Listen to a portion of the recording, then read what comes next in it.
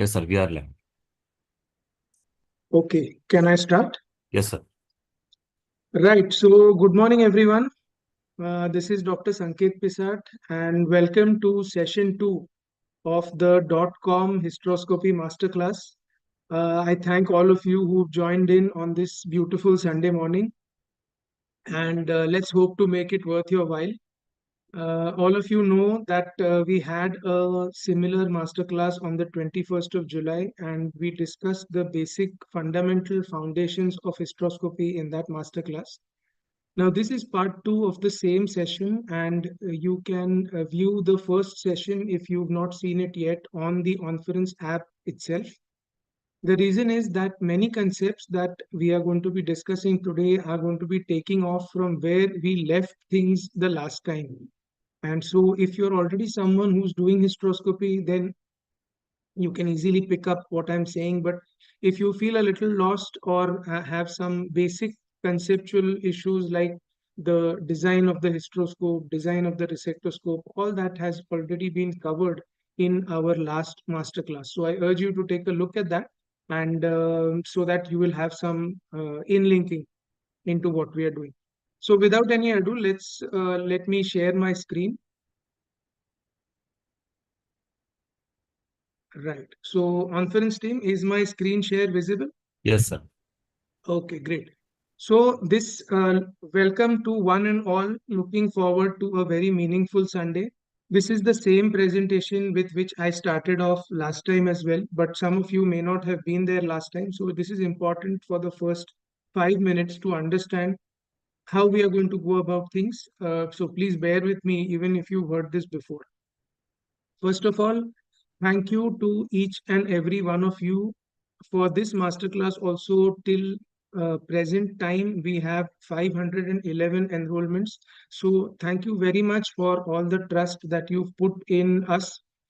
And it also goes to show that the content that is being posted is relevant for you in terms of real learning and not just academic or on paper listening to a lecture and then going home and forgetting about it. So thank you everyone who is enrolled. Another note for all those of you who have not yet enrolled, you can always enroll later after the course also, and the video will be accessible to everyone for 2 months after the course. So we have 500 delegates from more than 30 countries. Like I told you last time, we have representation from all over the world for our past 3 conferences, including this one. So in essence, this actually becomes a true international conference. So we've got representations from almost each and every continent that I can think of, as you can see on your screen over here. So once again, thank you for the trust that all of you have put into this particular program. Again, special thank you to all my fellows. It is only because of teaching them that I am able to get into the habit of teaching, and it is beneficial for them, but it is also beneficial for me because it keeps revising the topics again and again, and you become adept at teaching what you want to convey. This message from Professor Bruno Van Herendal is he was my teacher in the International Society of Gynecological Endoscopy. He is also the medical director now. He did give this message for the first lab hysterectomy course. But as we always like to bow down to our teachers before starting, I'd like to take a minute of yours to play the message before we move on. Dear all, I would like to greet you all participants audio of the is comprehensive audible, Nanda. online masterclass Yes, in sir. laparoscopic hysterectomy. I am Bruno Johan van Herendal. I'm an emeritus professor of gynecologic endoscopy and at present the medical director of the International Society of Gynecologic Endoscopy. I have fond memories of the time that Sanket Pisat, your teacher, was with me in Antwerp, and we made nice things together. We wrote some articles, and he made me proud by organizing his specific classes in India. I think it is important that people like Sanket do this so that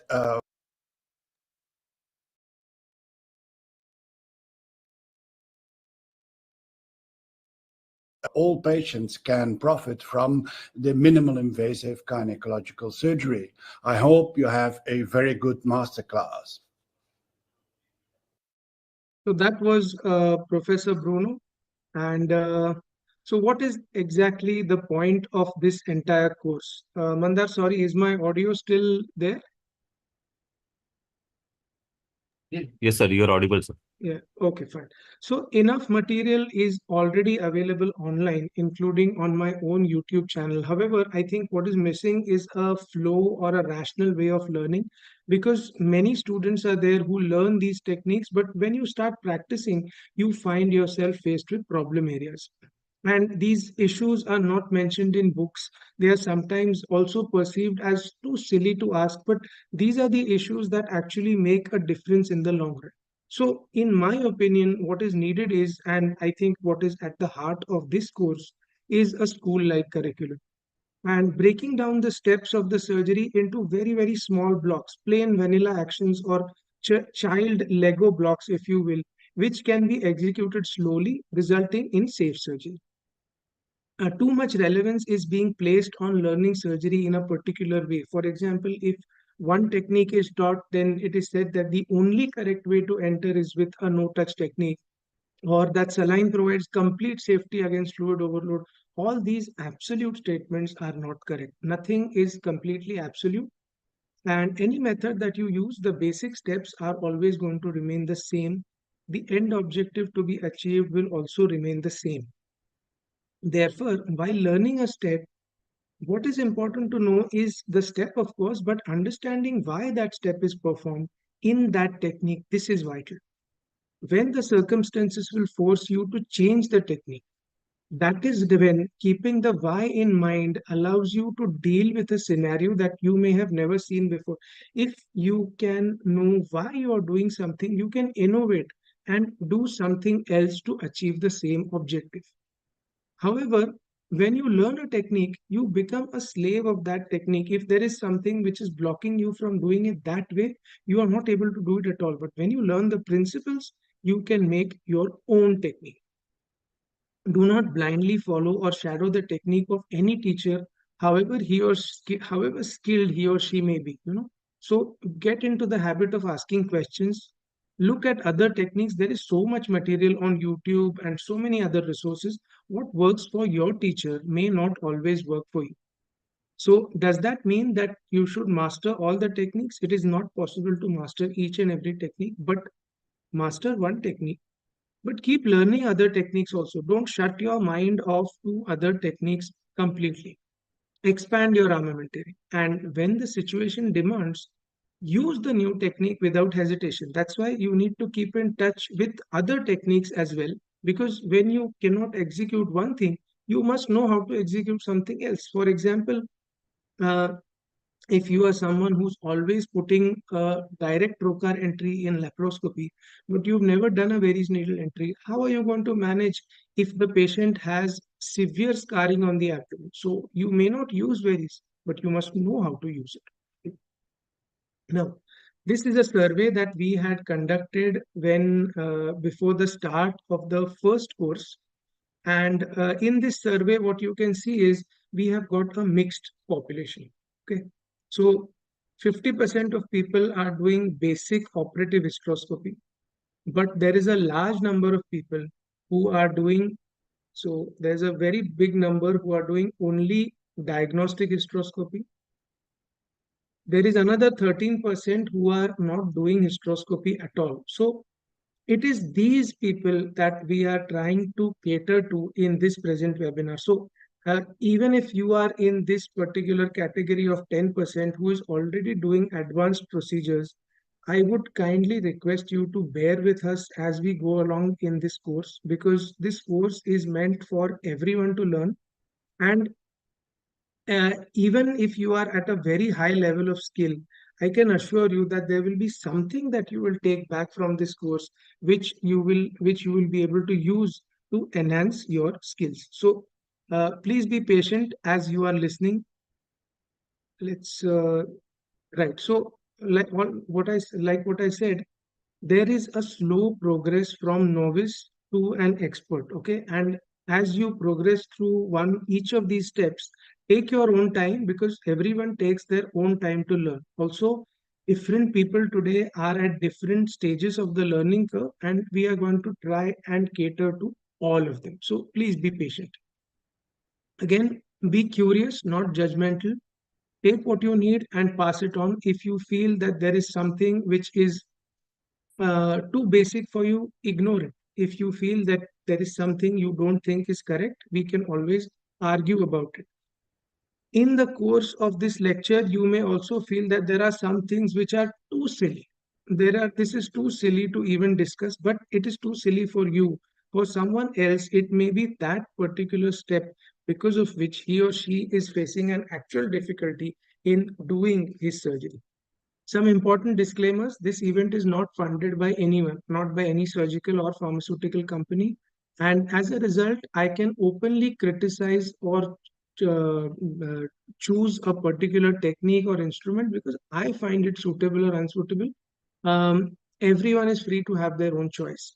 I would strongly urge you to check how the instrument or technique that you choose adapts to your style of working rather than the other way around. Lastly, the ideas I am expressing now are my own.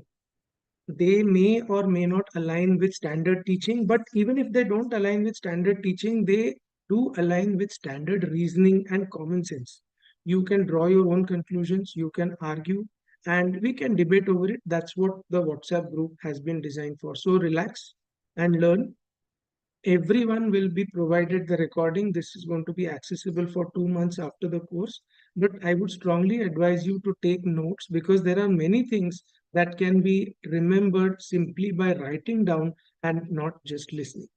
So what are we going to do today? Everything that we have covered in fundamental foundations, we are not going to repeat. In fact, there is so much material from this point onwards that this part of decision making, fertility, enhancing endoscopic surgery, we have already done last time. Initially, I had decided that we are going to have a brief recap, but unfortunately, I don't think there is really any time for this recap. So we are directly going to deep dive into the steps of fertility enhancing hysteroscopy. And then if there is time, we will take this topic as a little recap. For if we cannot, you always have the previous video to go back to and listen. So we are going to be starting with hysteroscopic polypectomy, septal incision, lateral metroplasty, myoma resection, and synechiolisis. Then we break for Q&A.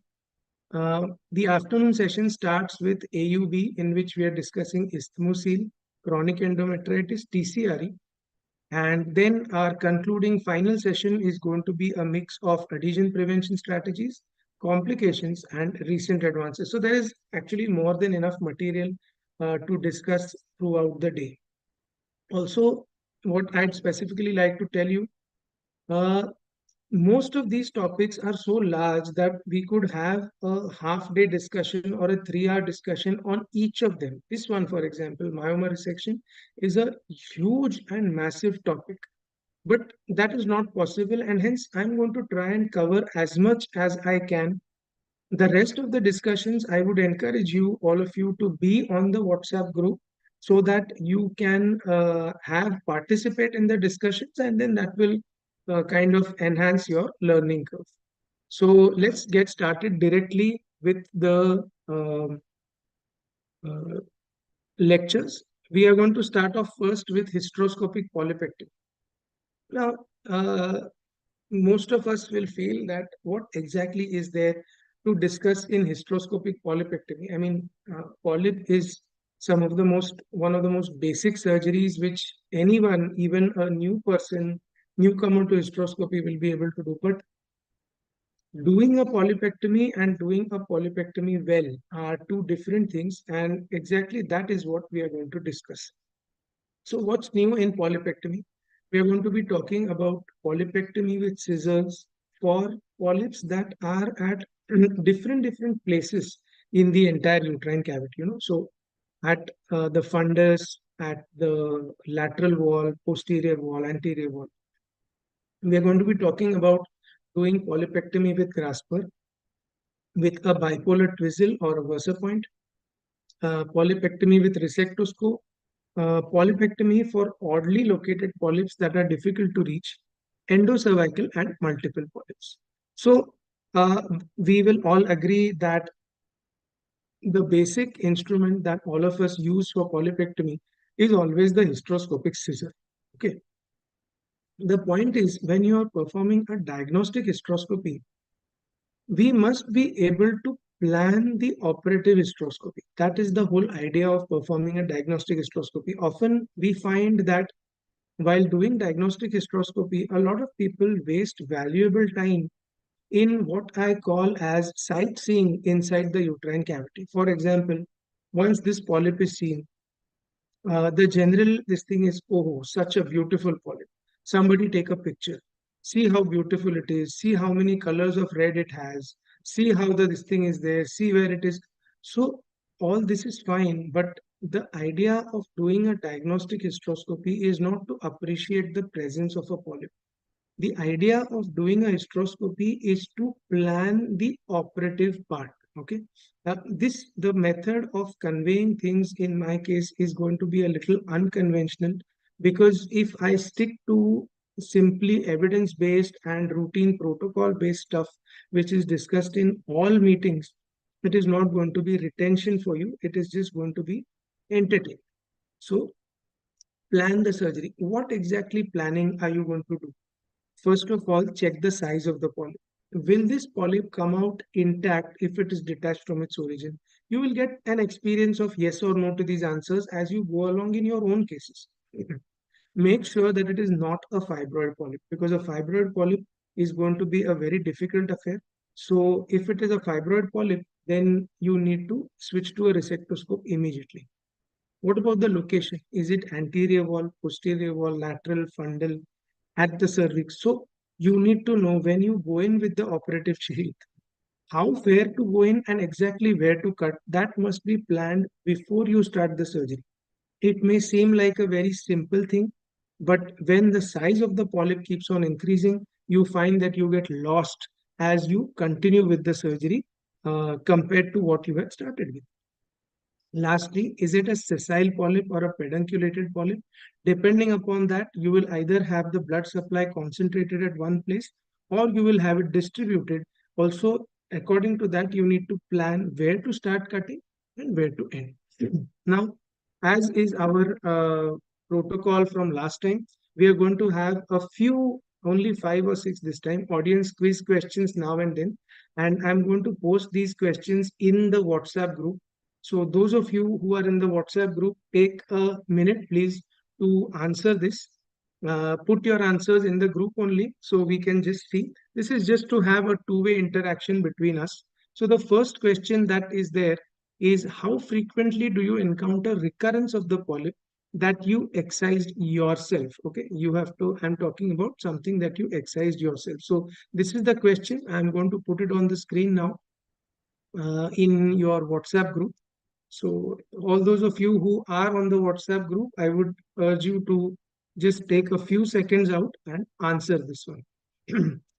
Putting it on the group now. Yeah, I have shared it on the .com hysteroscopy group.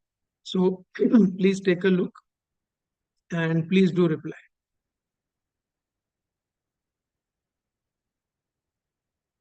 Meanwhile, we can see in real time what the audience opinion actually is. Sorry about that.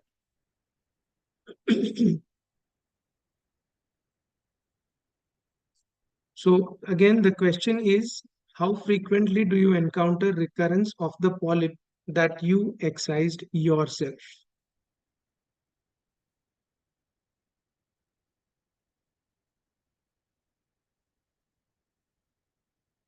Okay, so the idea is that all of these answers are anonymous. You don't really have to worry about getting judged by anything. So please try and answer as much as truthfully as possible. Okay.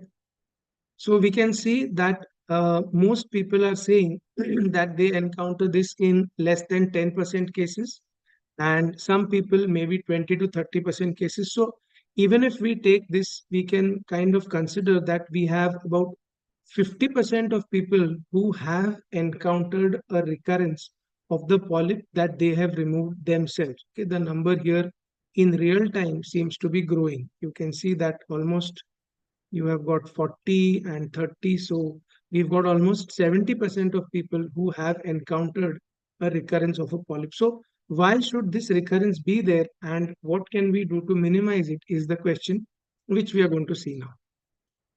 Let's see the types of polyps. So this is we start off with the anterior wall polyp, and this is the simplest variety of the polyp. Okay. In all polyps, if I have to give you one take-home message, it is going to be that the trick in polypectomy is to position the scissor correctly at the base. This is the commonest mistake and the commonest cause for recurrence. Let's see what I mean over the course of the further videos. So I'm going to play the video now. Yeah, Mandar, I hope the video is playing well. Yes, sir. Now, if you can see, this is the most common mistake. This has been done by one of my fellows.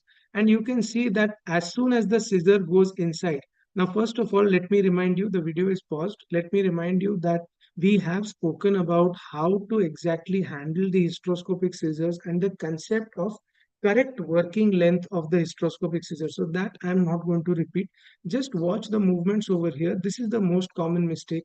You can see that the scissor is proceeding inside and it keeps on detaching. However, the cut is not being made in a manner which is very close to the uterine wall. As a result, this stub of tissue has got left behind. Now, once this remains behind, it is very difficult for you to go back in and cut it, even if you are a good hysteroscopic surgeon. It is possible, but it may be quite difficult. Hence, once this has happened, what you need to do is again need to switch over to a resectoscope.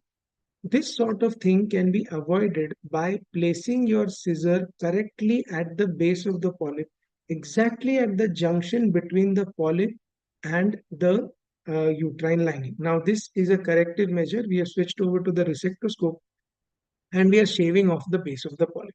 How much to shave off? We have videos. I'm going to show you. Don't worry about it. But just to say that the first thing to remember is that you will always cut at the base of the polyp, exactly at the junction of the polyp with the uterine wall. Do not be in a hurry to make a cut that goes very fast, detaches whatever you can find, and then just leaves the rest of the polyp hanging. This can be an important cause why you are facing recurrences. So let's look at the next video now. It is a given in polypectomy that your scissor has to be sharp. Okay. Do not reuse scissors for a very long period of time once you feel that the sharpness has gone. And in many videos today also, you will see that in some of them, the sharpness of the scissor is not as great as it should be. These are videos collected over a long period of time. And as I am teaching you, I find that I have also grown over the past years in making some mistakes, which I now rectify as I go along every day. So the scissor has to be sharp when you are doing a polypectomy. Let's see a polypectomy for a polyp over the anterior wall. So when you have a polyp over the anterior wall, it kind of looks like this. Again, like I said, an anterior wall polyp is the most simplest variety of polyp that can be cut. I have already done a diagnostic hysteroscopy. Personally, I prefer not to use a diagnostic sheath at all. You can directly go in with an operative sheath and do the assessment so that less time is lost in switching. Now here, look at the hand movements. The scissor is at correct working length. I told you that the working length of the scissor is at the joint. What does that mean? I told you last time also, but again, I'm going to repeat it. At the joint means this length of the scissor remains constant. Okay. If this length is, let's say, 2 centimeters, then this length always remains 2 centimeters when I'm working. If I'm going in and out, it is by the movement of the scope and the scissor together, not the scissor only. Few back and forth movements are acceptable, but the entire assembly is moving and cutting, and as a result, the effective length of the hysteroscopic scissor is always going to remain more or less the same. And this is the key to being able to cut it properly.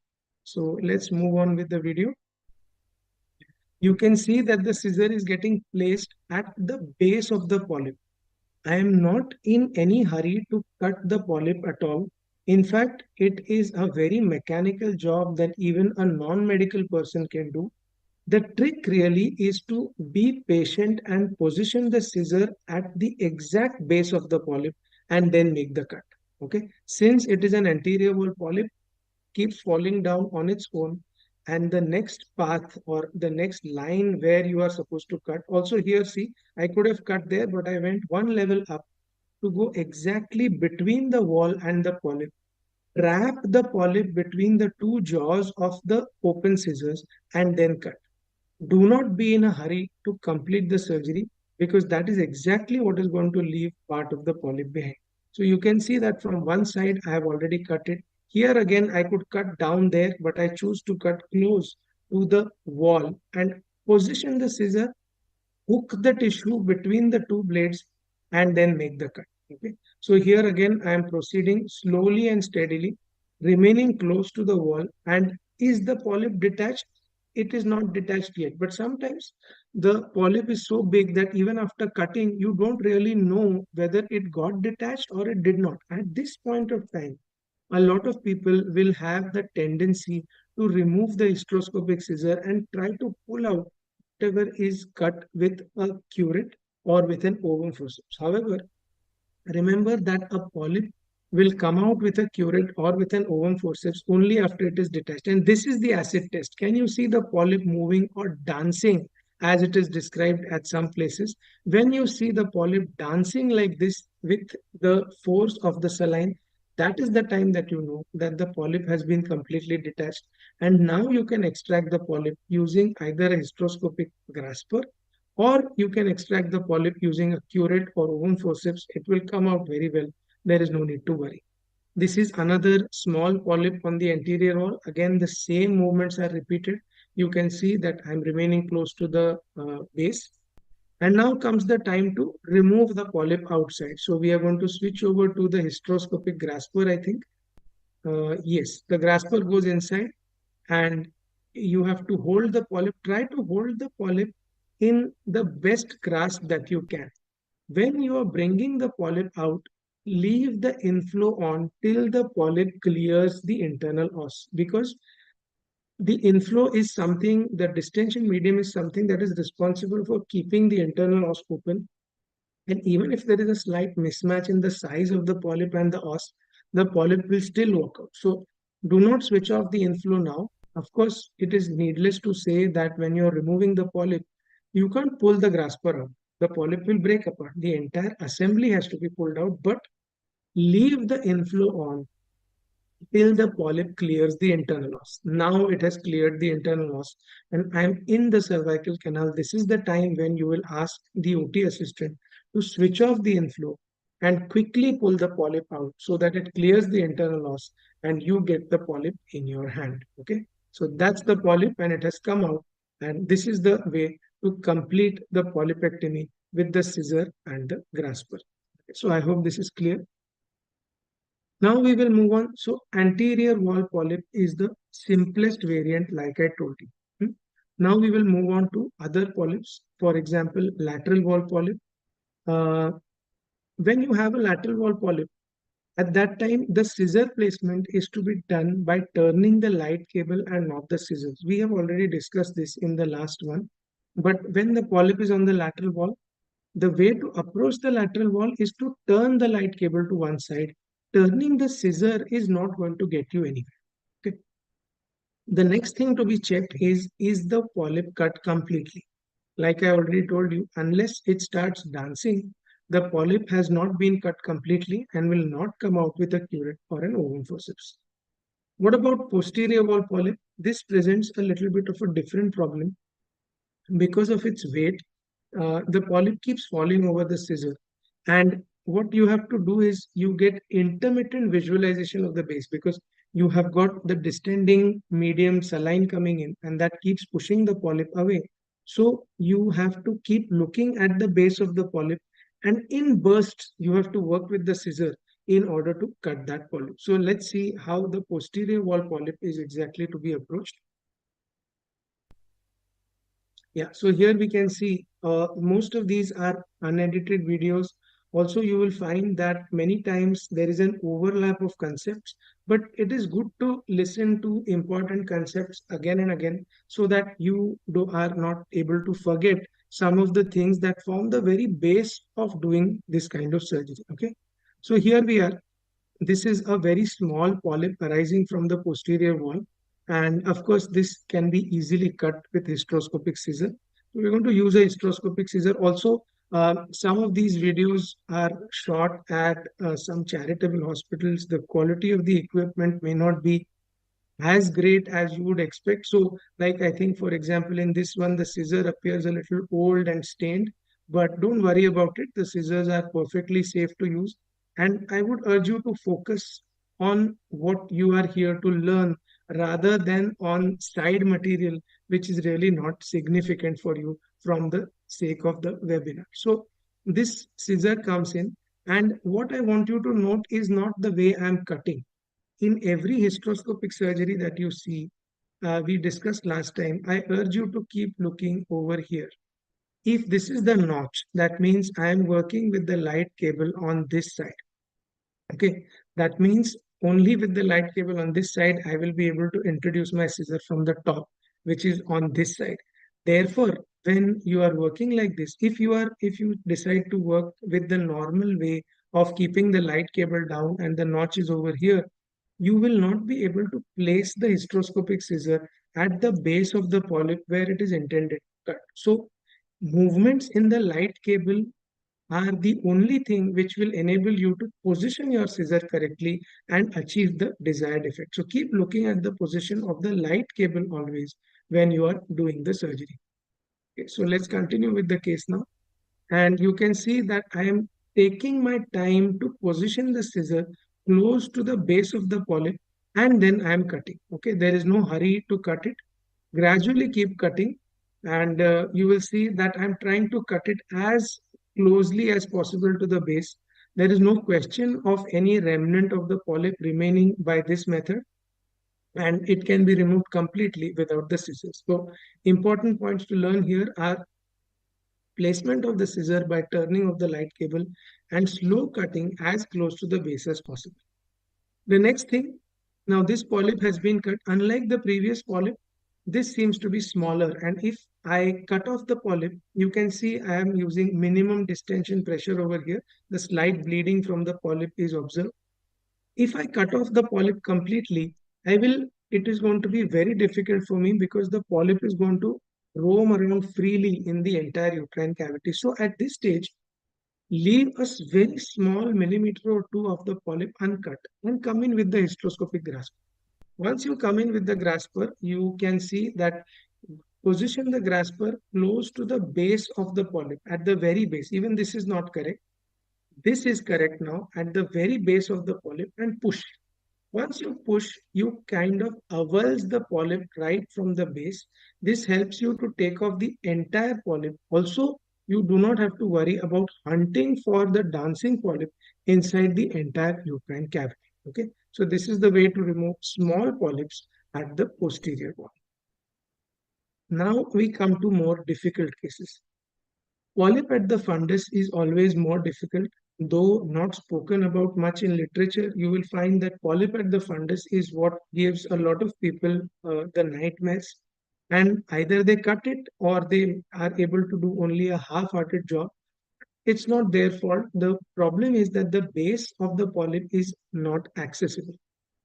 How to approach this? The cutting has to be done from above, downwards, and side to side so that you gradually reduce the diameter of the base and narrow it down to a point, and then that point can be cut. Stay close to the uterine wall as much as possible. Here, we also sometimes employ what we call as the slicing technique. So that's what we are going to see. Let's look at how we deal with a fundal polyp using a hysteroscopic scissor. right? So this is the polyp, and you can see that this is the polyp. It's arising right from the fundus. When I say fundus, I mean exactly fundus. It's not more anterior wall, more posterior wall. This is more or less exactly arising from the fundus. So the problem is, whichever direction you point your scissor in, it is not going to get a clean cut to cut the polyp at all. Okay, it's always going to go from one side, and you are left wondering how to go. So this is the bisection technique or the slicing technique. I have another video on this later on coming up.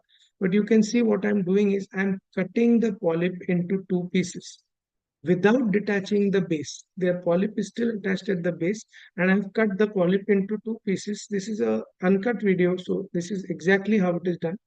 Now we will deal with each piece one at a time. Okay. And with the hysteroscopic scissor, what I'm going to do is I'm going to position my hysteroscopic scissor at the base of the polyp on the left hand side. And gradually, as I cut it, I see the polyp shifting. Notice that I am moving the hysteroscopic scissor all around. It's not just at one point. I'm moving it in a 360-degree pattern around the base of the polyp so as to reduce the stalk or the attachment from everywhere. And you find that by simply doing this, the polyp gets cut.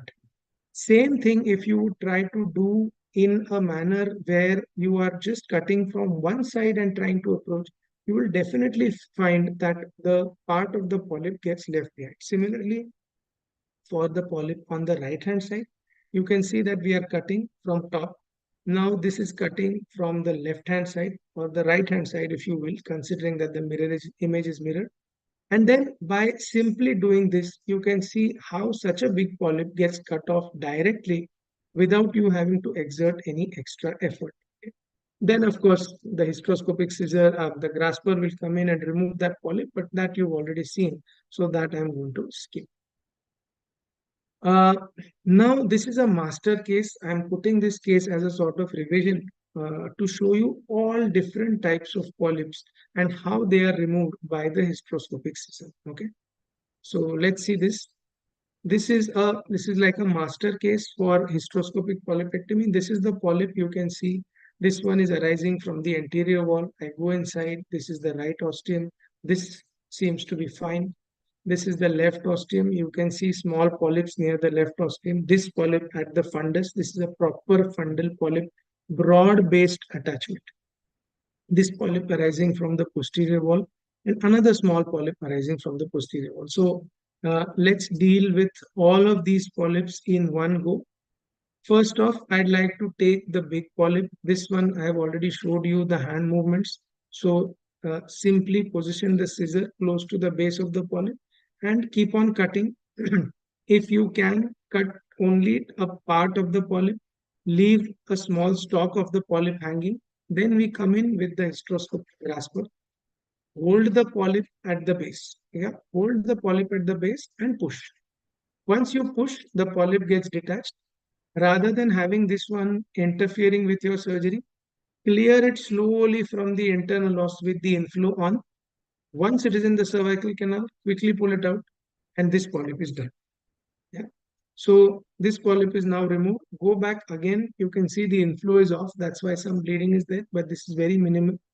Let's now tackle the next polyp. This is the small polyp. Now, if I cut with the hysteroscopic scissor, there is very limited area to cut, and then how am I going to actually find this polyp and take it out? So for these techniques, for this kind of polyp, the technique has already been described by Professor Stefano Bitocchi, where he advises to take a hysteroscopic grasper. And this is actually described for the purpose of taking a biopsy, where you take the hysteroscopic grasper, hold the polyp, and you push it. So let's see what he means. You take the hysteroscopic grasper, you hold the polyp at the base and don't pull.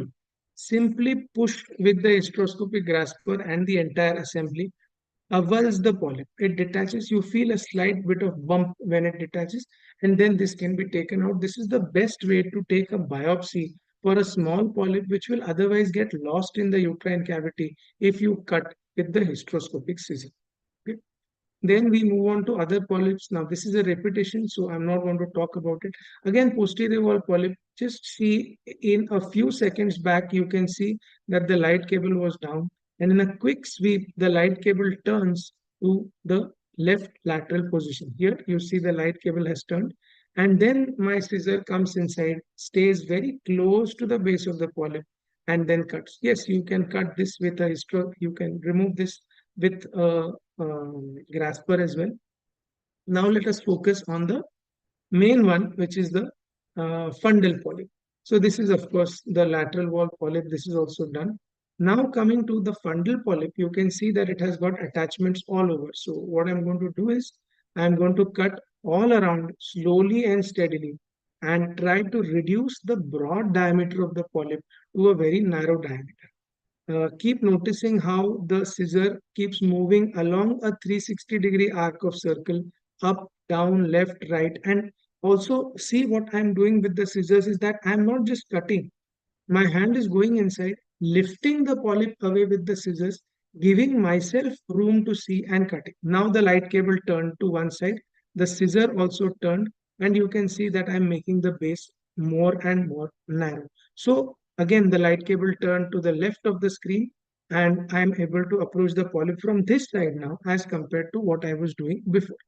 So keep turning the hysteroscopic scissor, keep placing the scissor between the polyp and its attachment. Yeah, so you can see slowly and steadily, like a gardener who is trimming the hedge, keep trimming the base of the polyp, and it will become more and more uh, pedunculated as compared to the sessile polyp that it was. After you feel that you have done enough, bisect the polyp, make it into two parts, and then the rest of the surgery is as you saw before.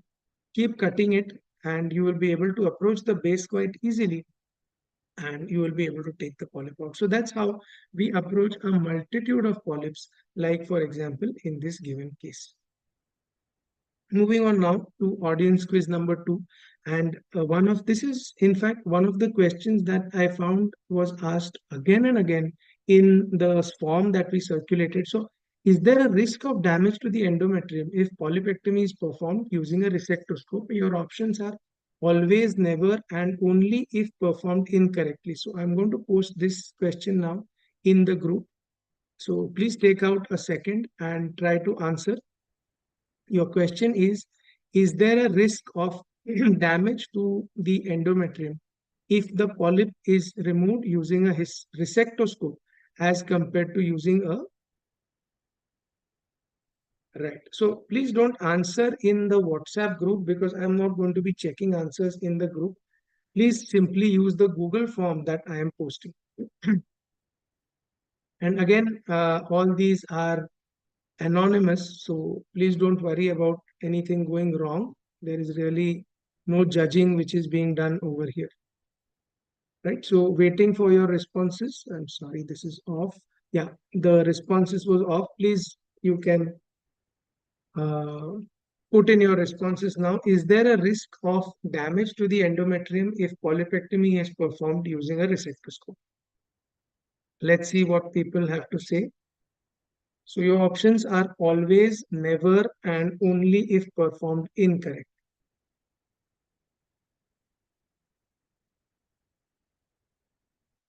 Right. So I think most of the people are gravitating towards only if performed incorrectly. I don't know whether that is because this is a more politically correct answer, or whether if this is actually what you feel. So let's wait for a few seconds more to see what the audience opinion is like, and then we will check the discussion. So yeah, I think most people are in favor of answering only if performed incorrectly. So let's actually see what correctly performed polypectomy using a resectoscope then means. Okay. How do you perform polypectomy correctly using resectoscope? Now these are these things of the slicing technique. These are videos with voice. I have already told you the polyp slicing technique. So I'm not going to play this video again. Maybe during our lunch break, we will just play these videos as a sort of revision. But what I'd like you to look at is the resectoscope video. In this video, this is already with pre-voice set in. Some of you, I think, may have accessed this as the pre-course video as well. And if you can, what you need to do is just listen to the video. This one will give you a broad outline of how to use resectoscope for doing polypectomy. And then in the further videos, we are going to delve more into the nitty-gritties of this exact same thing. So I'll leave you with this video for about 5 to 6 minutes. And then once this is done, we'll come back to go one step deeper into polypectomy with resectoscope. So Mandar, once the video plays, just let me know if you are able to hear the sound or not. Hello everyone, this is Dr. Sanket Pisat, Sound is there. and today's video is about hysteroscopic polypectomy with bipolar resectoscope and some tips and tricks for making this surgery easier and safer. Before we start, me introduce the case. This is a 20-year-old girl. She has been having a lot of menorrhagia and dysmenorrhea since the past 5 to 6 months, and she soaks about 7 to 8 pads per day during her cycles. Ultrasound has revealed that there is a 2 centimeter endometrial polyp inside the vagina. I'm sorry, inside the uterus in the endometrial cavity. And that is what we are going to be tackling using the hysteroscope and by performing a hysteroscopic polypectomy. So to start off, we always perform a diagnostic procedure first. No dilatation is being used. We are using a 2.9 millimeter rigid telescope, and we are trying to enter under vision. That means without prior dilating the cervix.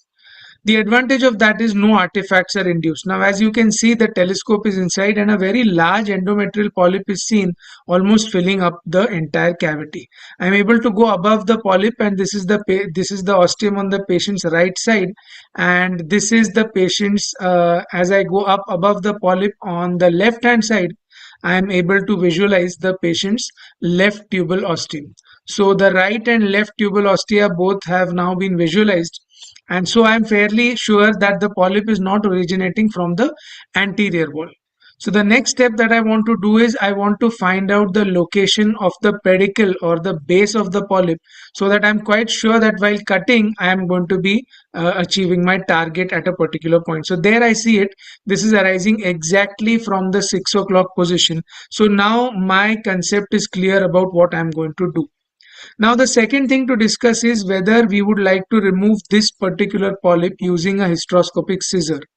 Now, this polyp is very large. Even if we were to use a hysteroscopic scissor, it would be very difficult to get the polyp out of the uterus.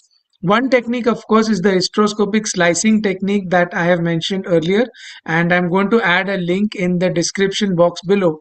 But the other technique that is there is to use a resectoscope. And a resectoscope comes in very handy because we are going to make small pieces of the polyp, and then those pieces can be removed out quite easily. Also, it gradually keeps on debulking the polyp, so you get more and more room to operate. So we are using a 22 French resectoscope, and using the 22 French resectoscope, usually a dilatation of up to number 8 Hagar is what is required. So using that resectoscope, we are using a bipolar resectoscope. Normal saline is the distension medium. We have stopped using glycine totally in all our cases since the past 5 years. So using this resectoscope now, slivers of the polyp are made, and you can see that the resectoscope is first extended, activated, and then it is pulled towards the surgeon. This removes out small slivers of the endometrial polyp. Try to remove as large as pieces as possible so that you are able to finish the surgery in shorter time. Also, the setting that we are using is a cutting current, bipolar cutting current at about 120 watts, and you can see how beautifully the endometrial glands are also seen when the resection is being done. So the resectoscope loop is always activated and pulled towards the surgeon so that at rest it comes and sits inside the outer sheath. This ensures that there is no perforation which happens during the surgery. Note here that as the resectoscope loop comes inside towards you, there is a temporary spot in which you are not able to exactly see. However, if the loop has been positioned correctly beyond the pathology that you want to resect, and then you are pulling the loop towards yourself, there is virtually no chance of causing a perforation. The only thing that you should not do is to extend the active resectoscope. That means you cannot activate the pedal and then push the resectoscope. The other important tip to remember in this case, and mind you, this is an unedited video, so we are going a little fast. The other tip to remember is that as one makes slivers of this endometrial polyp or the fibroid, it is a good idea to keep pushing the slivers closer to the fundus. This gives you more and more room. Do not try to remove the resectoscope again and again, because this will push in air inside the system and may cause air embolism. So as the pieces are generated, we keep pushing the pieces towards the fundus so as to give us more and more room towards the lower part where the resection can be continued. Also note that the resection has started from the top and is gradually being worked its way down towards the stalk which we had earlier identified. Now this is the stalk which has come up over here, and you can see that at the base we have reached almost up to the stalk. Smaller pieces or slivers can be made, and thus the polyp can totally be cut out. So this part, that what you see over here pointed by the arrow, this is the stalk of the polyp. One argument would be to go and cut in the stalk initially before beginning the surgery so that the polyp is directly detached. But the problem with that would be that the polyp would keep freely floating around all throughout the cavity, and it would be very difficult to catch that polyp and resect it again. Hence, we have started resecting from the top and gradually worked our way towards the pedicle or towards the base of the polyp, and that is the part that is going to be shaved off right now. So this is the base of the polyp or the pedicle which is being shaved off. Doing this right from the base ensures that there is zero chance of recurrence of the polyp from that particular site. Mind you, the patient may have a tendency or a polypoidal endometrium, so a different polyp may definitely form at another site, but this particular polyp cannot regrow because we've detached it right from the base and cauterized its blood supply using a cutting or coagulating current, as the case may be. Now all the chips have been formed, they are all lying loose inside the cavity, and this is the time where we can remove the resectoscope and take all the chips out. This can be done either by using a curette or a small ovum forceps. Now this is the picture after the chips have been removed. As you can see, because a curette was used, slightly a reddish hue has come to the entire picture, and this is the importance of completing the entire resection before doing a curettage, because once a curette is introduced, then a lot of artifacts appear. Once dilator is introduced, a lot of artifacts appear, and so you want to finish detaching the pathology before introducing the curette. Now here what I'm doing is, without using electricity, I'm just dislodging the pieces of endometrium to see if there is anything left behind, kind of like doing a curettage under vision. So that's completed, and now I'm pulling the resectoscope back into the cervical canal to look for if there are any pathologies which I may have missed on my way inside. So as I pull back, I see that there are a lot of polyps inside the endocervical canal as well. And these are also going to be dealt with using the resectoscope only. The particular challenge with working inside the cervical canal is that within the cervical canal, the space is very narrow, and so you do not get as much distension as you need. Also, there is a lot of fluid that keeps flowing out from the external os, but that has to be compensated by increasing the inflow temporarily and getting a good view, also by working quickly and ensuring that the polyps are detached. So two polyps have already been detached. This is the third endocervical polyp, which is located at the 6 o'clock position, and even that I am going to detach using a resectoscope. And note that this is very easy using a resectoscope as compared to a scissor in this area, because one would have to cut again and again. Here I can shave it off in just one go, and I am also not worried about the bleeding part at all. So this is the fourth endocervical polyp that I am now shaving off using the resectoscope. Slightly the base of the polyp is seen to be remaining, which I can cauterize using coagulating current, or I can shave it off using cutting current. So I think that summarizes how the resectoscope is actually used for a polypectomy. Now let's go on to discussing oddly located polyps. Yeah?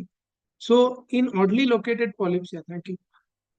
In oddly located polyps, one of the main challenges which is faced is of cornual polyps. Yeah?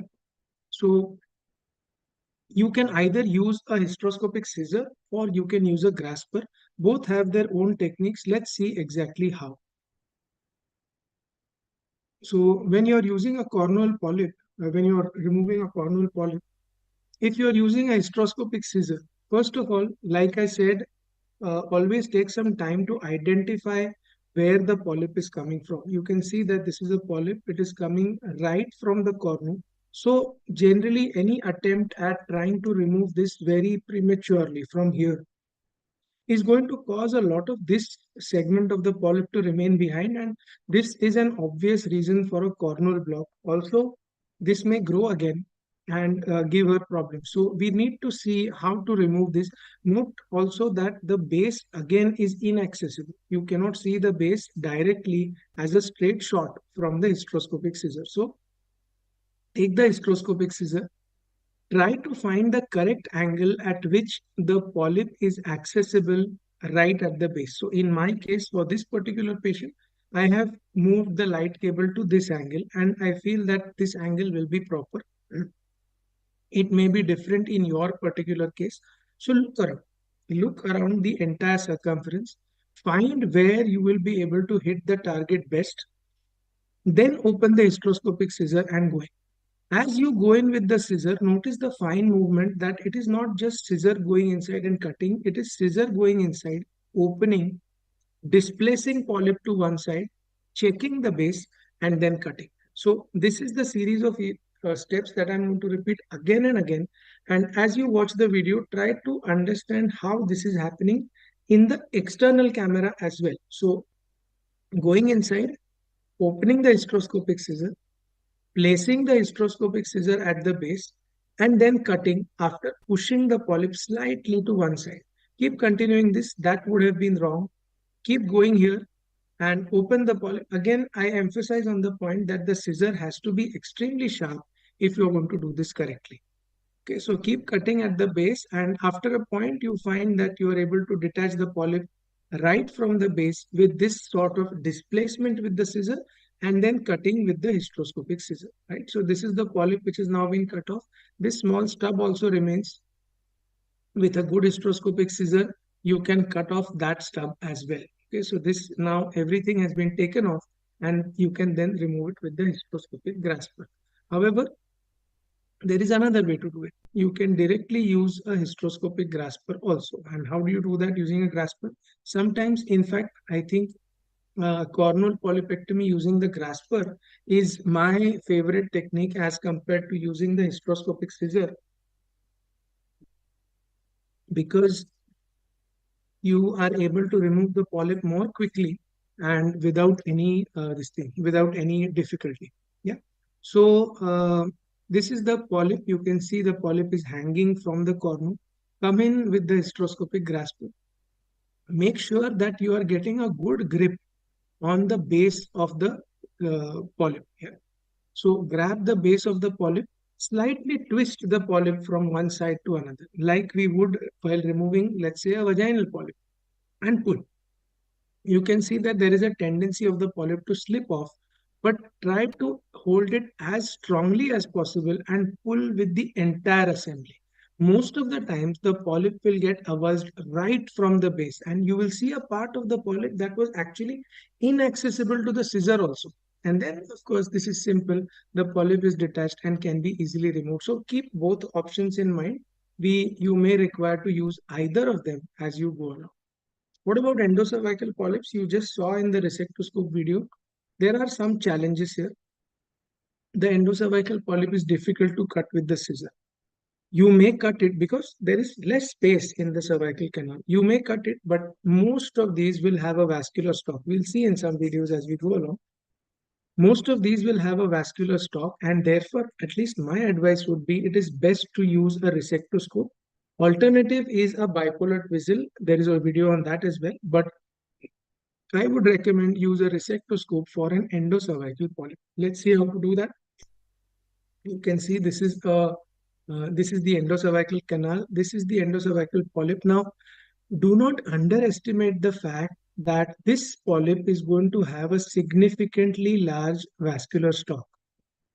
In the case of an endometrial polyp, this stalk, even if it is there, the bleeding most often stops after you have cut it. But here, the bleeding will continue, and there is no way that you're going to get rid of this bleeding if you have cut it with the hysteroscopic scissor. For some very small ones, maybe, but for most, the bleeding will continue. And I have had patients in my own practice in my initial years where we had to take the patient back into the OT, go in with a resectoscope and fulgurate because the patient landed up in a pool of blood after cutting a polyp as small as this one. So go in with the resectoscope, simply one sweep of the resectoscope and the job is done. So for something that takes literally a few seconds of time, I don't see why we need to not do this with the correct technique.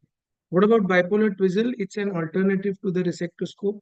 The main advantage is it can be used through the same working channel. Like I told you, most of my videos today are going to be demonstrating the 22 French resectoscope, which requires dilatation up to number 8 agar.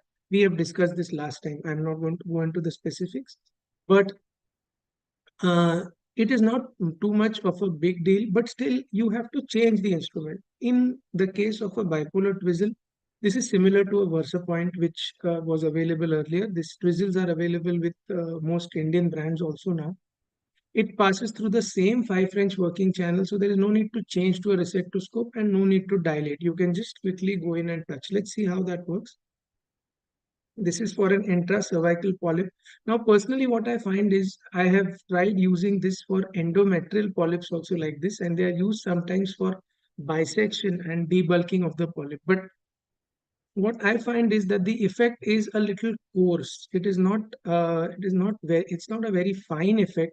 And so the net effect on the tissue is not something that I would like to have if want to do a full and a clean job. So when you activate the twizzle, so this is the bipolar twizzle. Some of you have seen it in the last course session also. This has a bipolar technology. So the positive and negatives are in the same instrument. We are using normal saline only. We are not switching over to glycine. But the effect I find is a little coarse, so I don't use it. Where I use the twizzle is this kind of scenario where I am going back. This is the cavity. Of course, this is normal. And then when we go back, I find there is an intracervical polyp. This one, you can see there is a stalk here, there is a base, and I know I need to use a resectoscope just in case I don't have the resectoscope at that time, or I want to use a scissor. What I do is I go in with a twizzle and I fulgurate the base of the polyp. We can use coagulation and cutting current both. Personally, either of them is fine. It's a very small base and simply coagulate it so as to obliterate the blood vessel inside that structure. Once that is done, then the stalk is avascular. You need not cut it using the same instrument. You can always switch over to a scissor and then cut it off, and you find that there is no bleeding. Just for the sake of academic understanding, I'm going to cut this stub again to demonstrate how bleeding occurs if you cut it. So this is a sealed one. Same patient, I'm intentionally cutting the stub to show you how the bleeding will happen. And you can see if it's a slightly fibrous base, typically these are the ones which will contain the blood vessel. And you can see pulsatile loss of vision and red color coming in. Okay. This is the indication that you have punctured an small arterial bleeder inside the base of the endocervical polyp. And now this needs to be coagulated. You can see it is pulsating right in the center over here. At this point also, if you are faced with this situation, it makes sense to, rather than going ahead with the resectoscope, if you have a bipolar element handy, you can just go inside and quickly buzz the base, one or two touches, and that much is enough to take care of the bleeding without having to get a resectoscope. But personally, if you ask me, I would always do it with the resectoscope rather than trying all this. Advantages and disadvantages. The twizzle is bipolar, so of course there is no need for glycine. The effect is crude, but this is my personal opinion. A lot of people use it inside as well. And like I said, it's excellent for coagulating a bleeding base after cutting. What about multiple endometrial polyps? This forms the more difficult part of our practice. Individual polypectomy is not possible. So you can't go in and cut each and every polyp with the scissor. It's just not going to work that way. The larger polyps, if you are quick with resectoscope, you can quickly remove the larger polyp with resectoscope in fast strokes. I'm going to show you how. But the smaller polyps or multiple polyps or polyposis, I use a time-tested simple method which is called as suction evacuation. Okay, it may seem like a joke, but it works. Too much surgical time may cause fluid overload. So cut what you can, resect the large ones, and then simply go in with a plastic MTP suction cannula, which we use along with an MV. It's that simple. It really Hallmark of the works. damage done is the damage to the I'm going to basalis layer of the endometrium. going to stop this and I'm going to play this. So you can see I'm not doing anything. I'm simply using an MTP suction cannula and that's about it. Most of the times, a lot of polyps will come out with this only, provided, I again disclaimer, you have already cut off the large ones with the scissor and shaved off the larger ones with the resectoscope. So rather than wasting too much time with scissor cutting each and every simple suction evacuation, then go back again if you want. Go back again, see if there is anything remaining and then cut it. But the advantage is overall surgical time is reduced, overall possibility of fluid overload is reduced.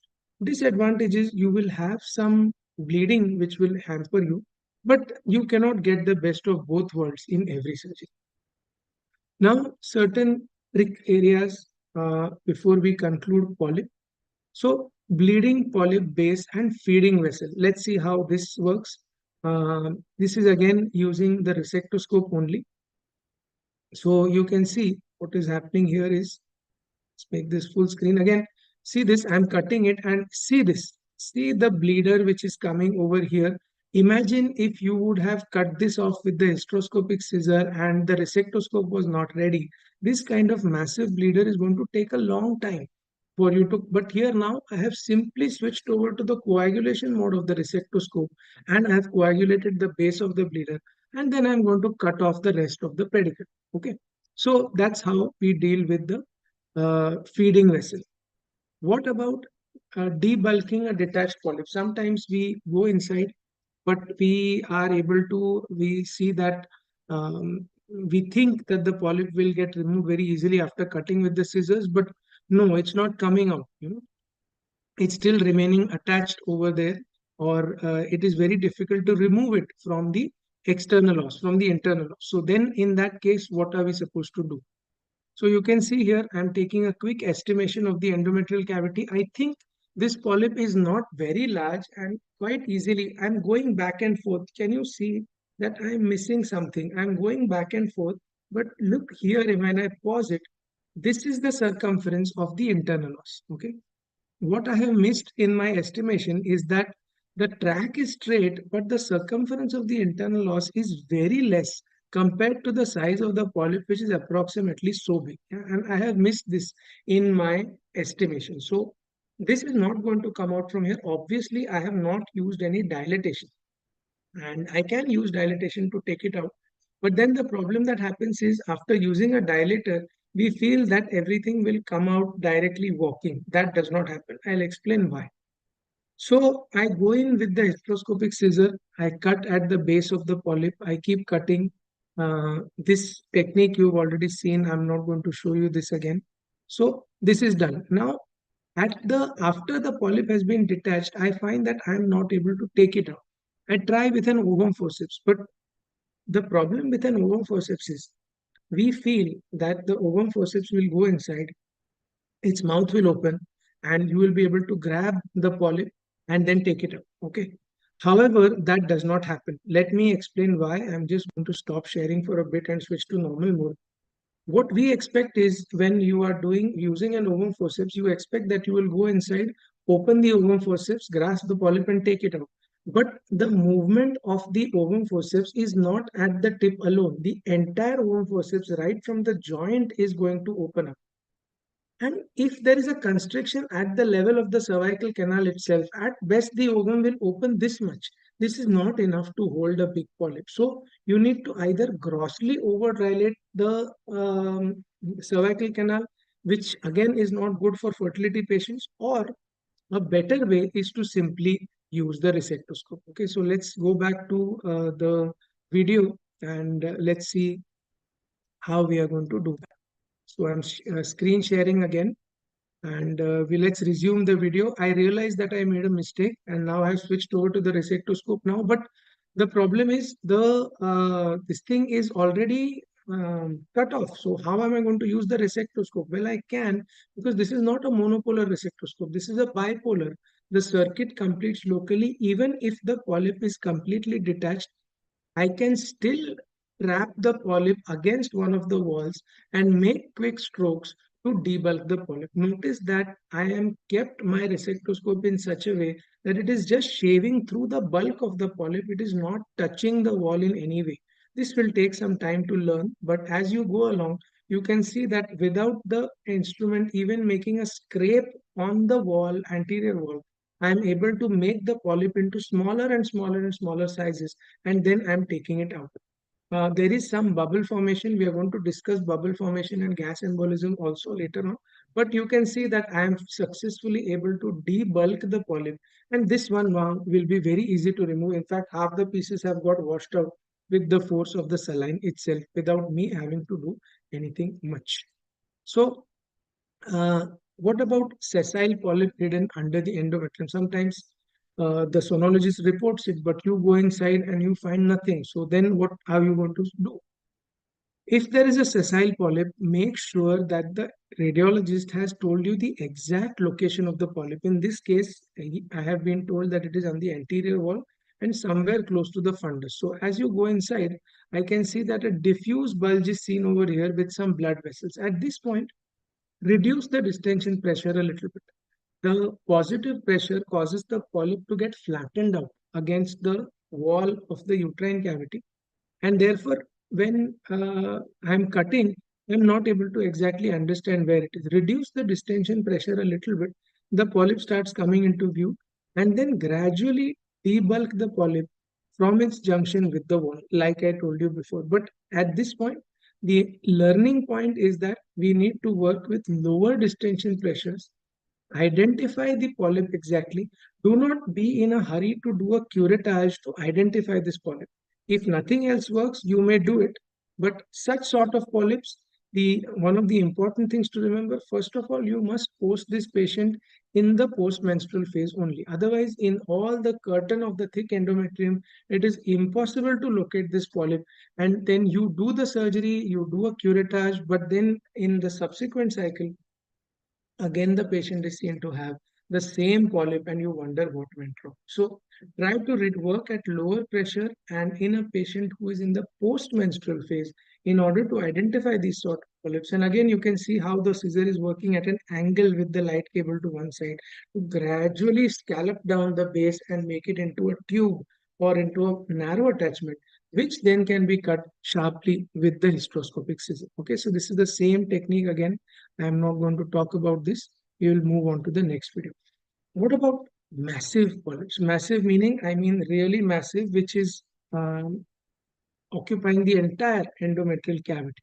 So when you have a polyp like that, like I told you in the video with the voiceover, when you go inside, our job is to specifically identify where the base is. And you can see this is the base that I have marked out. I'm going to show you the rest of the polyp also. But for me now, the base extends from the 6 o'clock position over here. Let me just mark out that for you. The base extends from the 6 o'clock position over here approximately up till about the 8 o'clock position over here. So just imagine that the polyp is really massive, something like this, and extending beyond the screen as well. When I go inside, I will find that the uterine wall is right over here, okay, just outside this curvature. So in terms of working, I have got very little space between the two, very little space. So one expects that when you start working, you will get a good space between the pathology and the polyp and you will be able to cut, but that will not happen. So Your job is to note that my end point is going to be at this level, and I'm going to start working at this level. Once you start working, take a leap of faith and continue resecting from this point down, down, down. Keep your orientation straight till the time that you successively reach up to the base, and then you finally cut the base off. Do not cut the base directly. And if you cut the base off directly, this polyp will become too large to be able to dissect. Also, you may never be able to get an estimate of how deep the polyp is. I, by deep, I mean you can see over here that this is attached at this level, right? This is attached at this level. But as far as the ostium is concerned, the ostium may be at this level. Then is this a point attachment up to here? Or this is this a long attachment up to here? We do not know. So trying to cut from here up is a really bad idea. The only correct way to do it is to cut from all the sides and work your way up to the base of the polyp, and then finally cut off the base of the polyp and finish your surgery. So let's see how exactly to do that. I am proceeding, and you can see that this is the base of the polyp. Again, the importance of diagnostic hysteroscopy, because unless you have done a diagnostic hysteroscopy, you don't know till where you have started and till where you are going to finish. Okay, so that's one ostium. My mind is clear. In this side there, the ostium is there. Look at the size of the whole thing. Look at the size. I'm having difficulty finding the other ostium also. This I find the other ostium polyp is not attached anywhere else. Now I'm clear. My end point of surgery is between 6 o'clock and 9 o'clock. So I'm going to work my way around the circumference and tunnel down, down, down, down from all sides till I reach that position. And finally, that is the place that I'm going to shave. When the resection starts, keep your planning intact. Do not second guess yourself after the surgery has started, because otherwise you will end up abandoning the surgery. No matter how big, how vascular, you already know where your endpoint is. You can see as I resect this polyp, you can see the size of the vessels. It's almost like a lap myomectomy case. The vessels are enlarged, but do not bother. Just keep on working. If you encounter any major bleeders, you can use coagulating current to coagulate them so that it doesn't bleed too much. But just keep on working your way towards the base. And you can see I have gradually, as I keep on cutting, I have been able to reach up to the base, and the area from 6 o'clock to 9 o'clock is now free. Now what remains is detaching the rest of the parts of the shaving off the, making bits of the part which has got detached and removing, but that I already showed you. But the idea is plan your surgical incision before you start the case, not afterwards. Now coming to the question for which I took an opinion poll, how to resect to avoid damaging fertility. So the idea is that if correctly done, the resectoscope will not damage fertility as much as it is thought. What are the points to be remembered? Resect up to the base, not beyond the base. What is base? I will show you. Okay. Use pure cutting current. Okay. Coagulating and cutting or blended current is not required. Cutting current is enough, and it has the least lateral damage. Also, third point to remember is you must spend minimum time on tissue. A polyp is a soft mass. It gets cut very fast. So your sweeps, your strokes, they have to be fast. Do not make slow strokes with coagulating and cutting current, because that will cause lateral damage too much into the surrounding, and it will cause a problem to the patient. Okay. So let's see this. This is the initial part of the same thing. We are going to see this as another video later on for removing gas bubble technique. But for now, just see this one. This is the initial part. This is the polyp actually. And this is the base of the polyp. You can see I'm cutting pure cutting current and rapid strokes. Okay, rapid strokes. I'm not waiting too much time on the tissue. I'm trying to remove it as much as possible, and remove the bits and remove the stalk as much as you can. You are able to directly see. Can you see that the stalk is now gone? The stalk is not there anymore. This part is still there. So position the loop behind it, activate, and remove it in one single sweep of current. Okay, don't spend too much time on the tissue, and remove it in one single sweep of current, and keep deepening until you see the myometrium or the basal layer of endometrium. What exactly is this myometrium and basal layer of endometrium? That I'm going to show you in the next video. So when to stop, how deep to resect the polyp. Okay, this is the same patient. Now imagine, just for the sake of argument, that this is a polyp. Okay, if it is a fertility enhancing surgery, I am going to do this.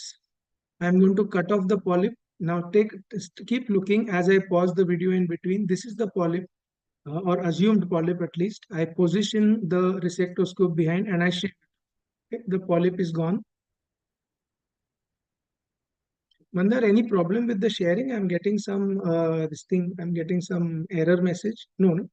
No, sir, no problem. Okay, fine, fine. Okay, fine. So I find that the polyp is cut, and I'm sorry, I'll just go back. Right. So here you have the thing hanging, and I have, yeah, I've cut it off. The polyp is gone. Can you see that the endometrial glands are still visible? You can see. Now I'm going to take, so if it is a fertility enhancing surgery, I will stop here. There is still almost 5 to 6 millimeters of endometrium remaining, which will easily regenerate and will not give synechia. But if I want to continue, let's see further. One more stroke. Okay, going again. Sweep. Can you see that there is endometrium which is still there? It's still there. Okay. Again, one more stroke. Sweep.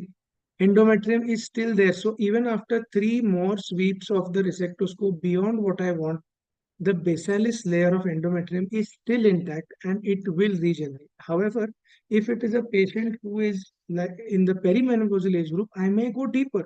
For example, like this. One more sweep.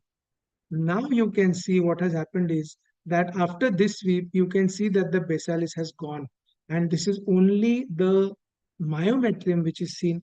Now this basalis will not regenerate. And this is, of course, the previous one also is a complete removal. This is also a complete removal. But in non-fertility enhancing surgeries, you can go as deep. And in fertility enhancing surgeries, you stop at the level of the endometrium so as to not cause any collateral damage. I hope this point is quite clearly understood to everyone, because this has been a pertinent question again and again from many people, whether the resectoscope will cause a permanent damage. So if you are using it properly, no, it will not cause any permanent damage. So I think that's the end of the polyp chapter. We will now take some questions before we move on to the next lecture. So please put your questions in the Q&A box. I think we started at 9 exactly. It's almost 10:20. So 1.5 hours of hysteroscopic polypectomy is already too much. But then that's what it takes to do the surgery properly. And we don't really have too much of a shortage of time. So we are going to do it this way only. Okay. Please put your questions in the Q&A box. I am accessing it now. If there are any questions, otherwise we will move on to the yes. Oh my God, I can see a whole barrage of questions. Okay, fine. Right, let's see this one. And okay, I need to enlarge this. Anyway, let's see. How to do. Right, that's what I was looking for. How to do tubal cannulation hysteroscopically? Yes, we are going to see that is cannulation. Big polyp vision is not clear. I told you how to approach big polyp. Placental remnants type 3 removal. We have a video. Excised polyp remains inside. No, this is a good question. So what doctor means is that if some polyp remains inside, there is, even if polyp or fibroid, once it is detached and remains inside, it will shrink and undergo autolysis on its own. In fact, there is a technique to cut the fibroid but leave it inside. It's called opium technique. I will discuss with you, so you can do it, no problem. Should it be taken out with whole assembly? Yes, only one will not come out. Role of POC, we have damage if not used correctly, I told you. Tubal patency, we are going to do. Multiple polyps to be resected. Which should you resect first? In my opinion, largest one first. How to perform aphoregenetic told you endocervical canal. Large polyps are usually five. So how to differentiate between mucosal polyp and fibroid polyp is a very important question. Uh, endometrial polyp is a fleshy thing. Okay, it's a fleshy thing. If you are in doubt, you can touch it with a scissor and feel it yourself. You can feel it. You can make a cut with a scissor and see if it gets cut or not. The fibroid polyp will be seen as hard. Do not try to cut fibroid polyp with the scissor. Just for the sake of learning, you can make a snip or two, and you get the idea. Mm, if cervical polyps are removed, there is no risk of cervical incompetence. We are not touching the ring at all. Incompetence risk will come in septum surgery, lateral metroplasty surgery. We will discuss that. Do you cauterize the base of the polyp routinely for bleeding? No. Endometrial polyps most of the times are very small. The bleeding stops almost every time. Hardly ever, for the sake of the risk of bleeding, have I had to switch over to a resectoscope. I usually do with resectoscope when I find that size is going to be a problem. But no, most of the times they do not bleed. Small polyps unable to hold them, leaving. I already answered, nothing will happen. Are these polyps usually, if a patient is near menstrual cycle after polypectomy, should we postpone it for one cycle? Yes, I would do that. I would not like to operate premenstrually. Right. Then, with risk of cervical incompetence, I told you already. Does diagnostic sheath have outflow? Yes, diagnostic sheath also has inflow and outflow. If your diagnostic sheath does not have outflow, you should buy one. Or rather than going through the thing of why use a diagnostic sheath at all, unless it is a cervix where it is a very pinpoint entry and the slightly larger diameter of the operative sheath is not going in. If you are using a 2.9, for these occasional cases, you can use diagnostic. Otherwise, you can use directly operative. What is the criteria for larger polyp? It's up to you. So some people it may be 1 centimeter, 2 centimeter. For me, anything more than 2.5 centimeter becomes large. Up to which size cannula can to insert? We have to dilate up to Hagar number 8 for 22 French. Do you send all polyps? All polyps for absolutely all polyps are sent for HPR. How to assemble twizzle? It's a very simple demo I have shown in last 21st July session. You can check that. For sessile polyp, why you use scissor? You can use resectoscope also. You have to know everything. You cannot have use only this, and you have to know how to use both. Multiple polyps. How to remove if they are not coming out with large bore suction cannula? Dilate and use curate. Dilate and use suction cannula. In no such way. There is no other way. Do you keep removing chips in between for visual clarity? Yes. So as far as possible, keep the amount of chip removal to a minimum. Solution is cut. Once you get the polyp, push it towards the fundus. Once you get the chip, push it towards the fundus and make way. After a time, there will be so much crowding that you are not able to see anything. Then you remove the chips. But don't go again and again removing chips. It increases chances of air embolism. What are the settings for ESU? I'm going to show settings in myoma. What thickness of endometrium is usually swiped off? Interesting, but I think if you use, so the loop itself will not be more than the 22 French loop, I think will not be more than 3 millimeters. So maybe 1 millimeter or 2 millimeters is the most that you can sweep off in one sitting. Or maybe even if you take 5 millimeter as the complete thickness, I don't think you can take off more than a few millimeters in one sweep. How to remove pieces stuck to loop during shaving? Very good question. Is there in the fibroid, but when you cut this way, and when you are pushing, how do you remove something which is stuck to your hand? So suppose there is something which gets stuck to your hand, you have to do this. Similarly, with the resectoscope, when you sweep, and if you sweep like this, for removing, you don't keep it in the center and push off. It will never get. So you cut it like this and you sweep it off counter current this way, and the thing will get detached. I hope I made myself clear. Setting, I'm going to show. There is no criteria. It's personal. What size of polyp needs to be bisected? It's personal. You will learn as you start. Mind starts judging size of internal loss versus size of polyp. You will learn when to cut it, and when once or twice when you are not able to remove, you will understand this polyp size will not come. Do you keep the outflow closed? No, outflow is always kept partially open, discussed in the last webinar. It gives the saline a preferential way to go out, so outflow always partially open. If cervical polyp is large, seen at external loss, how to enter cervical? if the cervical polyp is large, then the external os is completely open. You don't need to do anything. You enter inside very easily. Okay. Plus, when it is large fibroid polyp hanging, then what to do, we are going to see. So anyway, now let us go back to the hysteroscopic septal surgery. More questions later on. Now, hysteroscopic septum surgery, Mandar, PowerPoint is visible, correct? Hello? Is my PowerPoint visible? Mandar, conference team? Yes, sir. Yeah, okay, thank you. So, the embryology of the polyp, etc., I am not going to discuss. Let's directly move on to septate uterus and what we really need to differentiate between. So, the typical case scenario is patient comes to you with this kind of HSG, yeah? And she has been told outside that you have two uteri, you are never going to conceive, you will may require big surgery.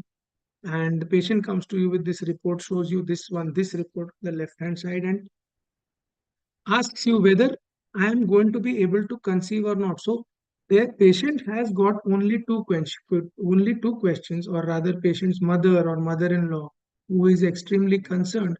She has got only two questions. What is the first question? The first question, will she be able to get pregnant or not? Okay.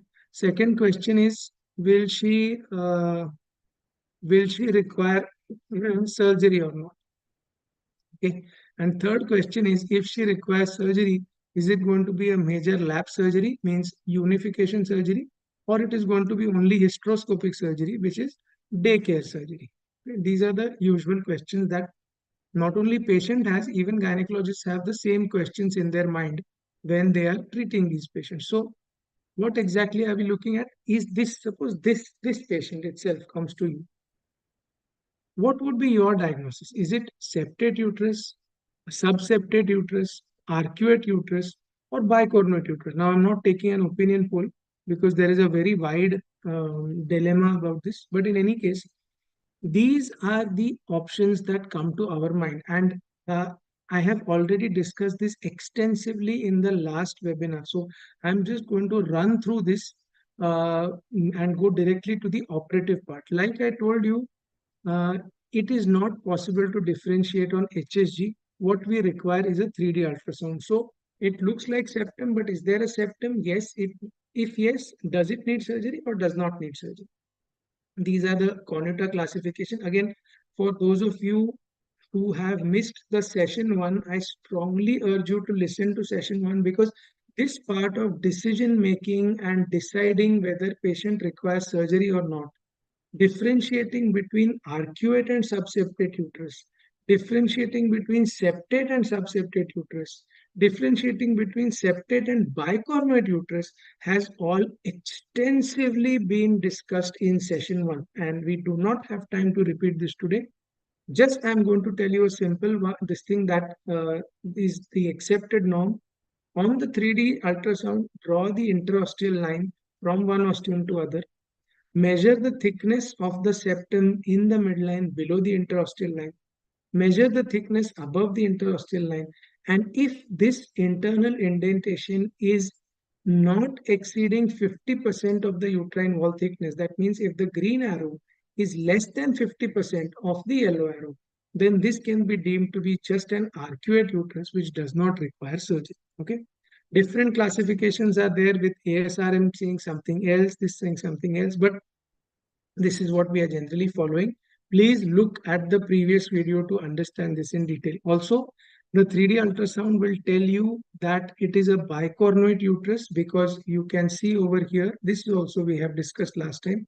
You can see over here, this one, it looks like a bicornuate uterus. But when you see, because the horns are like this, and so anyone, even a gynecologist, will be tempted to say it is bicornuate uterus. But when you look at the external contour, you can see this is the external contour of the uterus, and this is a completely single contour, making this a septate uterus. In this one, on the left side, for this D image, you can see that the image looks the same like this. Okay, so one may say that this could be a septate, this could be a bicornuate, but then if you look at the external contour on 3D ultrasound, you see that there is a dip. And then now this becomes a bicoordinate uterus. So this is very important to identify before doing anything else. Yeah? Not going into the specifics, let's directly move on to the surgery part. Right. So what does a normal anatomy look like? I don't think I need to show you, but still, in any case, some of this was meant for PG students. But in any case, just to show you quickly, this is the vaginoscopy, hysteroscopy technique. We also discussed this last time, how to enter without holding the cervix and without dilatation. So again, no repetitions of that. Go inside the technique of turning the light cable, etc. We already discussed, and you can see this is the inside. So it is more or less a flat fundus, and the interosteal line is seen quite well. Okay, there is no mound or no projection between the two ostia to suggest that there is a septum of any sort. So that's what we look at. That's how the normal anatomy looks like. Then when we go to a slightly this thing, which on hysteroscopy we would call it as a minimal septum, but there is no such term as minimal septum. So it's either septate or arcuate. When you go inside with the uh, telescope, you find that there is a depression. Okay, compare this to the previous one where there was no depression. You can clearly see that there is a depression in the midline. Now, question is, if you ask now, sir, this uterus, is it a septate uterus? It is not a complete septum. That though everybody knows, there is no debate on that. Question is, in hysteroscopy now when you are seeing, is this a septate uterus or an arcuate uterus? Now this question cannot be answered by hysteroscopy. This question has to be answered by pre-op 3D ultrasound alone. And hence, so now what is left if you don't have 3D ultrasound, what is left for you? How to confirm whether it is arcuate or not? Then you will have to go only by your experience. So for me, if I look at this, I would say that this is occupying at least 1/3 of the cavity, this septum, and therefore I think this is a septate uterus and I should cut it. But if you are not sure, and by recommendations, making any such intraoperative judgment without having previous 3D ultrasound is not a very good idea. You can do it with experience, but if you can have a 3D, it is always better in terms of this is a reasonably uh, definitive septum, but very small degrees of indentation, I would suggest you do not cut. This is also what is classically sometimes referred to as the owl eye sign. So this is one eye of the owl, this is other eye of the owl, this is the beak of the owl or whatever. I am not very good at drawing owls. Maybe these 2 ears of the owl or whatever it is. So this is the owl eye sign, which is sometimes referred to in textbooks, which is seen in septate uterus. So this is clearly a case of septate uterus. But the point is, anything that appears marginally arcuate, don't go in and start cutting it randomly just because you feel that it may be an septate uterus. Okay. So this is how a minimal septum looks like. Then we go on to more severe degrees, complete septum. So now what happens in complete septum? When you have a complete septum, you may have a septum which is dividing the complete uterus.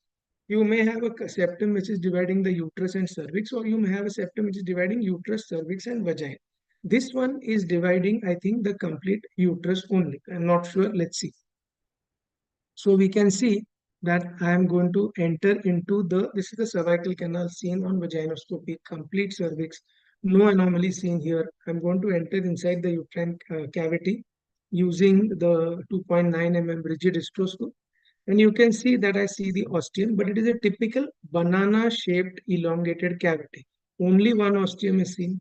Nothing is seen on the other side, obviously telling me that this is only one half of the uterine cavity. Okay. Then I pull the scope back, back, back. I keep going back. I'm trying to find the end of the septum, after which I should be able to enter the cavity on the other side. And this looks like that position. I turn the light cable to this side and I'm able to see the opening over here.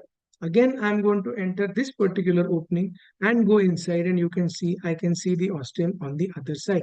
Now, what I want to tell you is I can say that this is now a complete septate uterus. So can I go back to the starting point? This starting point that I showed you over here, this was where the two cavities sort of come and join. Can I go back to the starting point and start cutting? Okay, let's see if Suppose I do start cutting, then what will happen? We'll see that in the next video. This is the laparoscopic picture of the same patient. So, because I do not have a prior 3D ultrasound, on a 2D ultrasound, I do not know how is the external fundal contour. In that case, what can be done? In that case, so how do you know when you have a deep septum? I'll write down here deep septum and you want to cut it. How can you be sure that it is not bicornuate? How can you be sure that you are not? Because if you cut a bicornuate uterus, then you will directly open up the peritoneal cavity. So what do you need? For confirmation, either you must have a 3D USG, which tells you that the fundus is single and that there is no dip in the fundus, like I showed you. Or you need to do a concomitant laparoscopy yourself at that time to make sure that the fundus is single. Then it means that you're not dealing with a bicornuate. Or at least, you must have reliable OT notes uh, of some previous surgeon along with photographs to definitely tell you that the fundus is single and you will not end up perforating it when you do this sort of cutting inside the uterine cavity. Why is this so specific and so important? I will show you this video. This is the same laparoscopy video of the previous patient which you saw as a complete septum. Okay, let me play this video now and show you. So this is the lab video of that same patient, and you can see she has clearly got a lovely bicornuate uterus. Now this is a patient who either requires no treatment, or if some treatment is required, then it is unification surgery. Hysteroscopy cannot take care of this, and you cannot start cutting what looks like a septum, because this is what is actually there inside, and you will end up with a complication. So I hope I have made my point very clear. Then we come to the vaginal septum. So you saw septum on top, down, and you can have a vaginal septum as well. Okay. For example, it is this lady. You can see she's got a sort of oblique septum. It's kind of an anomaly. Most of the time it is right in the center. But the point to note is that there is one cavity on one side, there is one cavity on the other side. And as you go inside, you will start seeing two cervices. Okay, so I think this is somewhere over here.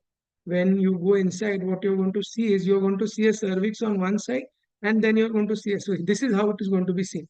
When you see this patient in the OPD, you will kind of note, oh, there is a cervix on one side and there is a cervix on the other side, because on the speculum examination, what you end up seeing is this, and you feel that this is one cervix.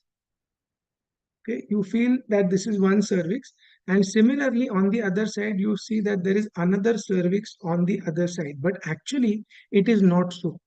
This, though the circular part looks like a cervix, the actual orientation of the cervix is this. This is half the cervix. This is the septum. This is the septum over here. Okay, this is the septum. And the other half of the cervix is over here. Okay. And when you join them, the whole thing will become one cervix and one endocervical canal after the septum has been resected. Okay, so this is very important to remember. But all this decision making can be done only on pre-operative imaging. It cannot be taken on table and decide that this is what I'm going to do, that I'm going to do. But understand that a complete septum will look on OPD examination like two separate cervices, which it is not, and requires confirmation by using a 3D ultrasound only. Okay, so same picture, you go inside, you can see that as the thing moves inside, you are seeing the same banana shaped cavity on one side, one single terminal ostium. As you come back, a hemi cavity, and same picture will be repeated on the other side as well. Right, now moving on to the actual surgical part. Okay, hysteroscopic septum resection surgery. What exactly is done? We divide the septum midway between the anterior and posterior wall. Traditionally, nothing is excised. Okay, we are going to debate on this also. Traditionally, nothing is excised. We just divide. An endpoint, being able to see both the ostia in a straight line. Now, there is some confusion of people as regards the endpoint of lateral metroplasty versus the endpoint of septal incision. In septal incision, being able to see both the ostia in a straight line is the endpoint. Okay, this is the straight line. And this, what when I say straight line, what I mean is that the ostia are not seen. There is no projecting mound in between the two ostia like this. Clear? There is no projecting mound like this. This is not there. And if you draw an imaginary line, then there would be a flat fundus between the two ostia. This is what is meant by a straight line between two ostia. And this is the end point of septal surgery. For a lateral metroplasty, it would be being able to see both the ostia together at the same point from the internal os. The two are kind of similar, but still they are different. In lateral metroplasty, being able to see both the ostia together without any intervening lateral wall is the endpoint. And in hysteroscopy, being able to see both the ostia in the same straight line is the endpoint of the surgery. So I hope that is perfectly clear, because this is very basic. And you know that there is a triangular cavity which we always try to aim to achieve, but must remember that the normal fundus is arcuate. Okay, always remember the normal fundus is not flat, it is arcuate, and arcuate uteri do not require surgery. Also, in trying to flatten out the fundus completely beyond, so I'm sorry, so our actual endpoint should be this, but what some people end up doing is sometimes you may overcorrect. It is very difficult to micro plan like that, you know. So you may do this. Some people may cut this much. Some people may cut this much, but at least stop here. What some people end up doing is that they start cutting this much to achieve a circle like this and a cavity like now. This is where the problem will happen, and you don't realize that we are weakening this part. And this will then give us problems later on for the patient also and predisposed to perforation. So don't weaken the wall over there by cutting too much. Slight undercutting is okay, but overcutting is not okay. Now, what about recommendations and guidelines? Did I have any? So the questions to be answered are: does septum resection improve pregnancy rate and reproductive outcome? Scissor, cautery, and laser. Septum diagnosed incidentally on table, I told you. I would avoid cutting a septum diagnosed incidentally on table if it is very, very small. Okay. Now, the question is, when you are doing this sort of assessment and mapping of septate versus arcuate uterus, and you are using the criteria which we have described earlier, it is one thing whether to post the patient or not for a surgery. So try to understand there are two separate things that I'm talking about. One thing is when you have found that the patient has a septum and this patient is now in the OPD. Whether this septum should be cut, this you can find out by 3D USG. But now you are talking of different situation. This situation is when you are seeing the septum, but patient is already on the table. Now you have got two options. Should you cut or should you leave it alone? Okay. So, in my opinion, first of all, this situation should not arise because you should image properly. But if this situation arises, by virtue of your expertise, if you feel that the septum is deep enough, I would advise to cut. This does not go with standard teaching where most people will say you need not. But when I see, I don't do IVF, but for people who do IVF and for people when I operate, I know that IVF specialists would like to have a perfectly normal cavity before doing an embryo transfer.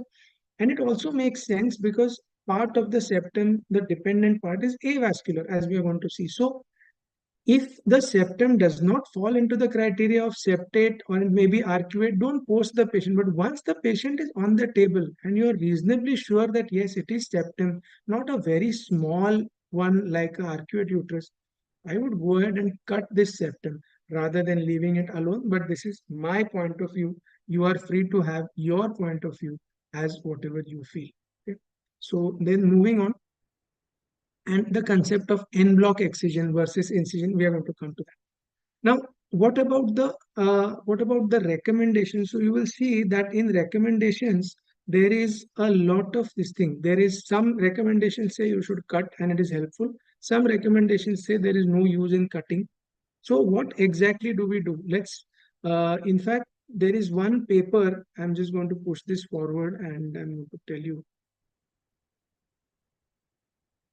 Let's look at that paper first and then we'll come back. This one, okay?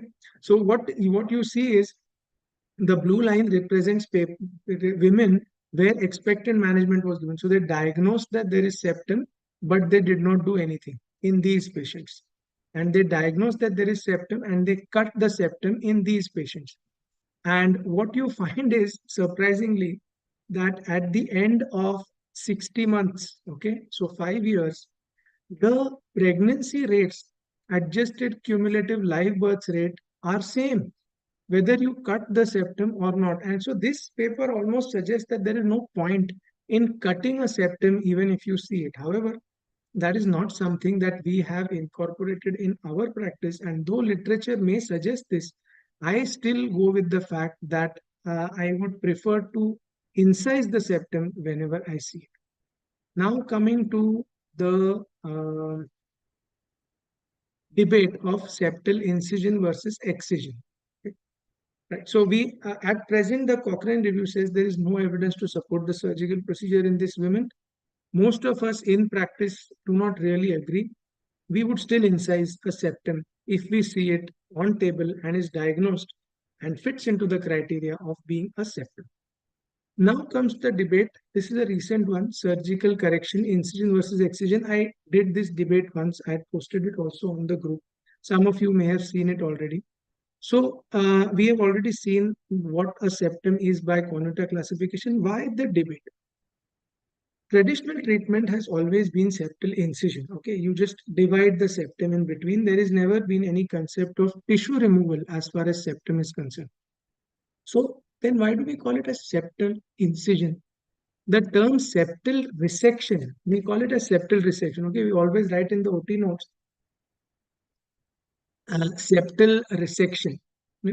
But the term septal resection comes from the concept where, just excuse me for a minute.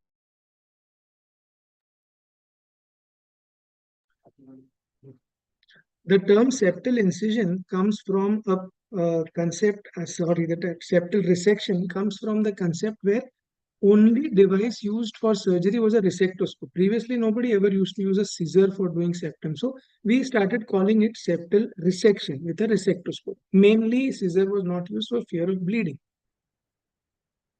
However, let's go back to why we operate on a septum in the first place.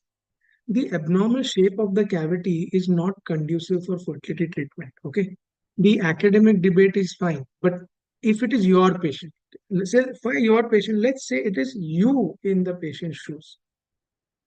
You for yourself, or if you are an IVF specialist, you would like to maximize the benefit of fertility treatment to your patient. And we know that implantation over the septum is not as vascular as the normal myometrium. Okay.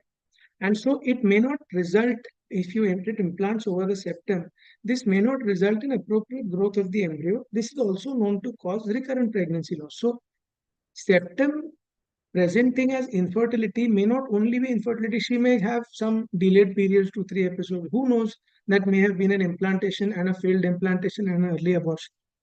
Same thing holds true for T-shaped uterus, submucous myomas, sessile polyps, synechia. So there is altered vasculature and poor implantation over a poorly vascularized area. This is at the heart of the whole thing. So could this early RPL not present as infertility? And why we are operating on a septum? Is it just to achieve a mathematically good cavity? No. The idea is to be able to increase the chances of implantation over a well-vascularized area. Well-vascularized area is the key term over here. So coming back to, is septal incision sufficient? In smaller septa, the septum comprises majorly of muscular tissue like this. Okay, it's majorly muscular tissue, but as the septum becomes longer, Mind you, I say longer, not broader. As the septum becomes longer, more dependent part of the septum becomes fibrous, okay, and avascular. It is this part that has to go and is going to cause the most problem while while the patient attempts pregnancy. Coming to audience quiz number 3, let's talk about, in your experience, how frequently do you encounter bleeding while doing uterine septum surgery? Never, very rarely, fairly common, and almost all cases. So I'm going to put this up in the group now. Let's close this one and let's put question number 3. I'm going to put it in the group. Let's see what all of you have to say. We accept this first. Right. So sharing with all of you now.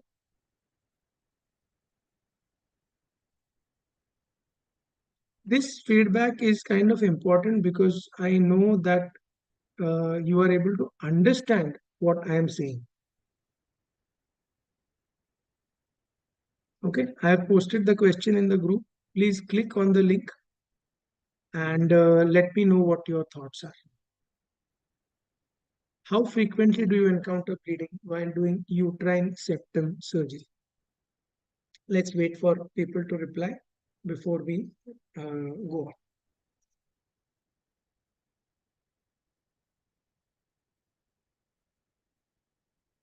Just take a few seconds to hear from everyone.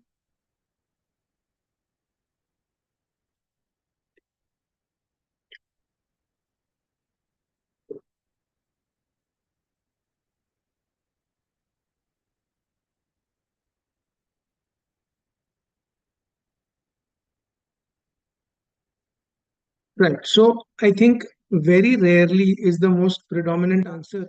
And I think I agree with that. So this concept of bleeding while doing septum surgery, how important is it and how frequently does it come up? It's not as infrequent as one would think also, and we must be able to differentiate which septa will bleed and which ones will not. This is an important part of the next thing. So continuing with our discussion of, is septal incision sufficient? Let's look at two separate cases. This is case number 1. Okay, this is from a YouTube video. We are going to see this video again. So this is the polyp. Is there any doubt that there is a septum over here? No, this is the interosseous line. You can clearly see that the depth below is more than the depth above. This is the intraoperative picture. And you can see that along with the polyp over here, there is a clear mound in between. I can see that there is a septum over here. Thanks. I can see that there is a septum over here. And I can see also on 3D ultrasound that there is a clear-cut septum, so there is no question of whether to cut. Now I have incised the septum, okay?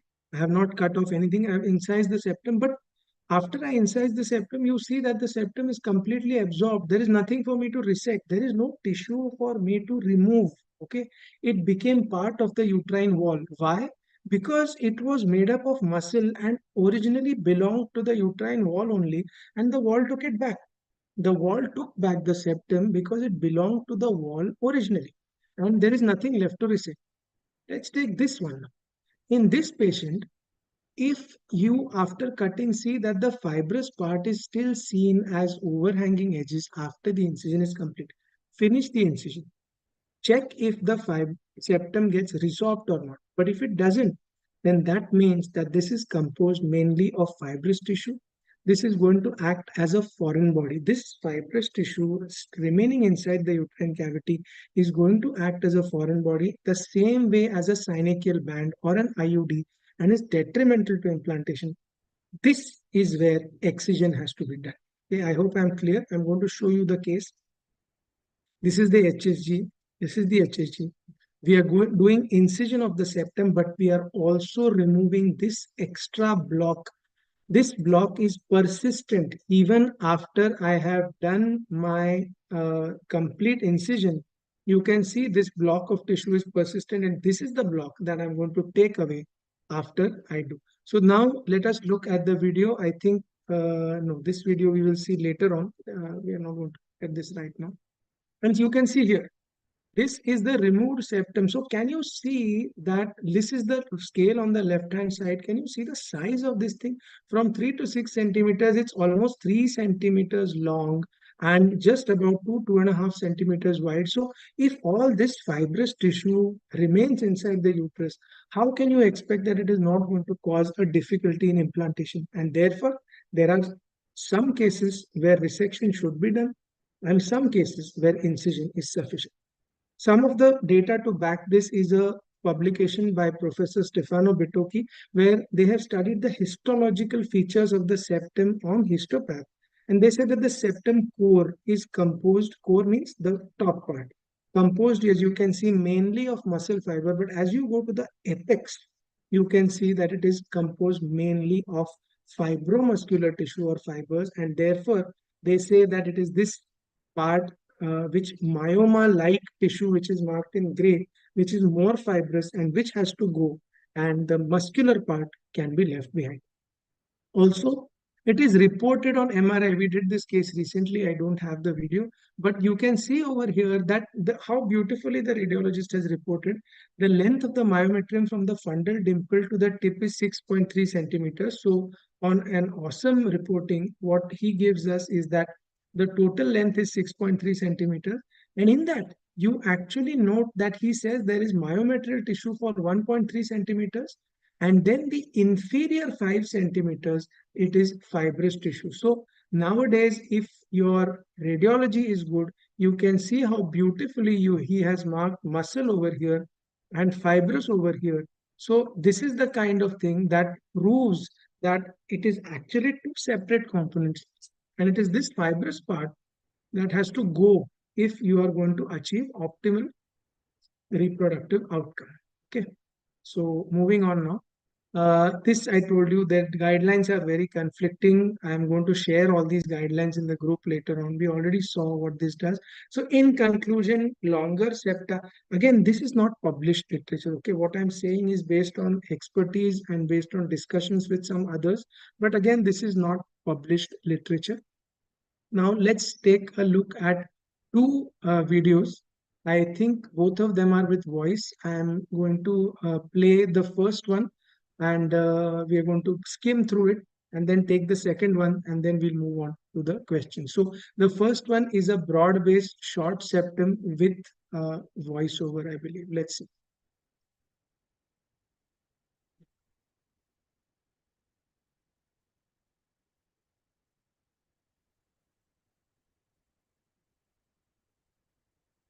Right. No, so I think this one, no, it does have This voice. cycle as a result of stimulation, and she was referred from the Department of IVF for a polypectomy. Before we go on to the surgical procedure, let's first take a look at what Mandar, the audio is imaging okay? looks like. And this is the first ultrasound film, and you can clearly see that there is a hyperechoic lesion right in the center of the uterine cavity over here, which suggests that there is indeed an endometrial polyp. This image, of course, cannot give us any idea about the septum, but when you switch on the color flow, you find that there is a good feeding pedicle over here. So this is supplying the polyp and the overall vascularity of the uterus.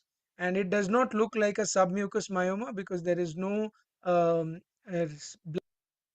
Then when we come to the uterus is like this, and it's like this on the two sides. So these are the two cornal openings. Once we know that in the 3D ultrasound, when at the time of doing the 3D ultrasound, the objective way to measure this is to draw a transverse line using the ultrasound machine from one ostium to other, and we will call this line as the interostial line. Then arcuate uterus. So going by that you give are extremely controlled.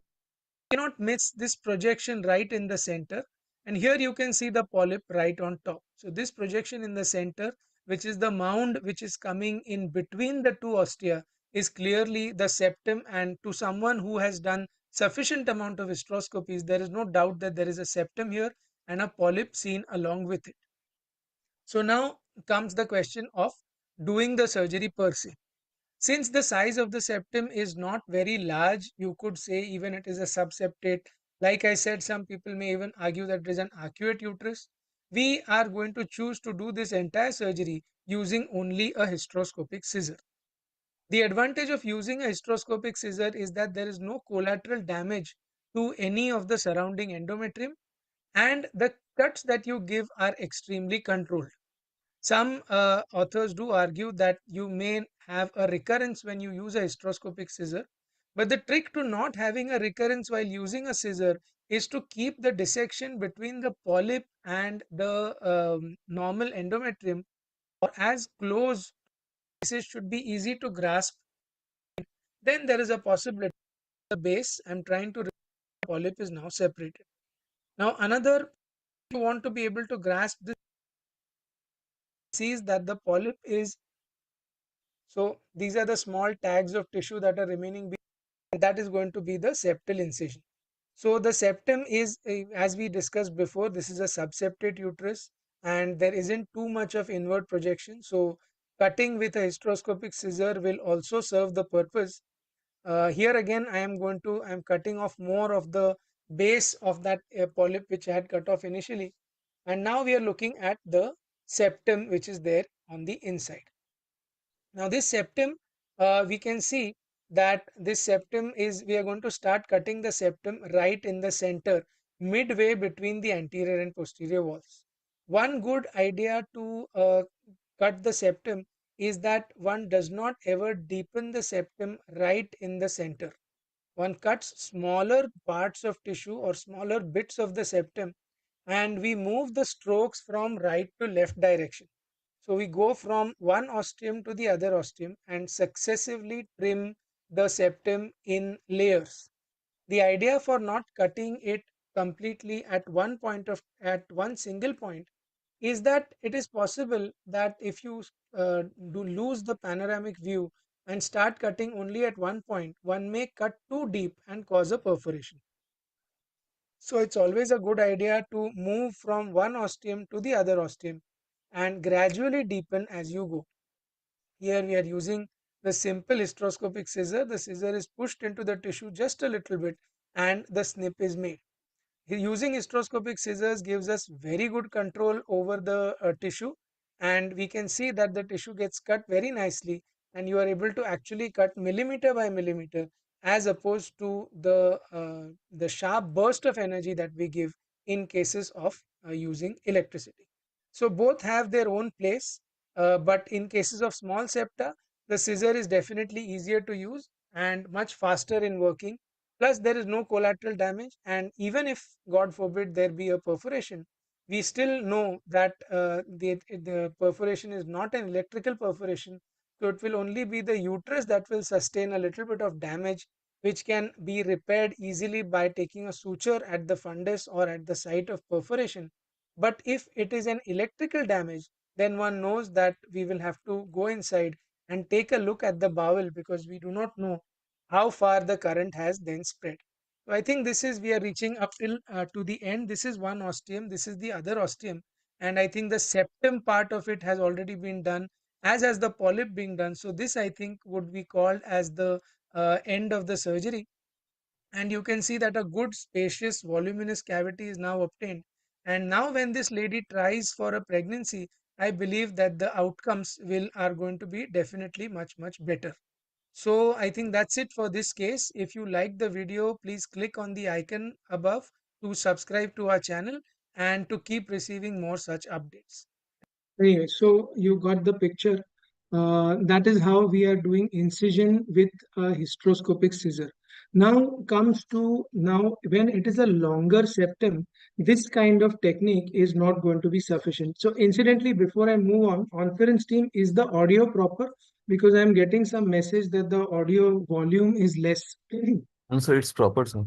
It's proper. No? Okay, fine. Thank you. So those of you who are not able to hear, please turn up the volume at your end, because I think at my end, this is the maximum volume that I can have. Now coming to the long and complete uterine septum, this is the kind of septum where the septum has two parts, okay, the fibrous part as well as the muscular part. So this septum needs to be done with the resectoscope only. We are going to see some complications later of how a misjudgment here can cause a problem. But first off, let us see this particular video and then we'll break down the steps one by one to understand how to go about it. So I'm going to play this video now.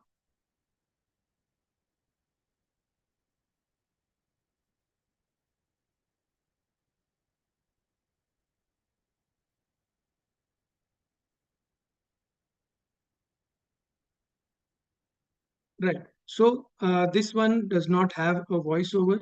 You can see that I'm entering inside the uterine cavity.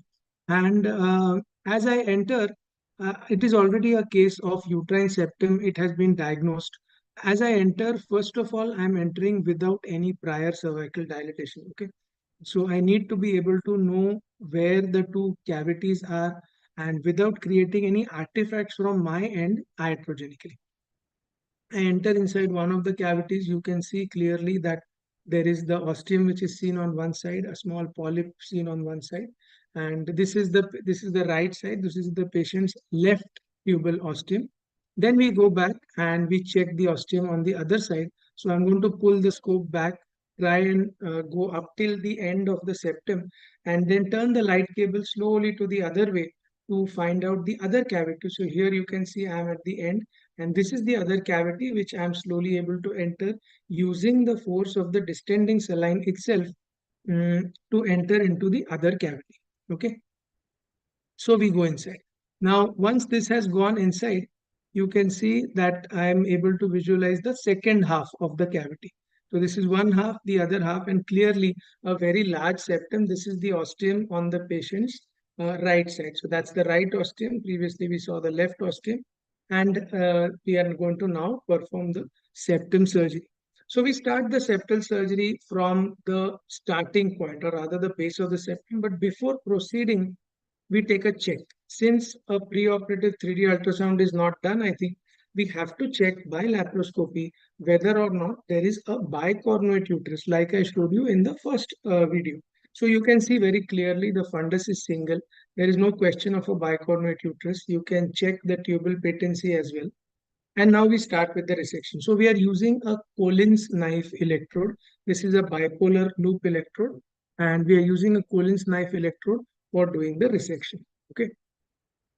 Where do we start? Like we saw in the earlier video of scissors, we start in the midline and I'm using the resectoscope to cut from one side to the other. I can clearly see both the cavities. So there is no question of any perforation with the Collins knife.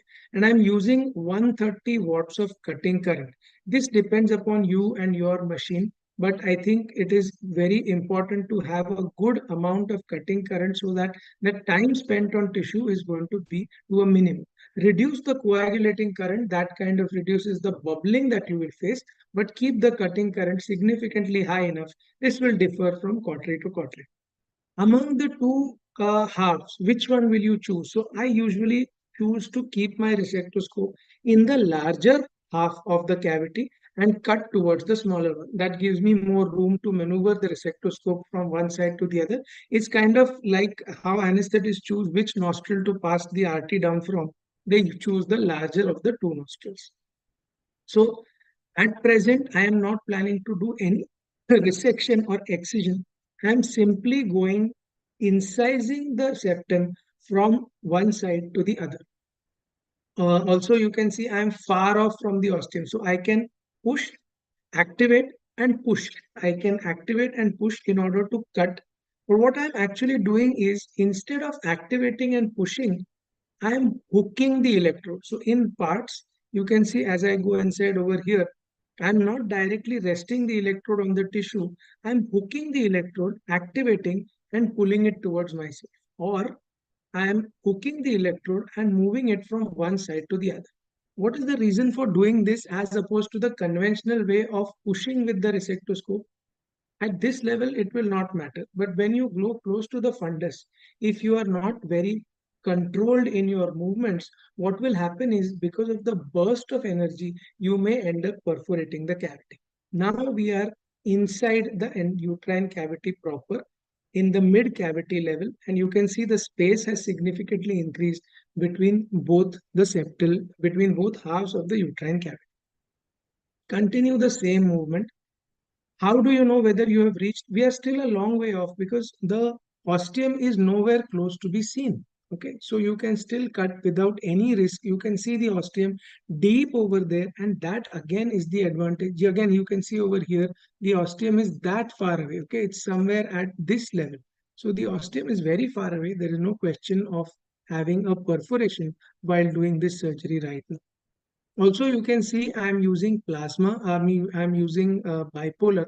And with bipolar, what happens? There is formation of a plasma arc. You can see the orange and the halo that kind of develops around the instrument. And like I told you last time, what this instrument does is it does not just cause a rupture of the intracellular fluid, which is the mechanism of action in monopolar current, superheating and breakage of the cell by destruction. What this does is it causes a breakage of the hydrogen bonds in between cells, and therefore bipolar energy is able to cut tissue at a lower temperature as compared to the monopolar.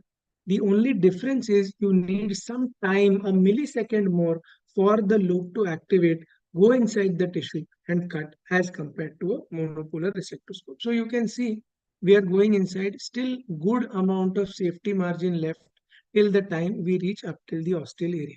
I continue to cut from one side to the other slowly and steadily, digging the resectoscope loop inside. Okay, and it keeps cutting with the good distension pressure. The septum keeps moving apart. Once you feel that the septum on one side has been done, it may be possible that the septum is not exactly symmetrical because the two halves of the cavity, they may not be having exactly same. At this time, you can switch the resectoscope to the other side, and I feel there is more of septum on the left of the screen now as compared to the right of the screen. So I'm going to dig my resectoscope a little deeper on the left side and then gradually move it towards the right side.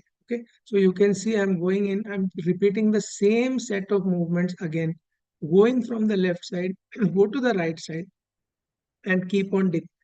Occasionally, if you feel, you can give bursts with the resectoscope also, but as far as possible, try to keep the movement side to side. Now you can see the ostium is in view over here. And as I cut, you can see that the fundus is starting to get flattened. Am I worried about perforation at this stage? No, because in laparoscopy, I have already confirmed that the fundus is single. So unless I cut beyond the level of the ostium, there is no question of perforating. Will I perforate the fundus? Not possible, because I know that the fundus is single and I am below the ostia. Will I perforate the anterior and posterior wall? No, because I am cutting exactly in between the anterior wall and the posterior wall. So this judgment you have to keep utilizing along with good distension of the uterine cavity. So you can see now I am almost reaching close to the ostia. This is the place where you have to get alert. Now, if you are going to use short bursts of current, like I'm going to use now, you have to be careful to keep looking at both the ostia from time to time. And I think for short of a little few strokes, more or less, I feel that this job is done and this septum has now been completely separated. So for most of us, this would be the end point of the surgery where the septum has been completely divided. And earlier we used to come out assuming that this is the end point. Now, however, when you pull it back, okay, when you keep, so this is one ostium, clearly the right ostium, I'm sorry, left ostium, this is the right ostium. And as you come back, what you notice is that as you pull the resectoscope back, so I'm going to take it a little forward, as you pull the resectoscope back, you see that there are overhanging edges. Can you see this? This is an overhanging edge. And unless this part is cut off, this part has not become part of the uterine wall as yet. It should have, but it has not. That means that this does contain fibrous tissue, and I'm going to use the resectoscope to shave off this fibrous tissue so that the ridge which is created is now gone. Okay? Doing this, at least in our limited practice, has resulted in better fertility rates as compared to leaving this tag of fibrous tissue hanging from the anterior wall and the posterior. Again, I do not know if there are any publications on this.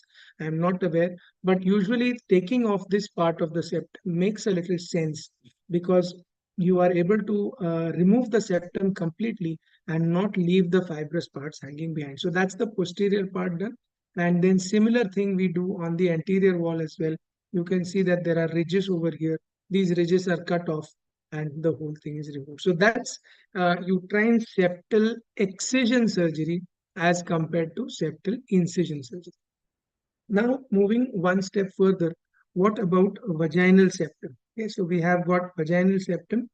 Uh, in vaginal septum, what do you do for a vaginal septum? So you saw till the cervical canal, if the septum is there, then this is the procedure which is done. What about vaginal septum? So for me, for a vaginal septum, I think what I prefer to do is I just prefer to cut it without resectoscope. What does that mean? This is videos are combined of two separate patients, so it's not exactly the same thing. But you can imagine, so this is, I'm going in on one side, there is a full vaginal septum in the center. I go in from one side, again the same banana shaped cavity on one side. I pull it back, come up to the outside. Then I literally come out and insert into the other half of the cavity. So one half of the vagina and then other half of the vagina. And you can see that there are two complete horns on the two sides with a full vaginal septum in between. When this is the situation, now also we do a lap again to confirm that there is no problem on top. And you can see this is a broad based septum which is seen. Normally you find a globular septum, but in this case you find that there is a broad based septum like this. Normally it should be a more or less circular or an oval, but this is a broad based septum, and this is because of the septum itself.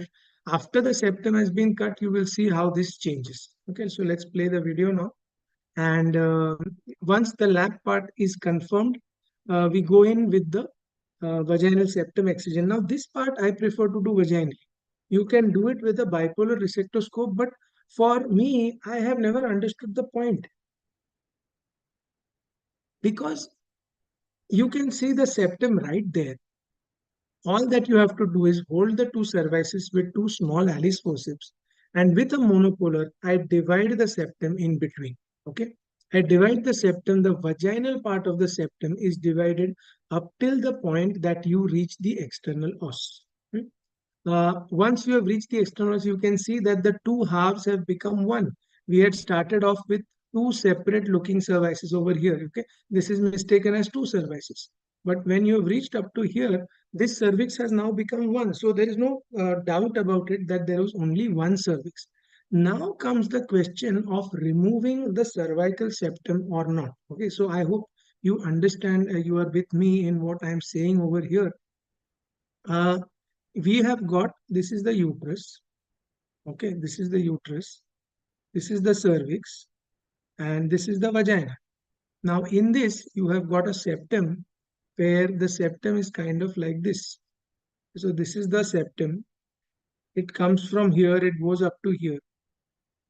This septum, so we are all in agreement that this much part of the septum, sorry about that, this much part of the septum needs to be excised. Okay, up till here, up till the uterus. We are also in agreement on the fact that this part of the septum needs to be excised. So the uterine part needs to be excised, agreed. The cervical part, the vaginal part needs to be excised, agreed. The debate is about the cervical part, about this part of the septum, whether this much part of the septum should be retained or whether it should be excised. Now, why is this debate? One, people who believe in excising, retaining the cervical part, say that retaining the cervical part causes less of cervical incompetence. Okay. And this is the only argument presented for retaining the cervical part. However, what happens is, in my opinion at least, I prefer to take off the entire septum, including the cervical part, because first of all, these patients are predisposed to incompetent os anyway. And if you have done a patient with such a long septum, cervical cerclage is going to be required when she gets pregnant and crosses 12-13 weeks. So anyway, you're going to do a cerclage. Second thing, I am not sure, or I have not read any literature about what happens to the prospects of a normal delivery if the cervical septum is kept behind. Does it interfere? Does it move to one side as the baby's head descends? I am not very sure. But for me, you can do it both ways. I'm going to show you how to do it both ways. But for me, I always remove the cervical septum in all cases. You may have a difference of opinion, we can debate in the group, but this is what I have been following and I am having quite consistently good results. So you can see that I am putting the dilator in both the cavities. This is the cavity. Now we have started with the cervical part of the septum. We can again go with the resectoscope, but why? I am able to see the cervix right there. Take a monopolar cautery and cut between the two. When you can see it and do it with your own hands vaginally, why do you need a instrument or a hysteroscope to do the same thing? So cut the cervical part of the septum. Slightly beyond this will be another part which is not accessible to the cautery also. So I go with the routine Stiles scissor. Go inside with the scissor, stay in the midline, and simply cut off the cervical septum. Nothing will happen. It's right there. It's between the anterior and posterior walls. You know you are not going to induce any damage. How can you possibly perforate by using the scissor this low?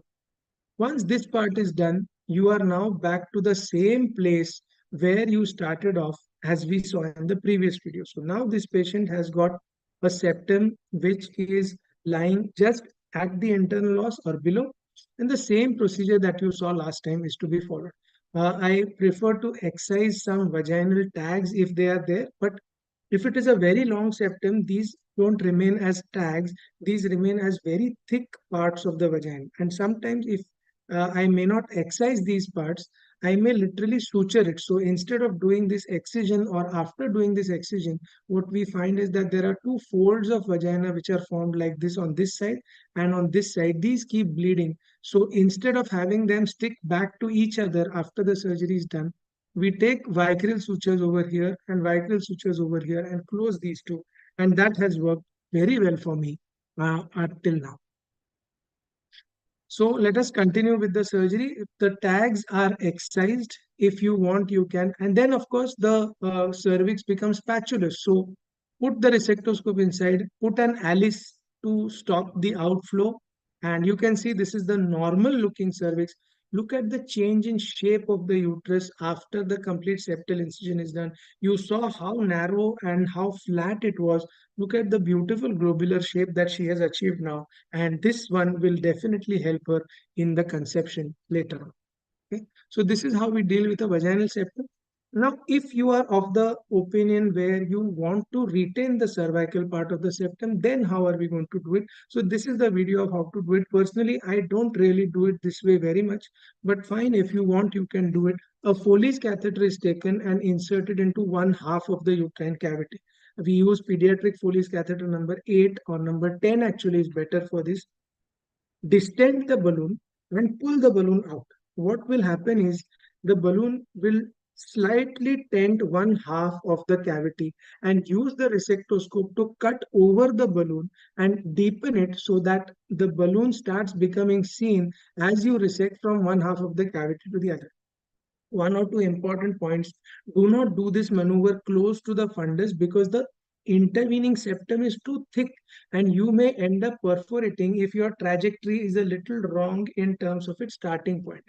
Stay low down, stay in the center and pull the catheter so that the bulge starts becoming a little more visible. Once a slight part of the Foley's is seen, then you can continue to cut up till the Foley's occupies the entire cavity, which means that a majority of the septum has been cut. Once this has been seen, you can see now the Foley's has completely occupied the cavity. At this point, it is time to deflate the Foley's, take it out completely. You can see behind the cervical part of the septum still left. If you want, you cut the cervical part. If you don't want, this cervical part of the septum now remains as it is.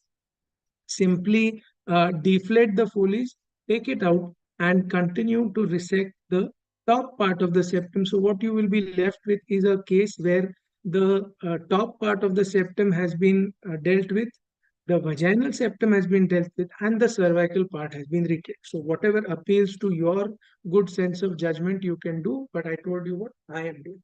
Moving on to a slightly more rare thing, which is the transverse vaginal septum. Okay, these cases are not so common, but they are fairly simple to manage. So let's see what we do for a case of transverse vaginal septum. This is a patient who has come in the OPD with this kind of finding. On obvious examination, a very small hole is seen. Okay, a very small hole is seen. There is no vaginal length seen, but a very small hole is seen.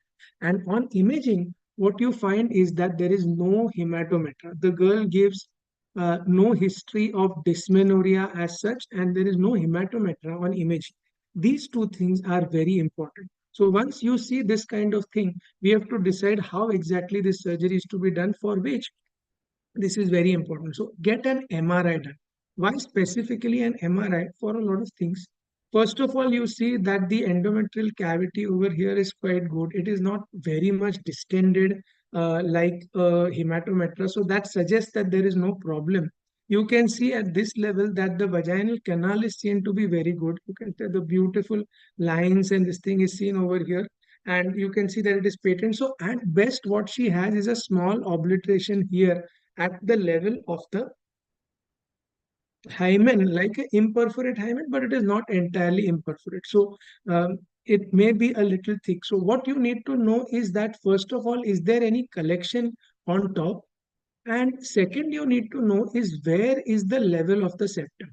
Most of these patients will have a septum which is very low down, and this septum can be tackled easily. Mind you, it is very important to differentiate a transverse vaginal septum from a vaginal agenesis. Okay, if this part of the vagina is absent, or a cervical agenesis, if this part is absent, then this becomes a very difficult and a complicated surgery to perform. And of course, it cannot be done hysteroscopically. This is a unification surgery. So be careful and assess where exactly is the level, and then you can decide what to do with the patient. So moving on, let's start the surgery. You can see that this MRI has been done. Nothing difficult seems. I'm sorry, I missed an important part. Yes. So here now we go inside. We are going inside that small hole which was there in the transverse vaginal septum. And we go inside. You can see the vagina distends up beautifully. The cervix is seen very well. There is no leakage from the vagina. So you get a very good vaginoscopic view, which you don't get in other patients. The hysteroscope goes easily inside the uterine cavity. Yeah, it goes very easily inside the uterine cavity. And as you walk inside, you are able to clearly see one ostium on one side, other ostium on the other side. So clearly, there is nothing wrong with this girl at all. Everything is fine, except for the fact that the vaginal septum is there. Having confirmed that, we take the scope out. So the only thing that is to be dealt with now is removing that vaginal part of the septum. Okay? So we slowly go out. Now, first thing to do is to infiltrate either vasopressin. This is an external mobile recorded video. It's not very good, but you'll get the picture. We inject vasopressin. So take an artery forceps, tent the septum, put it inside the opening which was there, tent the septum, put some vasopressin, or you can put adrenaline as well, in order to reduce the bleeding, and just cut the septum. Okay. Once adequate vasopressin infiltration has been done, just cut the septum. This immediately enlarges the opening. So do this on one side, do the same thing on the other side. You can see that the margin has been tented by the artery forceps, and do the same thing on the other side. Once this is done, the significantly larger vaginal opening is now being seen. Okay, and this is done. So you can see the inside of the vagina and the outside of the vagina. There are two different kind of epithelia which are seen. Again, what I'm going to do is I'm going to do a repeat installation of vasopressin, and this excess tissue, which is like a fold, I'm going to cut it off. So cut this excess tag, which is between the inside vaginal mucosa and the outside vaginal mucosa, and remove it. So this gives us some place. Now last part is to suture. So pick up the internal vaginal mucosa, take the mucosa outside and suture both of them, so that you are kind of forcing the inside mucosa to come and get attached with the outside mucosa, so that a patent canal is remained and the whole thing does not close back again immediately in the post-operative period. Okay, so I hope this is clear. This is same as performing a vaginoplasty surgery, but little different. But it's a very straightforward surgery. So this is the end of the surgery. Now, how to make sure this doesn't close back? Though it is not strictly required, we put in some sort of a mold. This is something that can be made on the table itself. You wind a gauze around a syringe, dip it in betadine, and keep it inside for some time, just for a day till the patient is discharged. And then subsequently, we prefer to call this patient every day for a few days and slowly insert a small vaginal dilator. Teach the patient how to do it. This is not a vaginoplasty, so she will not have that much discomfort. It just has to negotiate through the opening, and after a few days, we find that the patient is able to insert the vaginal dilator very smoothly, and it does not require a month or so, and she does not require any further. Moving on to rare anomalies, we are not discussing these now. This will be at the end of the session because it's 11:30 now, and we were supposed to finish lateral metroplasty, myoma, and synechia up till 11:30, which we have not done. So we need to be a little faster if we are going to finish on time.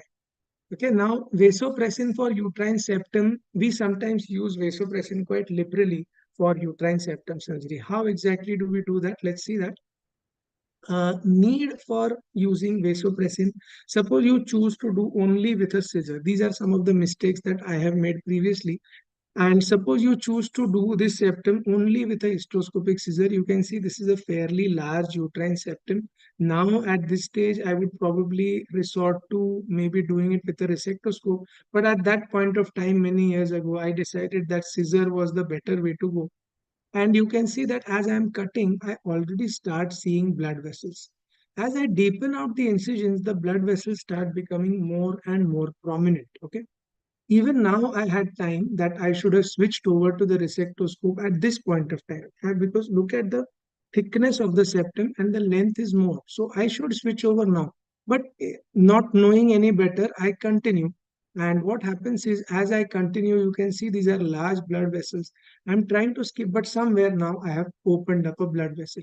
And you can see the massive bleeding that it has caused. In terms of blood volume, it may not be massive, but it is disturbing me tremendously in my surgery. You can see that my entire field has become soiled. I'm having difficulty in finding where I'm supposed to cut. Intermittently, the view is very clear, but intermittently it is getting soiled. Now there is no choice but to just increase the pressure beyond permissible limit so that it temporarily obscures the flow of bleeding and continue to cut. But this is dangerous. Okay, I would avoid to do this now. I keep on cutting, but more and more blood vessels start getting exposed. This is not something that I would recommend. And so there has to be some way to tackle this if I'm going to do it with the hysteroscopic scissor. Okay. Now at this stage, in this case, the only thing that I did is I stopped for some time. The platelet plug probably formed, the bleeding reduced, and then I continued again. But look again, even after I start with every cut, there is a risk of opening up blood vessels. And then what happens is you lose interest or this thing potential in the case, and you feel like abandoning the case midway, resulting in a half-baked septum. I did complete this, but if I had to do this differently, what would I do? I would use resectoscope, of course, but if not, what else can you do? You can use vasopressin. How to use vasopressin? You can inject it either vaginally, hysteroscopically, or you can inject it laparoscopically. Using a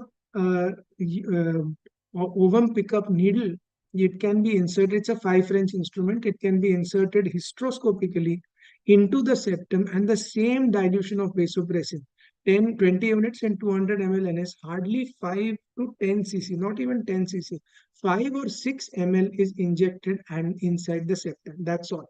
You can inject it at 1 or 2 places, and then you can start cutting with the hysteroscopic scissor. So having done this injection, now I'm cutting with the scissor. You can see that the size of the septum is almost the same as it was in the previous case, but there is hardly any bleeding. Okay, you can cut the entire length of the septum without any problem. And don't be worried about the bleeding that comes after you deflate the cavity, because that bleeding will come. The bleeding that we are worried about is arterial bleeding, which will come even when the inflow pressure is on. When that is the case, then that means that this is an arterial bleeding and you have to tackle it. But you can see over here, there is no bleeding which is happening, and I'm cutting right up to the base to achieve the end point. And even for a thick septum, I have not encountered any bleeding at all. Okay. Similar thing can be done by laparoscopy as well. You see over here, uh, this is a patient for whom we have done hysteroscopy, and in hysteroscopy, a slight septum is seen. It's not much, but when you go in laparoscopically, I'm using here the visual vasopressor injection needle. I already talked about this. This is my own patented invention. It is available everywhere for sale now. With Viol Medical Technologies and many other vendors. So you can inject small quantity of vasopressin, just 5 cc at the fundus in the center. Okay, that's it. And then after injecting this, you find that the uterus becomes significantly blanched.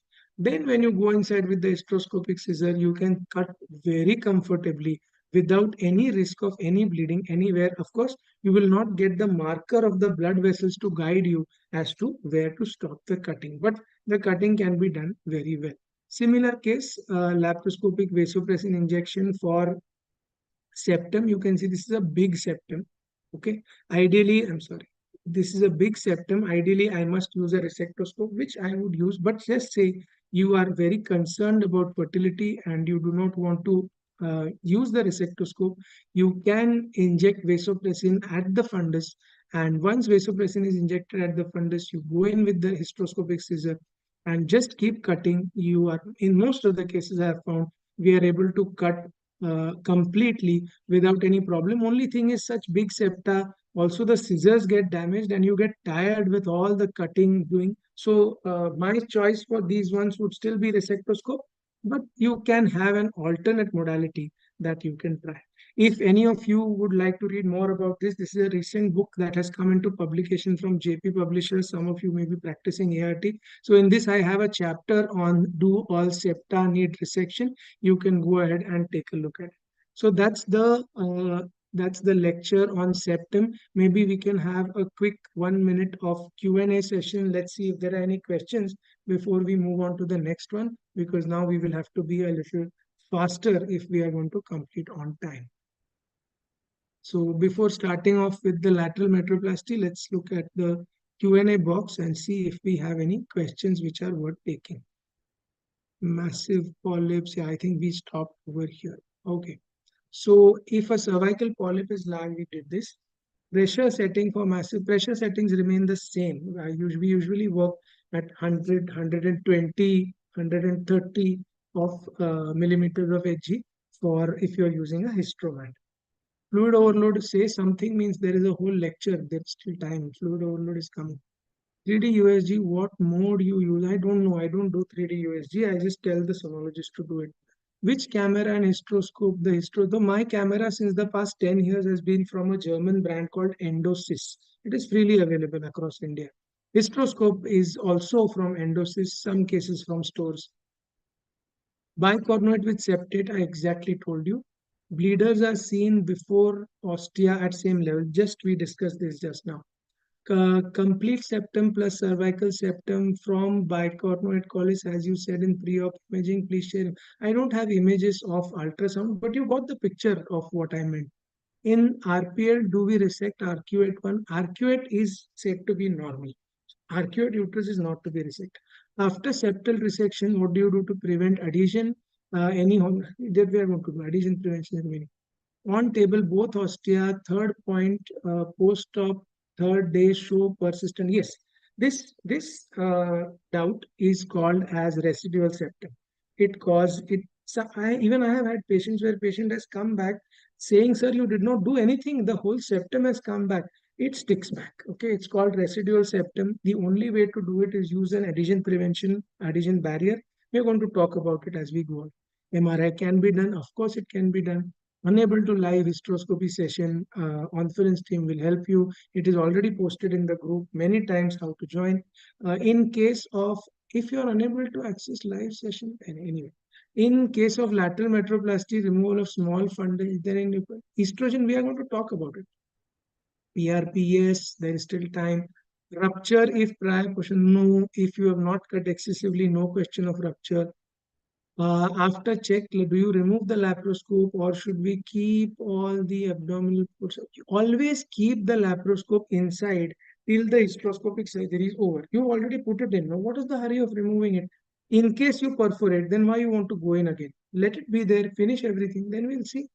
Can scissor be used on this? Keep outflow closed down only when you have no. So I told you in the fluid overload discussion last time also, keep the outflow partially open because your saline will come in and saline will go out and it will keep circulating. So saline going inside the patient's body will be minimal. If you feel you have a problem with the distension by keeping outflow open, then you close it. But mostly keep standard practice work at outflow partially open.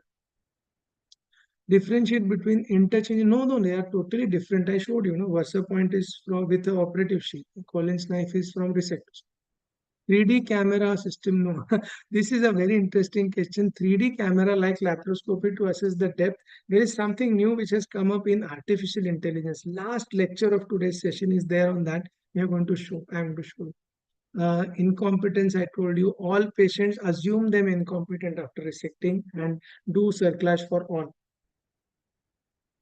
Uterine perforation is there, complication section is there. How many perforations haven't? I have perforated at least 10 or 11 times till. Most recent perforation would be not very long ago, less than 1 year back. Earlier perforations were because of lack of knowledge. Now sometimes the perforation I find is because of overconfidence. So that's a learning curve. We're going to talk about that also. Mid-septal abandon the surgery. Yes, you will have to do resurgery. She will bleed again. Like I said, use the resectoscope, no?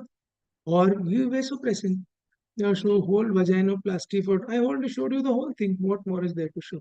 What are the symptoms of transverse and have a transverse? Longitudinal, no symptoms. Transverse, if it is blocking hematometer, pain. High transverse vaginal septum, no. This is not part of today's discussion. This is a full-blown laparoscopic surgery. This we will do some other time. Any special technique that left-handed surgeon? No idea, sorry.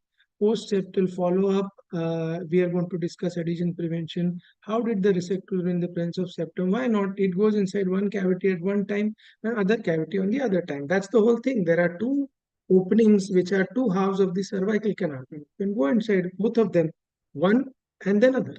That's possible. Okay. So now let's move on to lateral metroplasty for T-shaped uterus. I'm going to skip out on the audience questions because we are running a little short of time. So causes of T-shaped uterus, it is either congenitally, which is described in detail, or more of the time we find that now T-shaped uterus is actually intrauterine synec. Okay, so the T is caused by synec rather than it being congenital. So this audience question I'm going to skip. This we have already discussed how to confirm diagnosis and exactly which patients of T-shaped uterus require surgery. This has already been done.